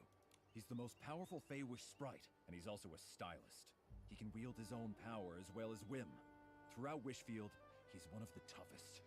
And again, I love Infinity Nikki for being so serious about their story. And the fact that that paladin is a stylist, like he can make his own clothes and he's cute. And he's got the power of whim? Hello? It's like Tataru in Final Fantasy XIV. That is the true final boss. I'm just saying. He's adorable, he's an edgelord, and he can style a dope set of clothes. And he will hurt you, because he's a paladin. It's just... He's so cute, but he can probably murder me with fashion magic, and that's just great. Good job. Even in his injured state, you're fortunate to be alive. They said that little thing can kill me. I get it. He got it going on like that. I'm not mad at the favorite Stripe being the leader of the Paladins, but they're telling us in this game he could kill us. I had no idea. And listen, I don't care that he's small and cute. If he can kill me, he can kill me. I will take that legitimate threat seriously. Remain vigilant. Feywish sprites were created by the Wishing One himself. Although they later betrayed him, their strength is undeniable. We know all that. Now, can you let us through? The Feywish sprite has left. So, I officially declare... The Market of Mirth Stone Tree Cluster blockade has been officially lifted. You're free to use the gliding station.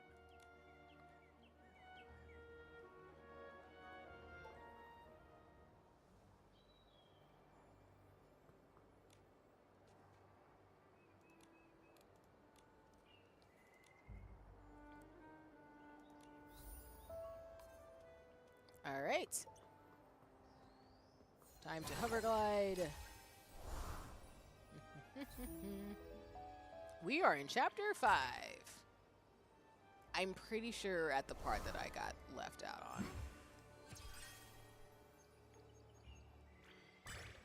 So I guess this stream will be the first one where I'll see new story, I think, which is nice. All right. And I also think we'll get to the towards slightly scary things, which I'm like, oh god. The spoopy, not the spoopy stuff. Ah! I shouldn't have done that. Don't do what I just did. It's not a good, don't do what I just did. That's all I'm saying. I think I'm gonna land, I think I'm gonna land, I think I'm gonna land, I think I'm gonna land. Oh, I almost didn't land right. You don't have to do that. You don't have to set yourself up for failure to almost fall into water.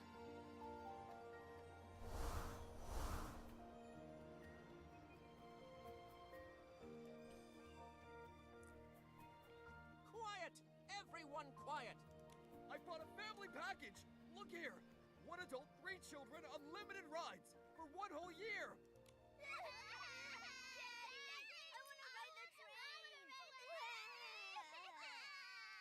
Cut it out! Well, it's not my decision. What does that mean? I need to tour Stonewoods with my freshly baked masterpiece and make my name known to all! can't wait around any longer. Listen to me. The train conductor... Train conductor? What about him? He's my third uncle's second son. What's he done now? The train conductor is unconscious. The train has been suspended. Huh? How did that happen? No idea. This is unlike him, though. Honestly, I need to tell my third uncle.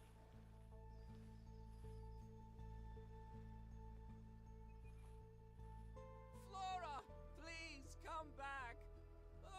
I can't do this. Velvy, what did you just say about the train conductor? Where's Flora? Why the rush? The conductor's been unconscious for 2 days, and Flora is home taking care of him.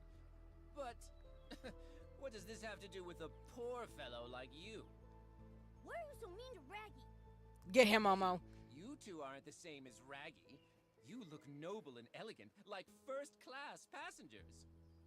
That's still not very nice. Raggy is our friend. Get him, Nikki. Pack him up. You've spent too much time with Raggy, and he's dragged you down.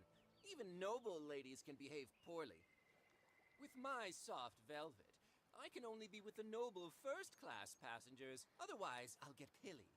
Why do I even bother? Look, have you seen the wish collector from Stoneville recently? With the floral gliding outfit? I know the floral gliding outfit is the symbol of the wish collector. Why should I tell you, though, poor little Raggy? Be nice, or you'll feel my claws. Get him, Momo. Get him. You're so violent. I haven't seen him. I've only heard the conductor or Flora mention his name. Nikki, we need to find the train conductor and Flora fast. I'm warning you, don't even think about Flora. She's destined to be with someone as noble as myself. That's for Flora to decide. Tell him, Raggy. Oh. We know what's happening here. Just any old... Oh. I'm crying, Momo. Don't let this haughty snoot win, Raggy. Cut it out, Nikki. I have my own plan. Let's go. Flora's taking care of the conductor at the rescue station. The PCs have their own train station? Back in the day, Prosperville was vast and fertile.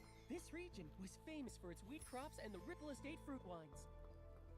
So, they built a modern steam train station.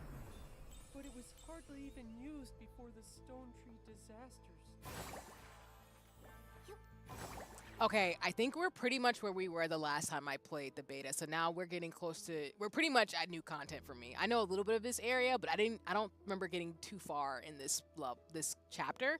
So yeah, we're gonna start doing new stuff now. Momo's so hard, but Sigma, Momo be talking, I just be crying.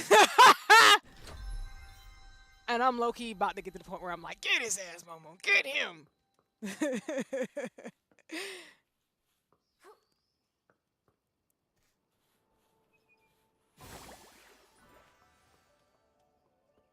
I gotta get a sound clip to play whenever he has a moment. I'm screeching.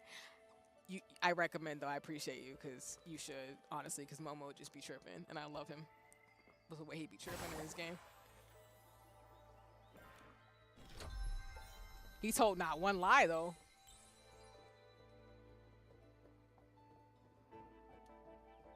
Alright, there's another thing over here.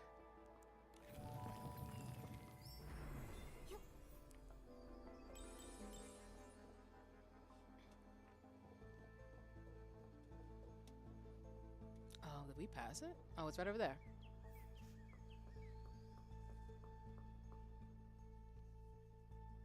Flora! Raggy, it's you! And these are? I'm Nikki, a newly registered stylist. This is my friend Momo. The conductor... It looks like he's fallen into a coma after using a Quick Wish bottle. How'd this happen? Quick Wish bottles. Some kind of new wishing item? My father's been trying to improve the train, but he keeps hitting snags, so he's been making lots of wishes. Could that be connected? Seems like he was targeted while making wishes. It's similar to the other incidents. But the difference is...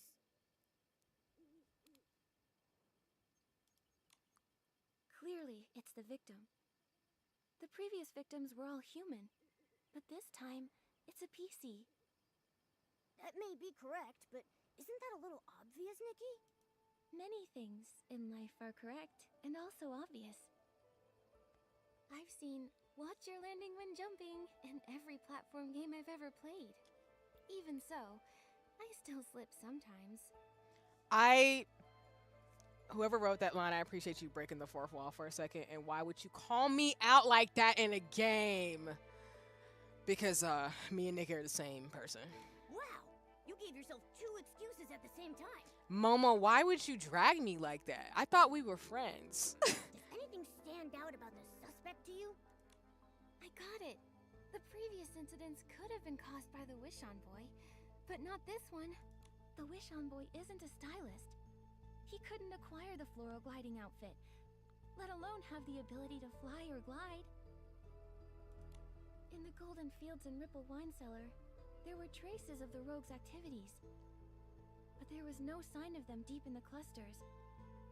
And without gliding, they can't reach PC lands. So, only the Wish Collector or an unknown super stylist with their own gliding outfit can reach here. The only one who could have done this is the Prophet. Have you ever seen or heard anything about a super stylist flying into Stonewoods? Never before. But before he fell unconscious, Father had an argument with a human. A human? Was it the Wish Collector? I don't know. I saw them arguing from far away. Then Father fell. I hurried over, but I didn't see the human's face clearly. Luckily, I found some evidence. He was about to attack me, then one of Daipi's kids ran over. I shielded the kid, and his attack hit me in the back. When I turned around, he had disappeared. Flora! How did this happen? Unforgivable. This human is unforgivable! You've been seriously injured. How could they do that? Sorry, but I didn't see his attack. I'd hoped maybe these wounds could help. These wounds. Same as the Paladin Captain. Looks like it's the same person. That's a very useful clue. Thanks, Flora. But now, Flora, the priority is to get proper treatment. I have experience with open wounds. I can help treat Flora, but we don't have the right fabric. For serious wounds like these, we need Floragale cloth. Heartkeeper Miss Wrench has some she keeps stored away. Nikki, can you go see Miss Wrench and ask for some Floragale cloth? I need to do some preparations. Bring the Floragale cloth, and then I can patch up Flora. I want to say this is probably the last quest I did before the beta ended for me. This is how far I got. So I think we're getting now in the territory, like I keep saying, of new stuff for me. So this is going to be interesting.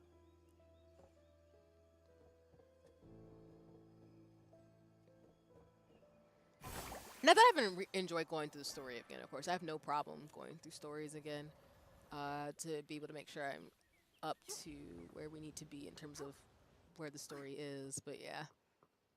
Okay, the question is, how do I get up here? Ooh, I see my way over. Oh, I love how I just hit a tree and went nowhere. I hit a tree and went nowhere. Okay. Can I jump over here and get on top? Yeah, I'm pretty sure I can. By climbing these things here and not getting glitch caught. There we go.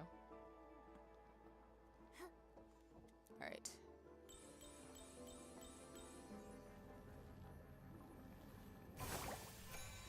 There we go.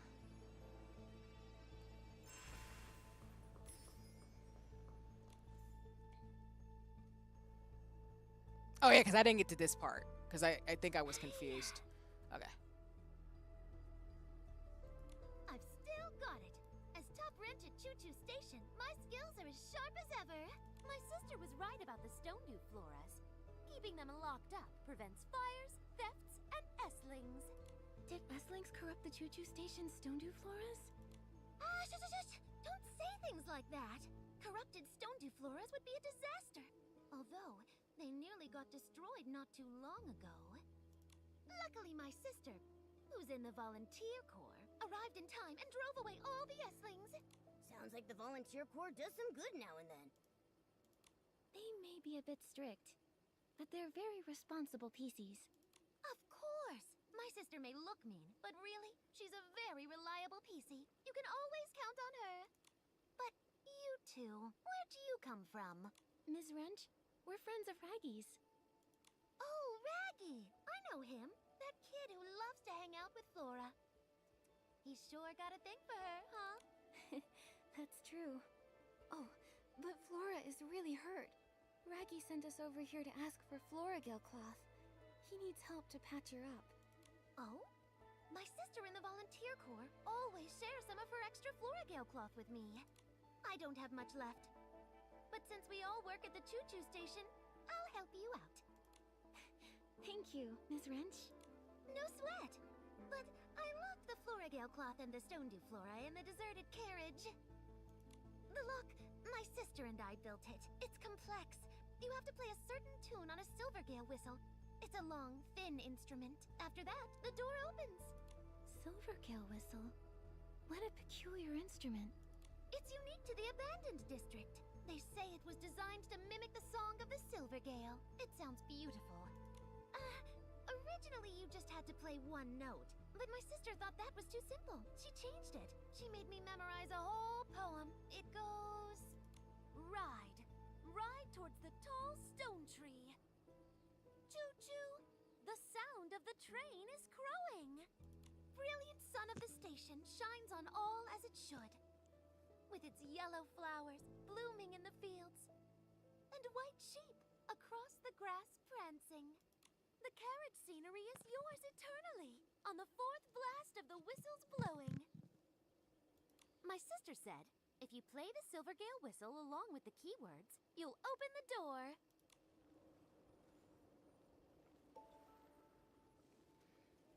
Okay. This is exactly where I got stuck the last time I played. Like, I was so confused at this part.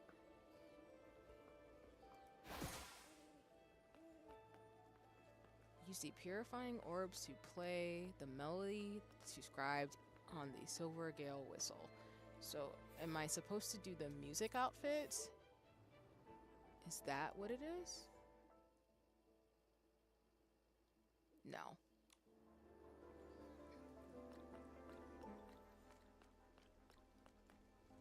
Yeah, that's exactly. I'm caught up now officially where I was in the beta. But this part really confused me.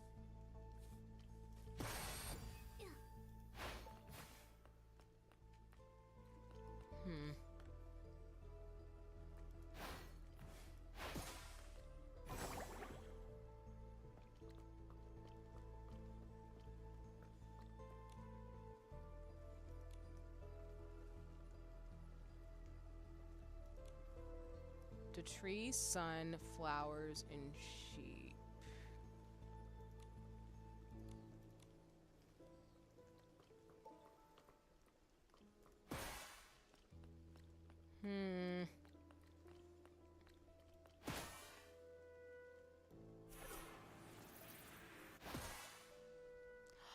Oh. I think I know what to do.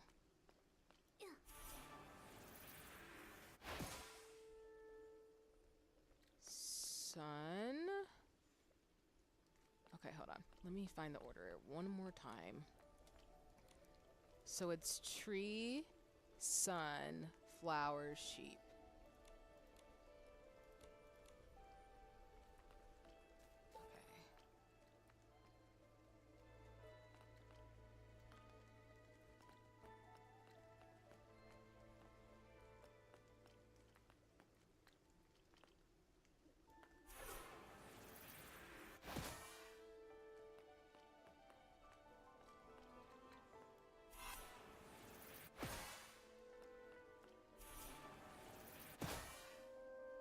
Okay, so these all play notes. So maybe it starts here. Whoops. Tree. Sun. Flower. And sheep.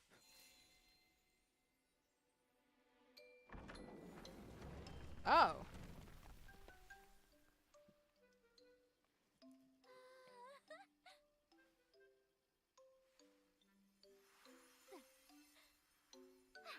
There you go. That's the last of it. You've got it all. Thank you. A good wrench deserves a good turn. That's right. Thanks, Miss Wrench. Okay, so now I will say officially on stream, I have never done past this point. I don't know what's gonna happen in this story. So I can... Now you're gonna get, like, actual live reactions of me being like, okay, cool. I don't know what's happening, but yeah. Can we go back over there easily? Maybe.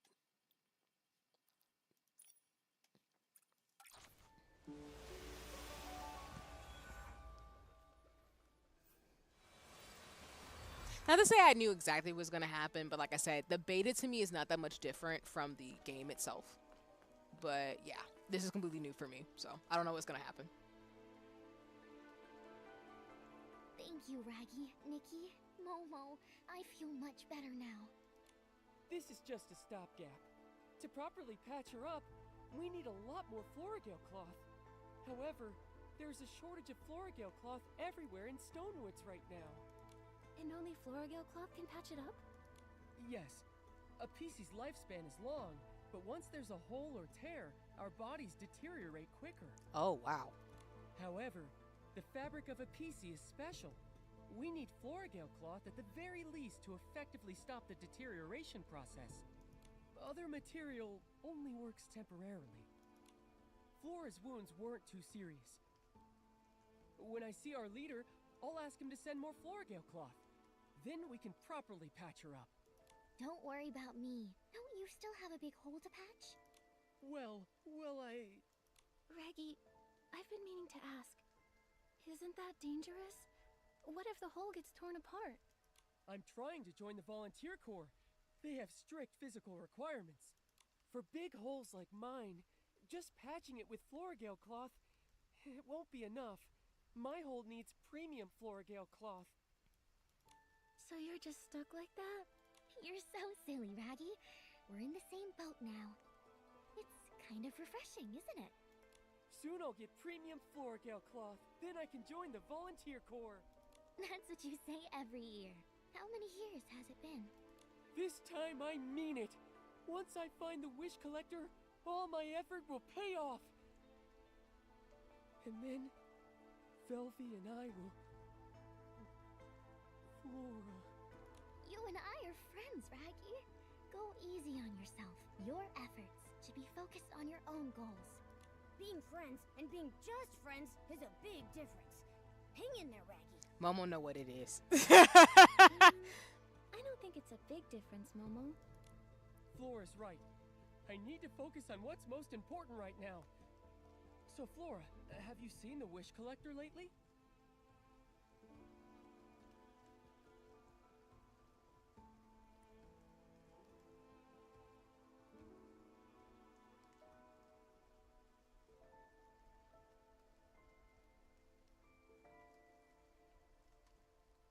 That human that attacked me, I can't say for sure it was him. Other than that, I haven't seen any humans. To keep the train running smoothly, and manage Dad's train renovation, Velvy and I are both completely swamped with work. You're working all the time. Father might know something, but he's in a coma. Maybe you should check his conductor's log. The log should be in the train repair station. It collapsed recently, so Father has been supervising the repairs. Yeah, I'm pretty sure that I didn't get this far. So...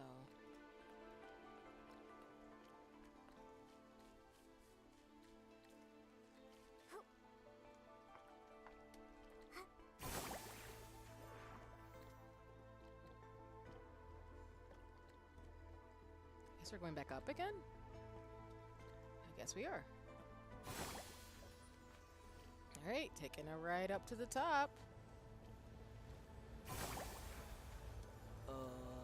Maybe the top to not my dune. Oh, wrong thing. It'd be really helpful if I had that.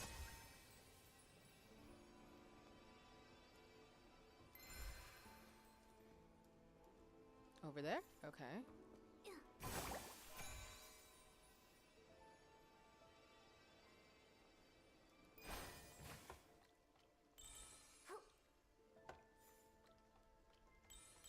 And if you're wondering these little like time capsule looking things, that means that other players have been in this area and have taken a picture specifically here.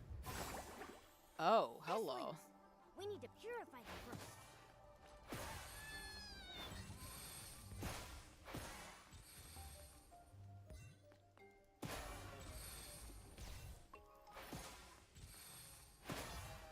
Hey, Nikki, there's a notebook over there. That should be the conductor's log.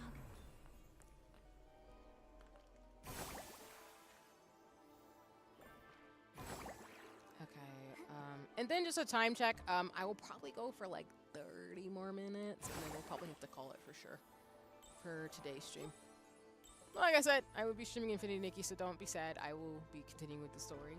And for those of you who choose to play it, you know, keep me posted in terms of your shenanigans. Oh, well, that was a serendipitous thing. There we go.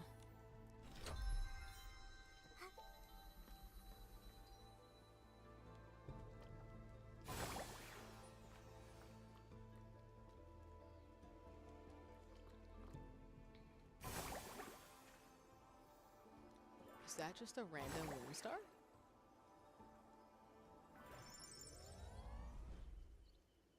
I set myself up to platform right now.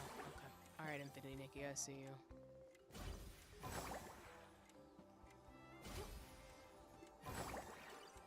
Ugh.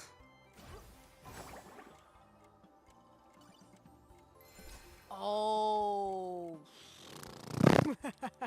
I'll come back for that, but now I know what you're supposed to do at that point. Holy shinoli.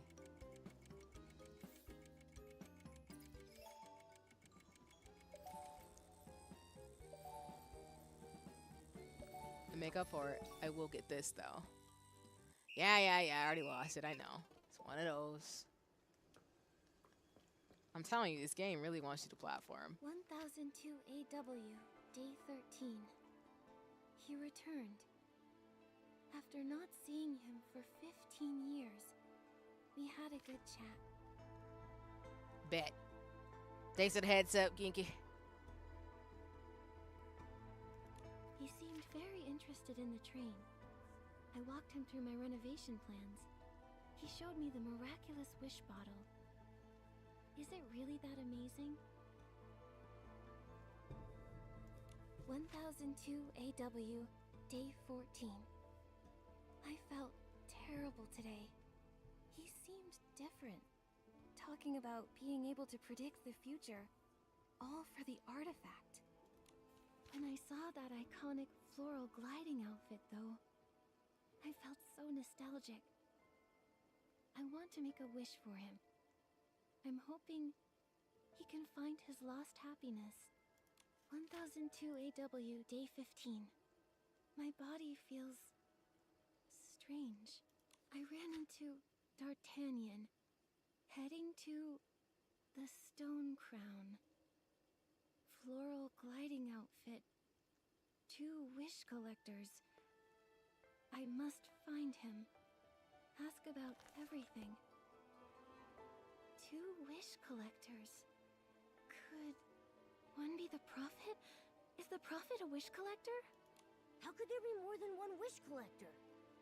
And the train conductor knew this person a long time ago. 15 years. What happened during that time? It mentions the artifact. It's the PC's biggest secret, and the Feywish Sprite's most coveted treasure. The Wishing One's supreme artifact? That's right. The Volunteer Corps, founded to protect the supreme artifact, is the most loyal guardian. Protecting it means protecting Stonewoods. Protecting every PC.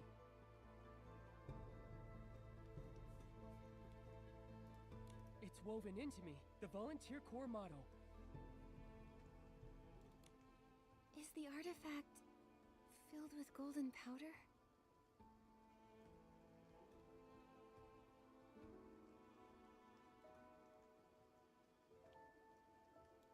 I believe it is. How did you know, Nikki? Nikki, was that inspiration for another piece of the Wishful of Rosa outfit? Yes. That bottle. It's all starting to make sense. The Wishing One's supreme artifact. If that's what they're after, then why bother the conductor? It's puzzling. At least we know D'Artagnan, the real wish collector, has gone to the Stone Crown. The most urgent thing is saving D'Artagnan. How do we get to the Stone Crown? The Stone Crown is the largest stone tree cluster here, and the highest place in the region. It's also where the Volunteer Corps are stationed. Getting to the Stone Crown is hard. You not only need enough courage and bravery, you need to feed the Catapult Seal King at its base too. The good news is, once the Wish Collector reaches it, he'll find the Volunteer Corps' base and be out of danger. The bad news is, the Catapult Seal King needs super delish fish jerky. Other than the Volunteer Corps, only the leader of the Forgotten Pieces can make it. He's on the Prosperville cluster. But we can't get in touch with the Volunteer Corps. Let's go to the Prosperville cluster and ask for his help. It's all we can do. Honestly, I really shouldn't take you. No PC would want to approach the Prosperville cluster. It's the territory of the Forgotten PCs. Forgotten PCs? What a sad name. The Forgotten PCs embody despair and unease. They don't remember what they used to be, or who their owners were. They're all battered and broken. Even the sky pass to Prosperville is often met with deadly obstacles like the giant water spouts. The truth is, I'm also a forgotten PC. No wonder. All the time we've spent together, yet I had no idea what you used to be. Our leader, the Forgotten PC's leader, is strong and fierce. Even the Volunteer Corps fears him, and they're not afraid of anybody. But he's always kind to us. He'll definitely help us. Nikki, let's hurry to the gliding station, then to Prosperville to find our leader. I think I've got the inspiration for another piece of the Wishful Rosa outfit. Can I go to the thing? Did I not get this hair yet? Oh, I have to go to... I know I haven't gotten this yet. Okay. And if you're wondering, this is the first miracle outfit, essentially, in the game. So, we have been collecting pieces for that. As they've been going along.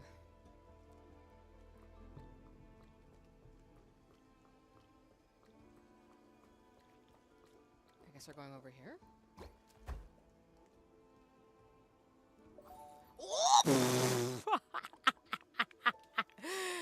I totally did not mean to do that. That's why you switch outfits.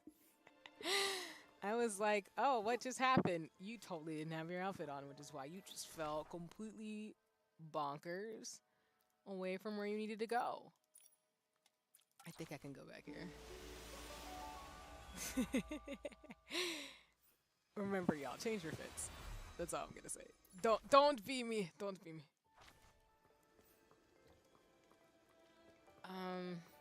Okay, let's redo that again.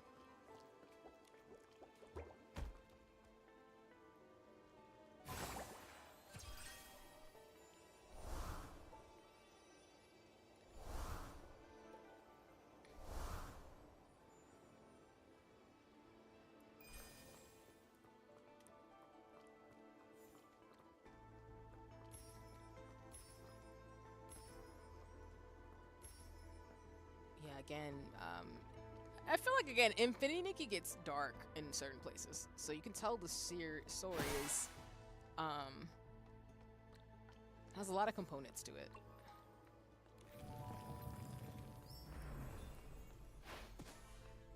Oh, let me get this like over here.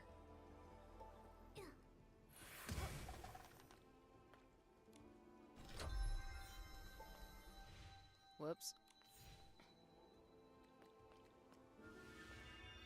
pressing too many buttons. My bad, y'all.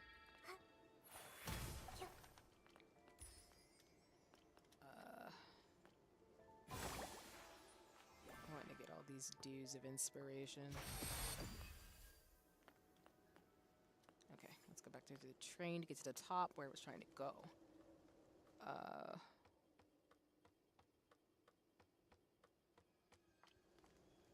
Okay.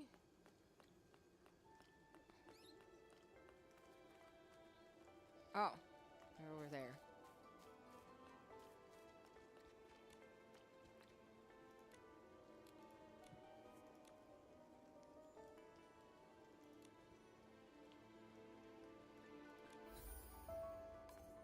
Oh, jeez.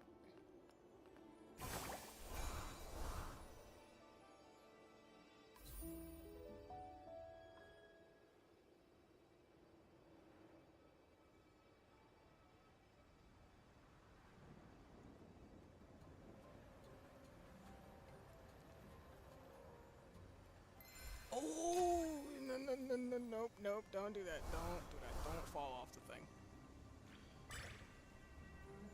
They're whole water tornadoes?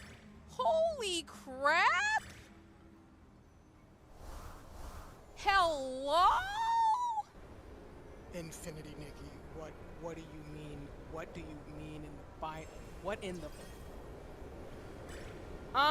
y'all see that, right? That is not a water spout. That's a water tornado. What? Oh my god. Hello? Hello? Game? Hello?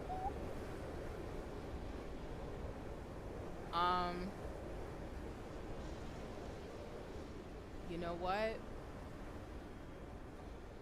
And this is supposed to be mostly a That was close. girl. Who you telling? Cause what do you Species mean? have been lost to water spouts before, and so, when traveling, we're extra cautious. It's dangerous, but at least we still have a home to return to. It's giving a little bit of Nightmare Before Christmas vibe. There's loot in there. I'm crying. I'm crying, Soul. Soul's like, I will explore the water tornadoes. There's treasure to be found. Like, there's loot behind every waterfall. I mean, I don't think you're wrong, but I would need I kind of need some friends to go through there, cause I don't think I'm surviving that. Holy crap, this area is really dark though. Like, that is terrifying. Hello? Oh, bro, Mr. X, Patchy.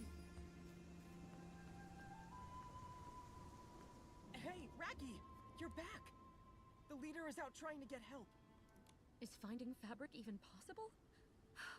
Not one person in the entire supply chain is easy to deal with. Just have a little faith. Another batch of mine tore this morning. I'm starting to come apart. Yes. He does always manage to help us pull through. Hope it's the same this time. A strange human. Who are you? It's okay.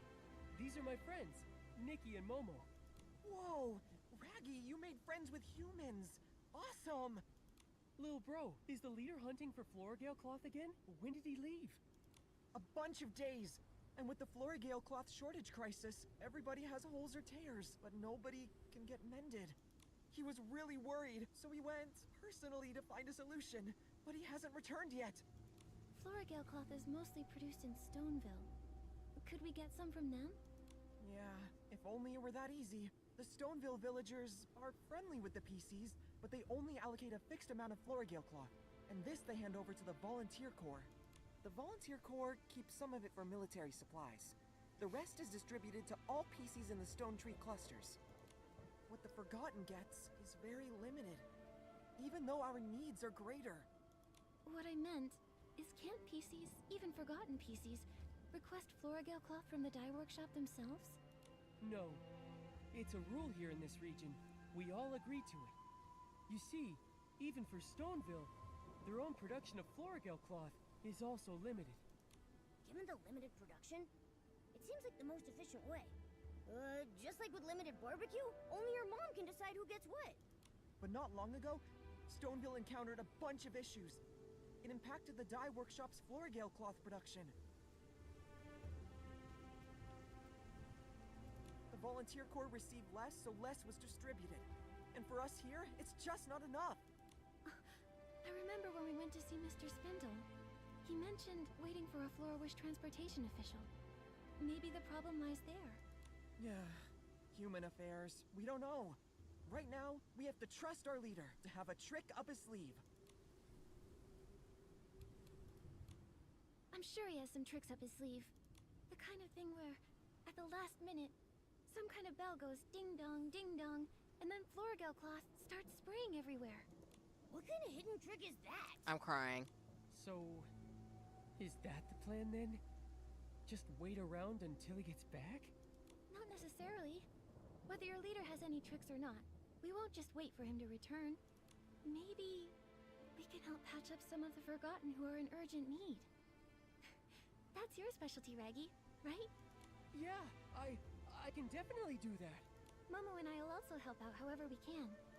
That would be great! While Raggy's been away, his childhood best friend, Miss Tally and also Dully, both took a turn for the worse. Please check on them. Dully and her brother Dullin live up ahead. Let's go to Dully's first. I'm afraid she may be in a lot of pain. What do you mean these people don't have what they need to be able to get patched up? I will fight things. Hello? There she is. Why is it so dark here? What do you mean? Y'all don't help these PCs? Hello?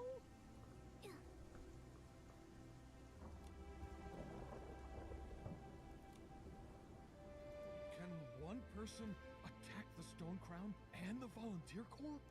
Don't be rash, Dullin. There must be other ways to solve this. Raggy, Dully is in bad shape. I need Florigale cloth now. It doesn't matter how. Brother, it's better to go with the two of us. Even with two, there's no hope of winning. Dully sounds incredibly weak. She needs treatment right now. Raggy and I can treat her temporarily. A temporary treatment? Will that work? We don't have Florigale cloth, and we don't have Sis pollen. So there's not even any light in here. In this gloomy place, not even the faintest light. No wonder it's so dark. All 3 lamps, they're out. I can help you get Sis pollen. And Raggy can help patch up Dully. That's right. I'm great at that. Just look at my own patchwork. I've never heard Raggy mention it before. Well, I guess we have to try everything now. Since that rainy night when we were all born, Dully and I have been there for each other. Even though we couldn't remember who we are, or where we're from, we both had a feeling as if we once relied on each other and walked a long, long road together. Dullin! I can't imagine life without my sister. Please, you have to save her. Rest assured, I will do my best. Dully's condition is severe. She's not only torn, but rot is setting in. It's a delicate procedure. This will take a while. We need lighting first. I'll prepare some Sis pollen.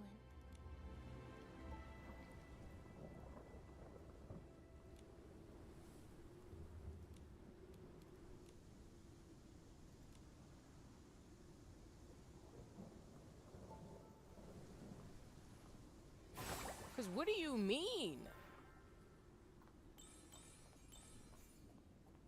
Y'all better help these people out.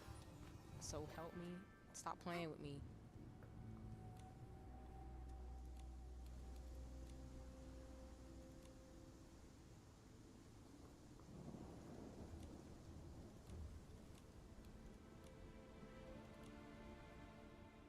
Dully, don't worry. The lights are on. You'll be fine. I feel a lot better now. Thank you. That's great, Dully. Thank you, Raggy. We can hold on a bit longer until our leader comes back. Listen, If anything else comes up, ask me for help. I'll be there, I promise. We can always count on you, Raggy. I also want to thank you, human stylist and feline creature. My name is Momo. We haven't seen many humans here, and the wish collector rarely comes. You must have come here for a special reason. Whatever your reason is, I hope you get what you wish for. May the Silver Gale be with you. Things here are worse than I thought.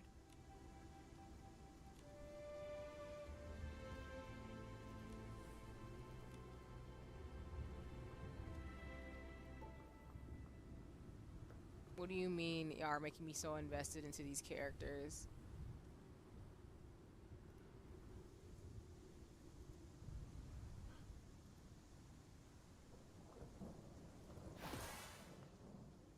These rude people discriminating against these folks.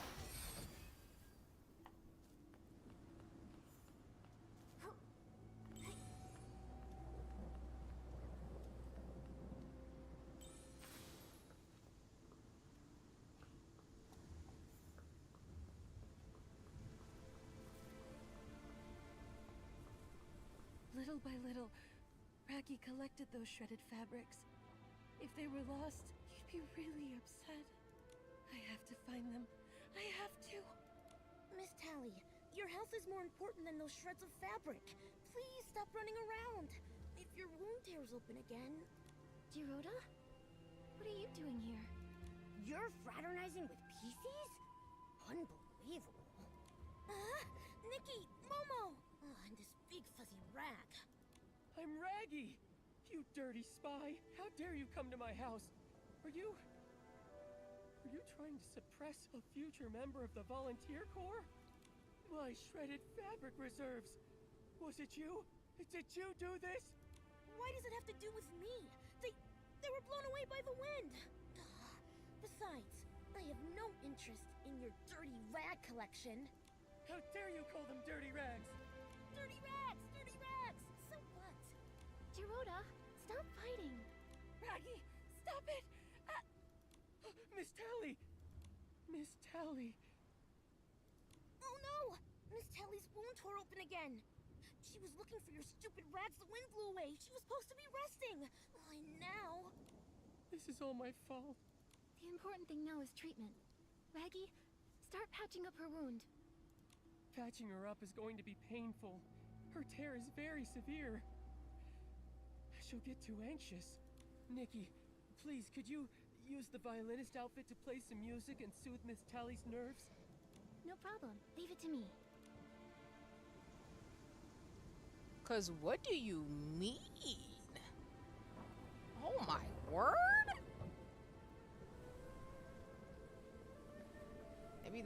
Maybe a kid should play this with their parents, because I would probably be like really upset as a kid if I saw this happen. Like, what are you talking about?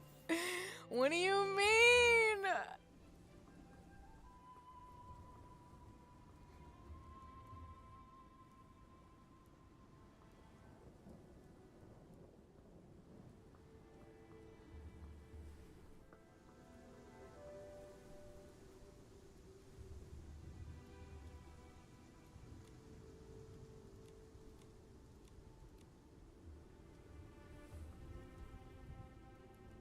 It's not letting me. I'm about to say, like, it's not letting me do it.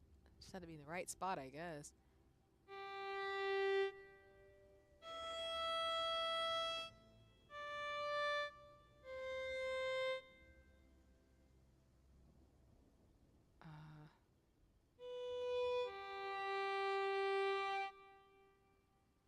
Let's see. Whoops, I didn't finish the whole note.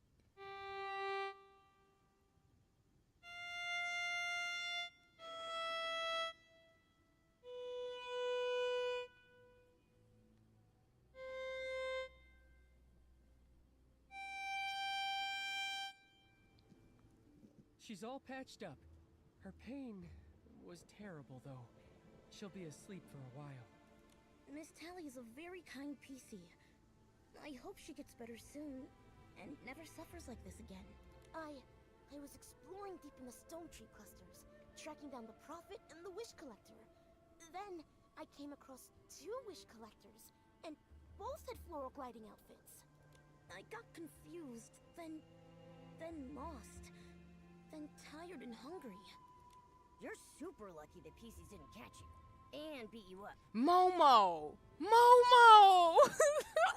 Momo, why are you like this?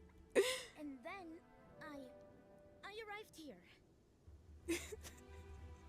Momo coming up out of nowhere talking about you would have get jumped JoJo style. If you weren't a little bit more careful, you would have got jumped. Bro! I know it's real, but you ain't gotta say all that. I'm not a fan of that either. We don't hurt our peoples. We don't do that. And then here, I found these PCs. They're different from the other ones. They aren't as hostile towards Feywish sprites. When I was at camp, little bro found me a safe place to sleep. And Miss Tally, she fed me, gave me a nice warm meal. They don't hate the Feywish sprites. But Raggy... He's not wrong. The Forgotten PCs don't hate the Feywish sprites. Maybe it's because they've forgotten everything, including why the Wishing One died and all the feuding since. So, there's been a few times when Forgotten PCs have sheltered Feywish sprites. The Volunteer Corps confiscated their Florigale cloth. But I'm different. I'm joining the Volunteer Corps and... Besides, I'll never forgive Feywish sprites for everything they've done. Raggy, everyone here admires you and supports your dream. But the way I see it, you've been neglectful of everyone in your life, including Miss Tally. Her tearing and her pain didn't just start recently. She's always been short of Florigale cloth. That's the truth. If you'd noticed earlier, you could have helped mend her wounds. But I can only become a guardian by joining the Volunteer Corps. Well, you want to become a guardian. I want to become a knight. And neither of us has succeeded. I guess I have no right to judge you. Don't be discouraged. Besides, it's too early for you to doubt yourselves now. Anyway, we'll find the Wish Collector soon. Raggy's dream will be in reach as soon as we do. But can shredded fabric really be crafted into premium Florigale cloth? That's what our leader told me. He said if we can collect a room full of shredded fabric, the Wish Collector's ability outfit can turn them into premium Florigale cloth. That's why I've collected for many, many years. Once we find the Wish Collector, we can get premium Florigale cloth. And then I'll patch up this big hole, pass the Volunteer Corps' physical exam, officially join them, and become a great guardian. So that's why Raggy's been so keen on finding the Wish Collector. It's the last step of his big plan. If it's something an ability outfit can do, it should be possible. But I don't think I can acquire an ability outfit like that. Our leader said only the Wish Collector from Stoneville, who's been dealing with Florigale cloth for years, can acquire this kind of ability outfit. In short, after I join the Volunteer Corps and become a guardian, I can help mend everyone. Our leader is back. Those voices are coming from the camp. Nikki, let's go take a look. Alright, we'll do a little bit more and then we'll have to call it for stream very soon in terms of shenanigans. But let's see where are we going? Oh, here? Are we going up? Oh no, we're just going over here.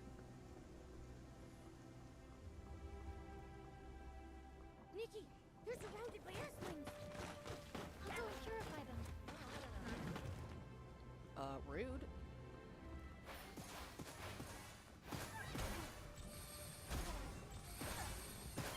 Oh, you have a shield.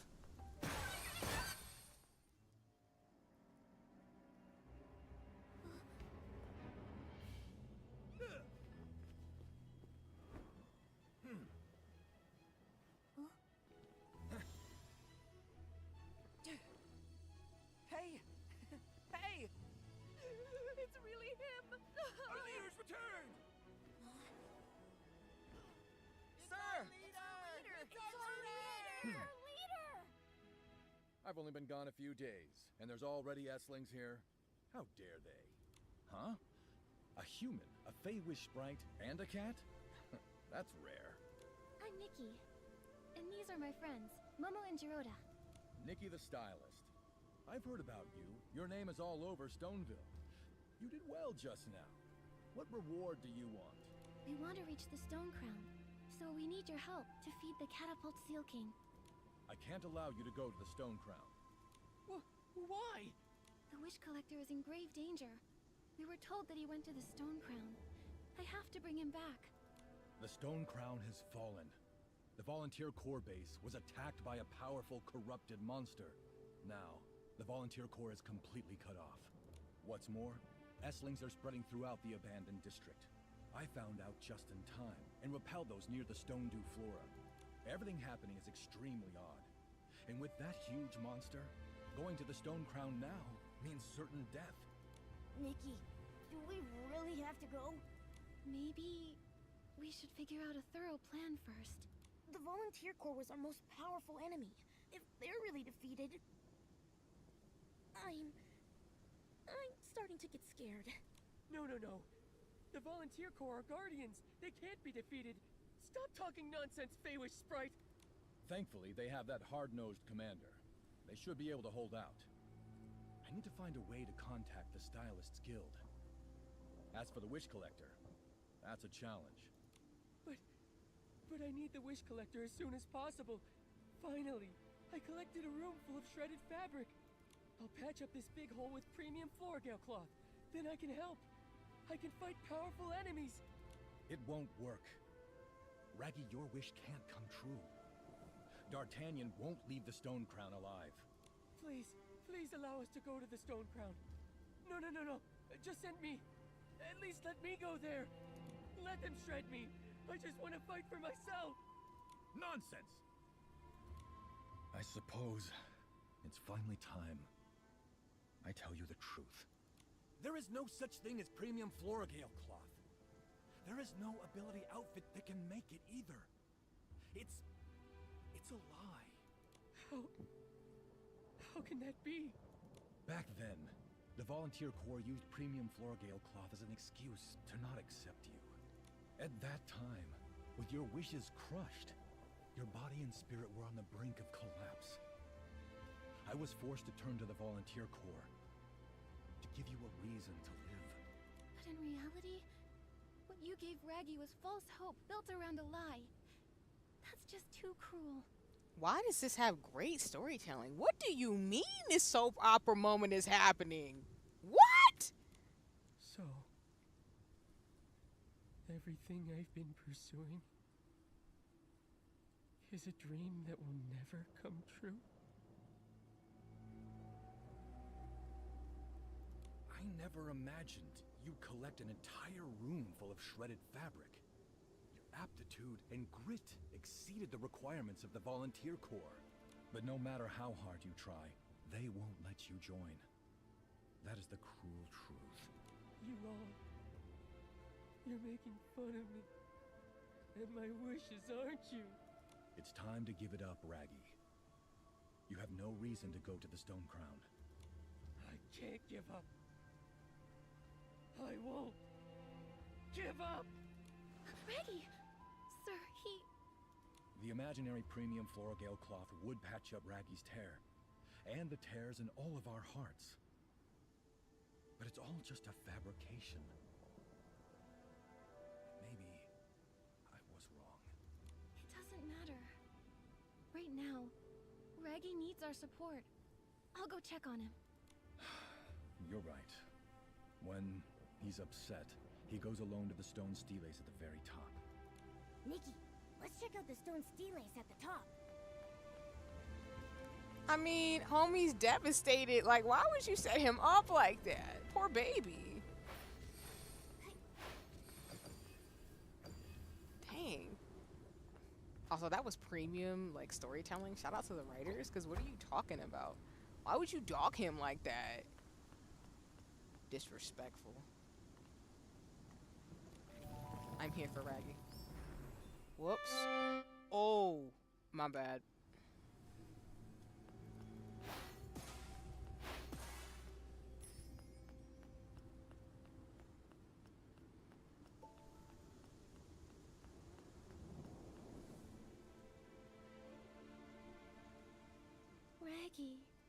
stone steles.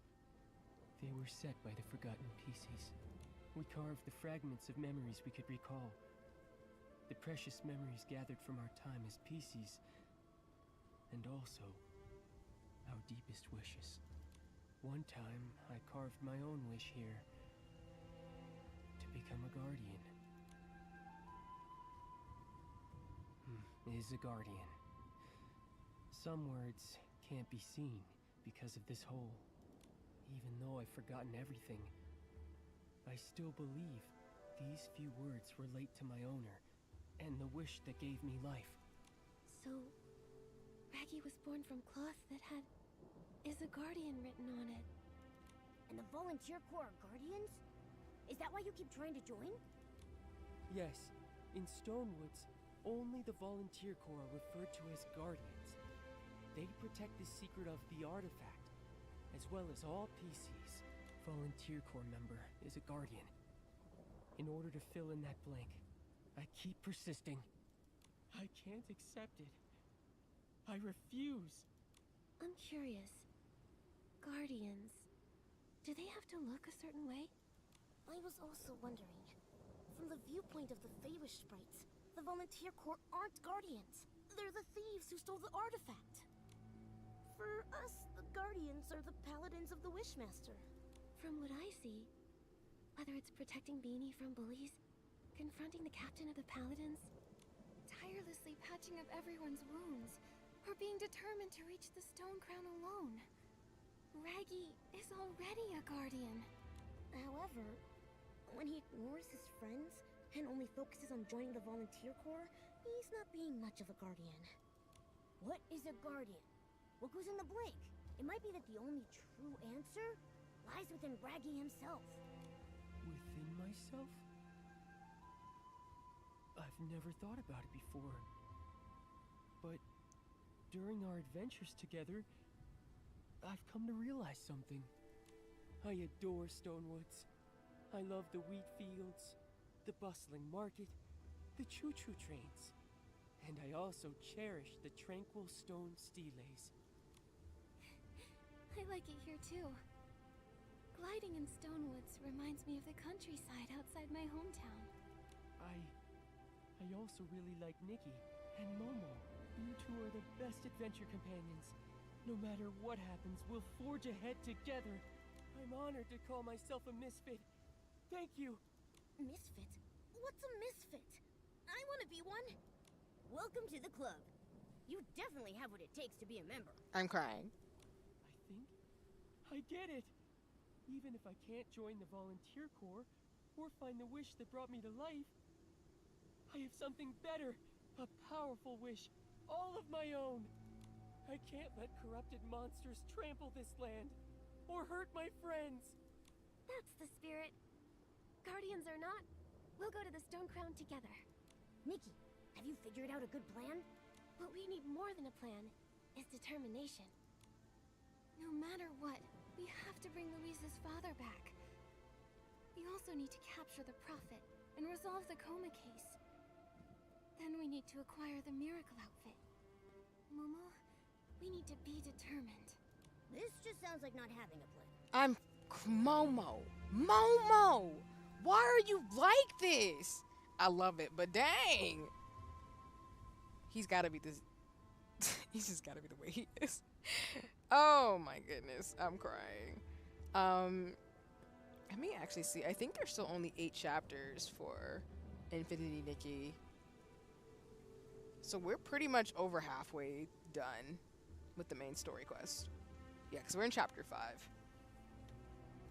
But with determination, we can pull it off. And with all the misfits together, nothing can get in our way. Here's the hat I designed for our group.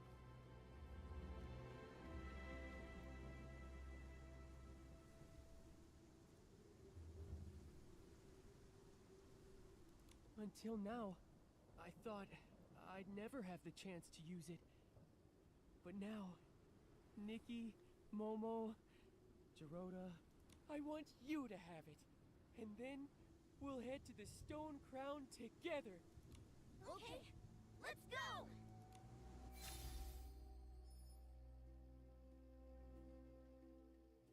That's so cute. Come on, we'll head to the gliding station for the stone crown.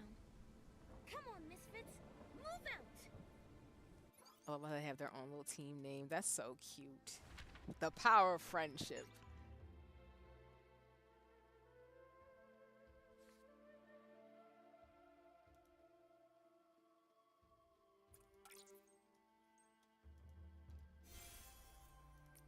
Okay. Oops. Go back.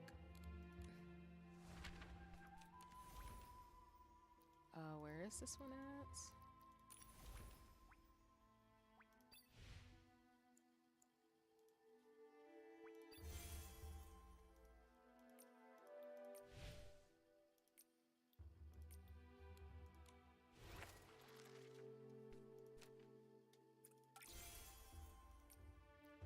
Can we level up? Oh no, we're really close though.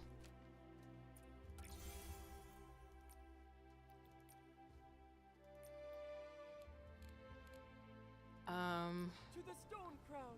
Let's go. All right, let's see.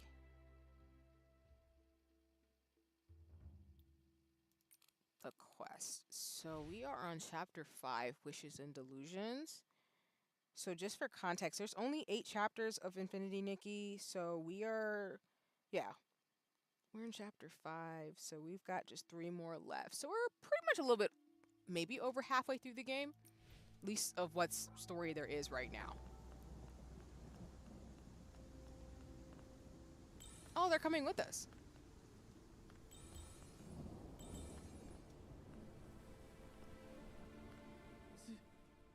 Sir.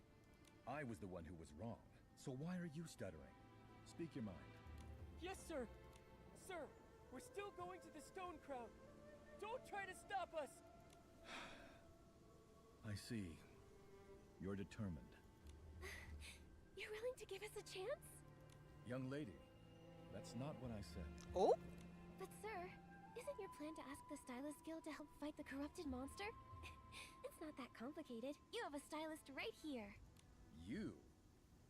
Young lady, you're just a junior stylist.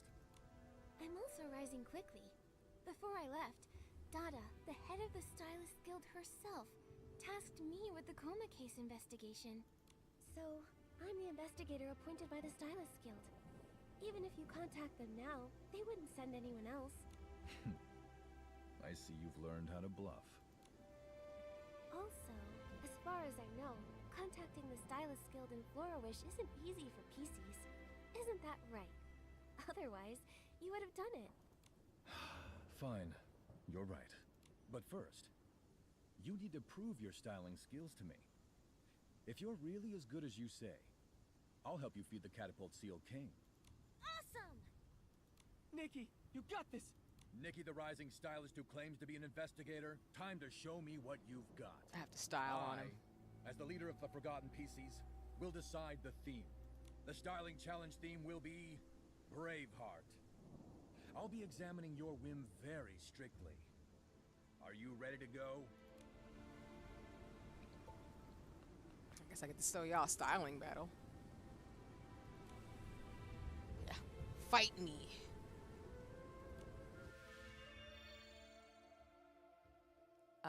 Braveheart. Elegant.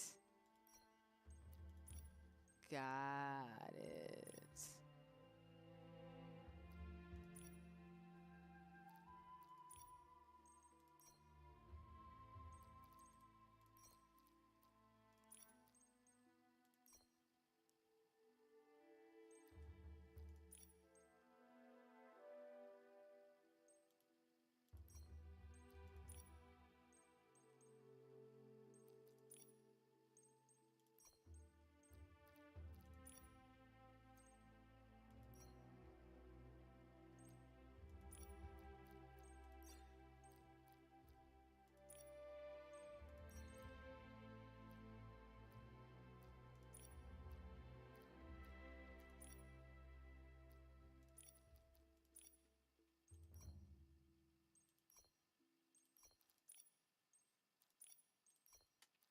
And then we'll probably wrap it up here because I have a feeling we're going to fight a boss really soon.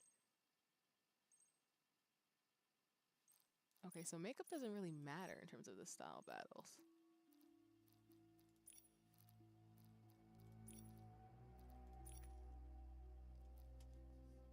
Okay, we'll go with that, and then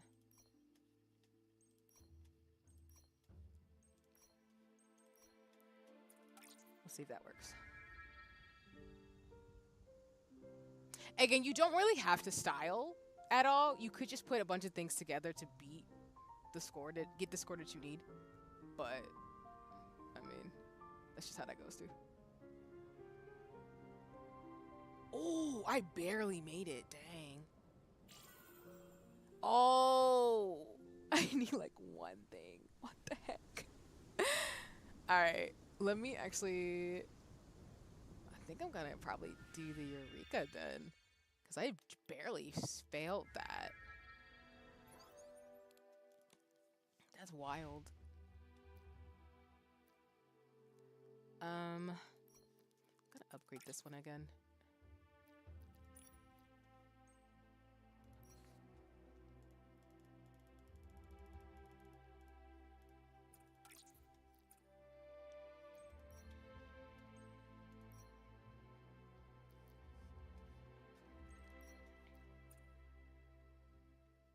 It doesn't do anything? Really?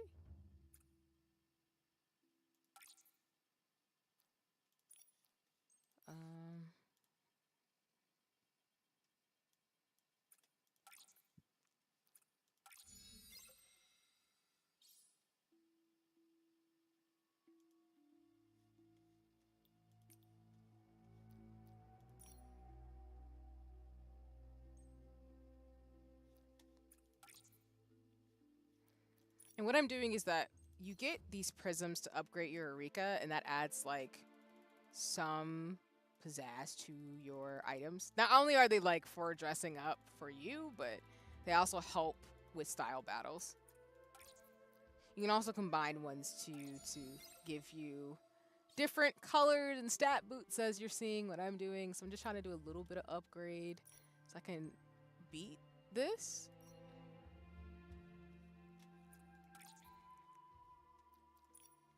I guess I'll just use the rest of these, honestly. Whoops.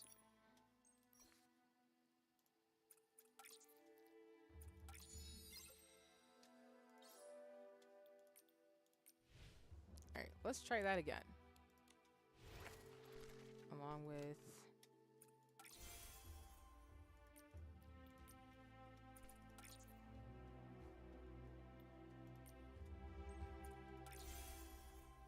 Ooh, we got Elite Stylist. Nice. Oh, I only got 4 more left to go. Well. Alright, then. Wait, what was that on my thing? Oh, I guess it's saying I can upgrade the badge. I haven't really been upgrading these, so I'll do the whoops. I'll do the top 5 that I have, the equipped. Alright, let's try this again.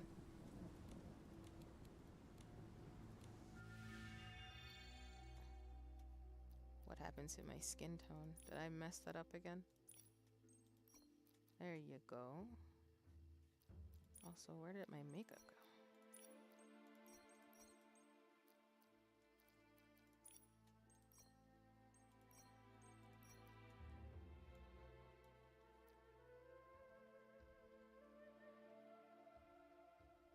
Yeah, let me see, Genki, since I need to hop off soon off stream in terms of the code that I need.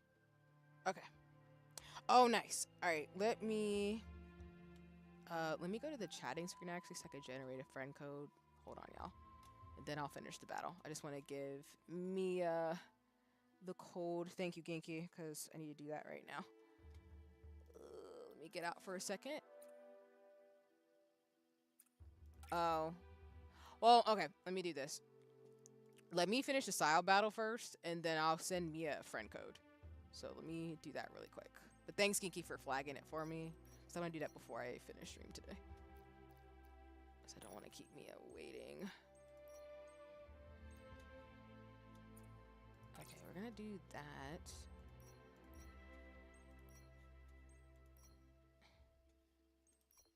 Will that fix it? Hopefully this works. If I fail this again, it's fine.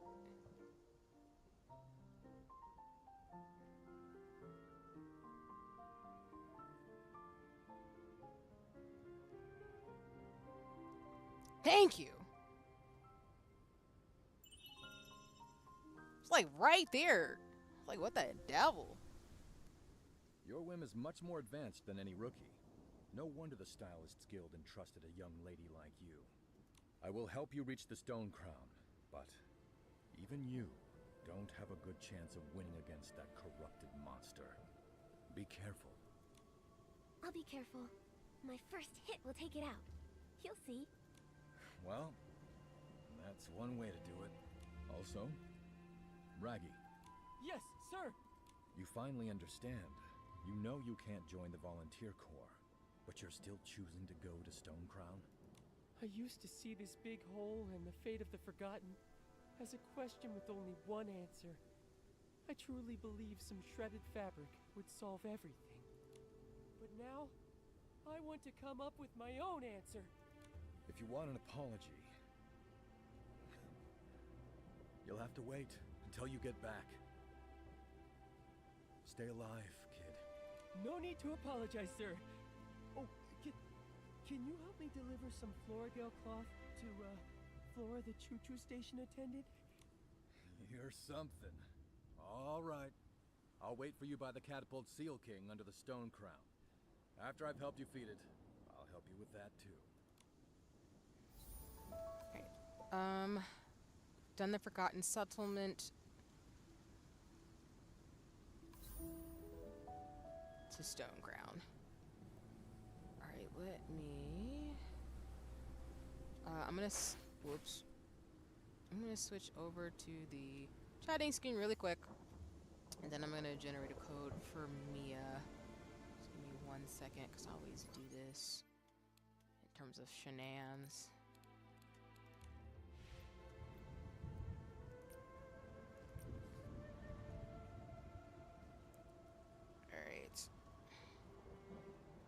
Oh. Don't do that.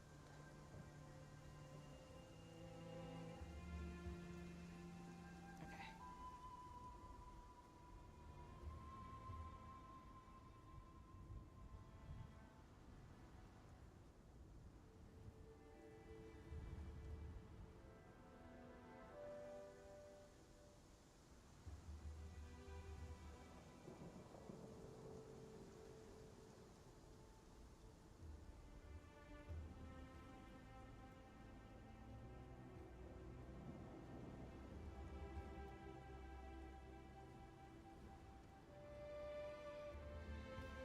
Okay. Alrighty.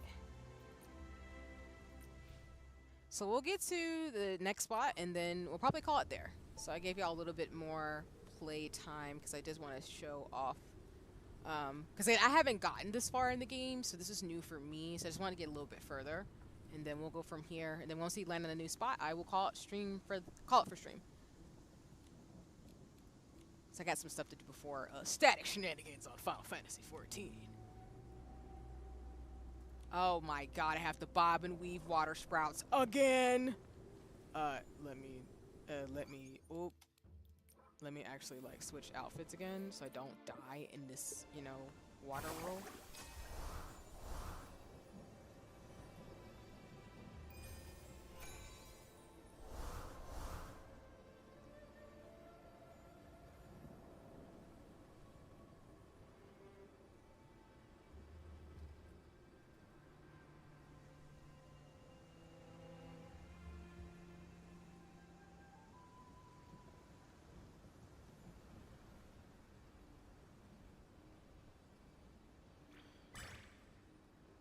I mean, the fact they're calling these water sprouts when they should be called water tornadoes. Like, are you kidding me, game? I'm crying. The things are formidable looking. Like, that is terrifying.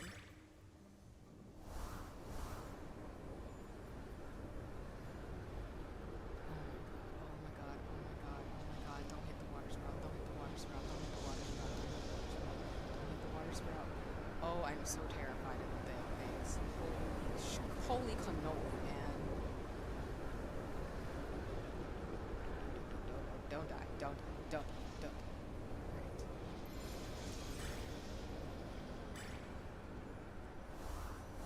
Oof. Alright.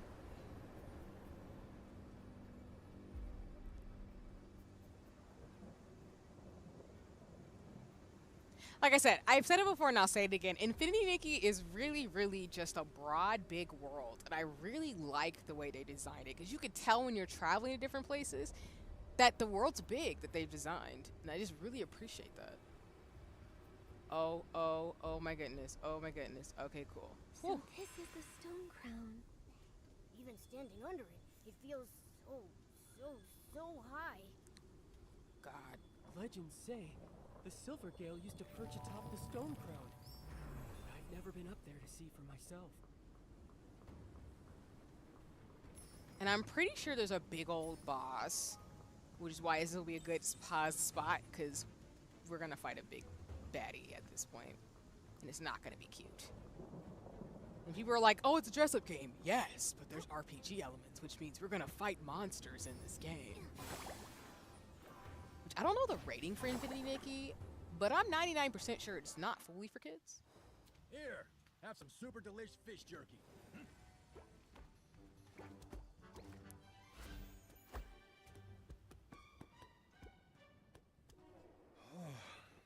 Feeding this guy. It'd be easier to find 10 pieces of Floragale cloth. Head to the summit. I'll head to the choo-choo station later.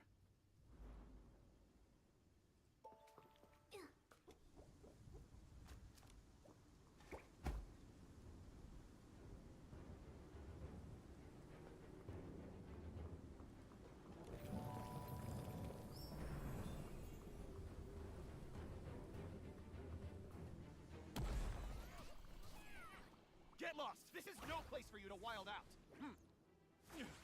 Charge!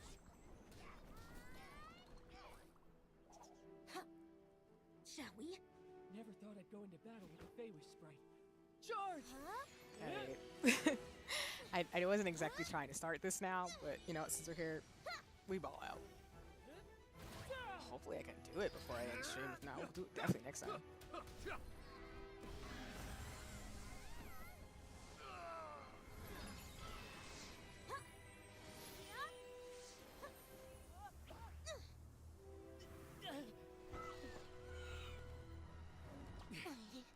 Can we actually fight this giant baby bird thing?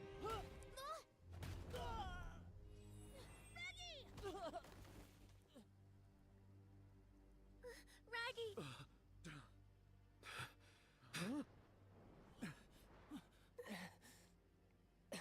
If y'all kill Raggy, Finally. I will riot. I will riot.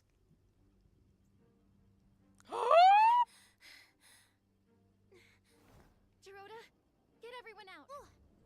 I'll handle this one. Oh god, I'm fighting a boss. Okay. Looks like we can use these floating platforms to make our way to the top.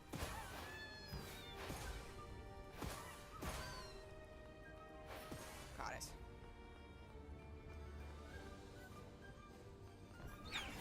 Oh. Oh, okay.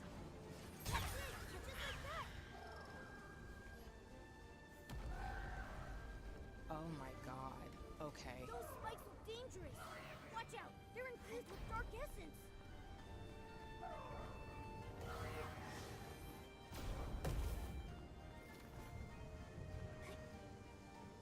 Holy crap, man. Almost finished. Don't give up now.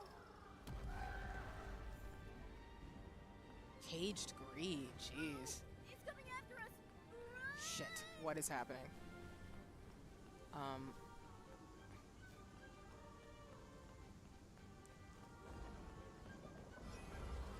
Looks like we can use these floating platforms to make our way to the top. So the game said, hey, you're gonna learn how to platform right now. Oh my god. Oh! I hate that I did that! Oh! Oh my god. Oh my god, this game. Again, it's not gonna be like tremendously difficult, but I will say for Infinity Nikki, what do you mean? Oh my god.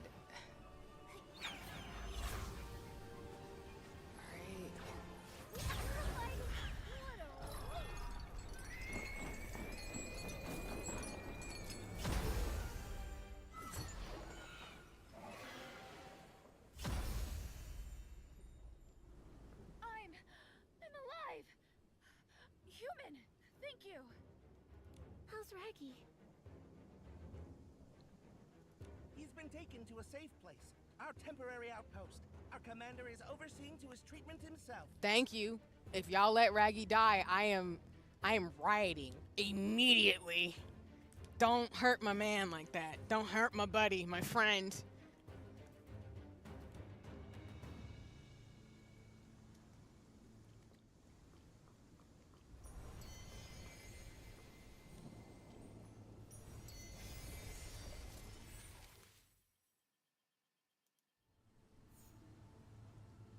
All right. I think with that, we're gonna stop the game here. So, we will pick back up at this very dark part of the story because Raggy just got hurt and we just have to fight a boss. So, yeah, it's getting real serious out here in these Infinity Nikki streets. That is wild.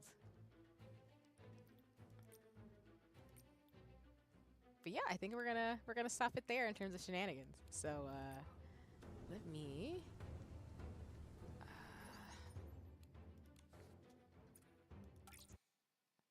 go ahead and go to the chatting screen.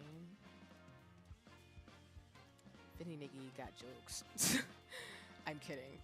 It doesn't. It's just, again, people underestimate this game because it's a dress-up game, but I be telling y'all, this game is really dark at some parts, and I don't mind it. But I like dark fantasy, even though sometimes it scares the crap out of me. But thank you all for joining me for my Infinity Nikki stream and enjoying Lace Bobbin and shenanigans and everything. So I hope you enjoyed watching it. Again, I will be streaming the entire story as well as I will be an Infinity Nikki streamer, as in I'm choosing to stream the game myself. So you will see me, you know, be a part of it and stuff like that too. And I hope I can get more involved with the community and everything because I really do enjoy the game. It's a lot. It's really awesome. And everything. So thank you for joining me today. And like I said, we will stream next week. Yeah, probably on Monday. Probably do a Monday or Tuesday stream. But you know, I'll keep y'all posted in terms of shenanigans. But let me see who I can send y'all off to in regards to doing things if you still want to watch some other folks in regards to streaming today. Because I gave y'all a full 6 hours of crafts and gaming. So, you know, you got plenty to work with, particularly those who were here live, lurking, or watching the VOD. But, let me get things going. If my Twitch would be nice to me right now. Sometimes Twitch isn't nice to me. Tell me who I can send y'all off to in terms of big old shenanigans. All right, so I've just got two options for you. You can either watch It's Circuit, who's playing Marvel Rivals, or Yensid, who's doing, I think, sports. So, if you want to go check out Yensid or It's Circuit, they are playing Marvel Rivals. So if you're into that, you can go check it out. If not, you can go watch Yensid is doing some sports stuff. If you're not interested in any of those options, that is totally fair and fine. You can just go chill out and stuff too. But again, thank you all so much for joining me for Infinity Nikki. Like I said, we will pick up right at that point of the story. We're in chapter 5, so we've got about 3 more chapters of the story left to go before things move forward. I think with patch 1.1, we might get more past the chapter 8, but we got to give developers and folks more time to cook because the game still has a lot coming in terms of shenanigans. Well, I was to say, like, I will play the main story quest, and then Infinity Nikki will be like a Palia game where I'll play it when I want to in terms of things and show some of the stuff in there as well as whatever feels appropriate for me. But Infinity Nikki will always be part of my lineup in terms of shenanigans because I do play the game off stream, just mainly do like style battles or other things too. And that's what I mean about what I said earlier, where I'll go back and forth about whether I do all the style battles on stream or not. I haven't really decided. I may or may not, but just know you'll always see the main story quest from me on Infinity Nikki, and I'll just jump on to do other shenanigans as I feel appropriate to. So just stay tuned for that. But thank you for joining me for Lace Bobbin, co-working, Hobonichi stickers, and Infinity Nikki. Like I said, go check out Yensid or It Circuit. If you go visit, go tell them I said hi. If not, if you just want to chill out and stuff like that too, that's totally cool. Like I said, I'll be back probably on Monday with Final Fantasy 14, and then we'll play Infinity Nikki next week, along with your Unicorn Overlist, since I owe y'all another stream of that. But until then, please take care. Have a nice one. Thanks for stopping by if you did. And whether you're watching morning, afternoon, evening, whether you're lurking, watching the VOD, thank you so much for joining me for another wonderful, amazing time in terms of streaming and magic and fantasy. So, please take care. And I'll see y'all real soon somewhere on the internet. So take care for now. Huzzah!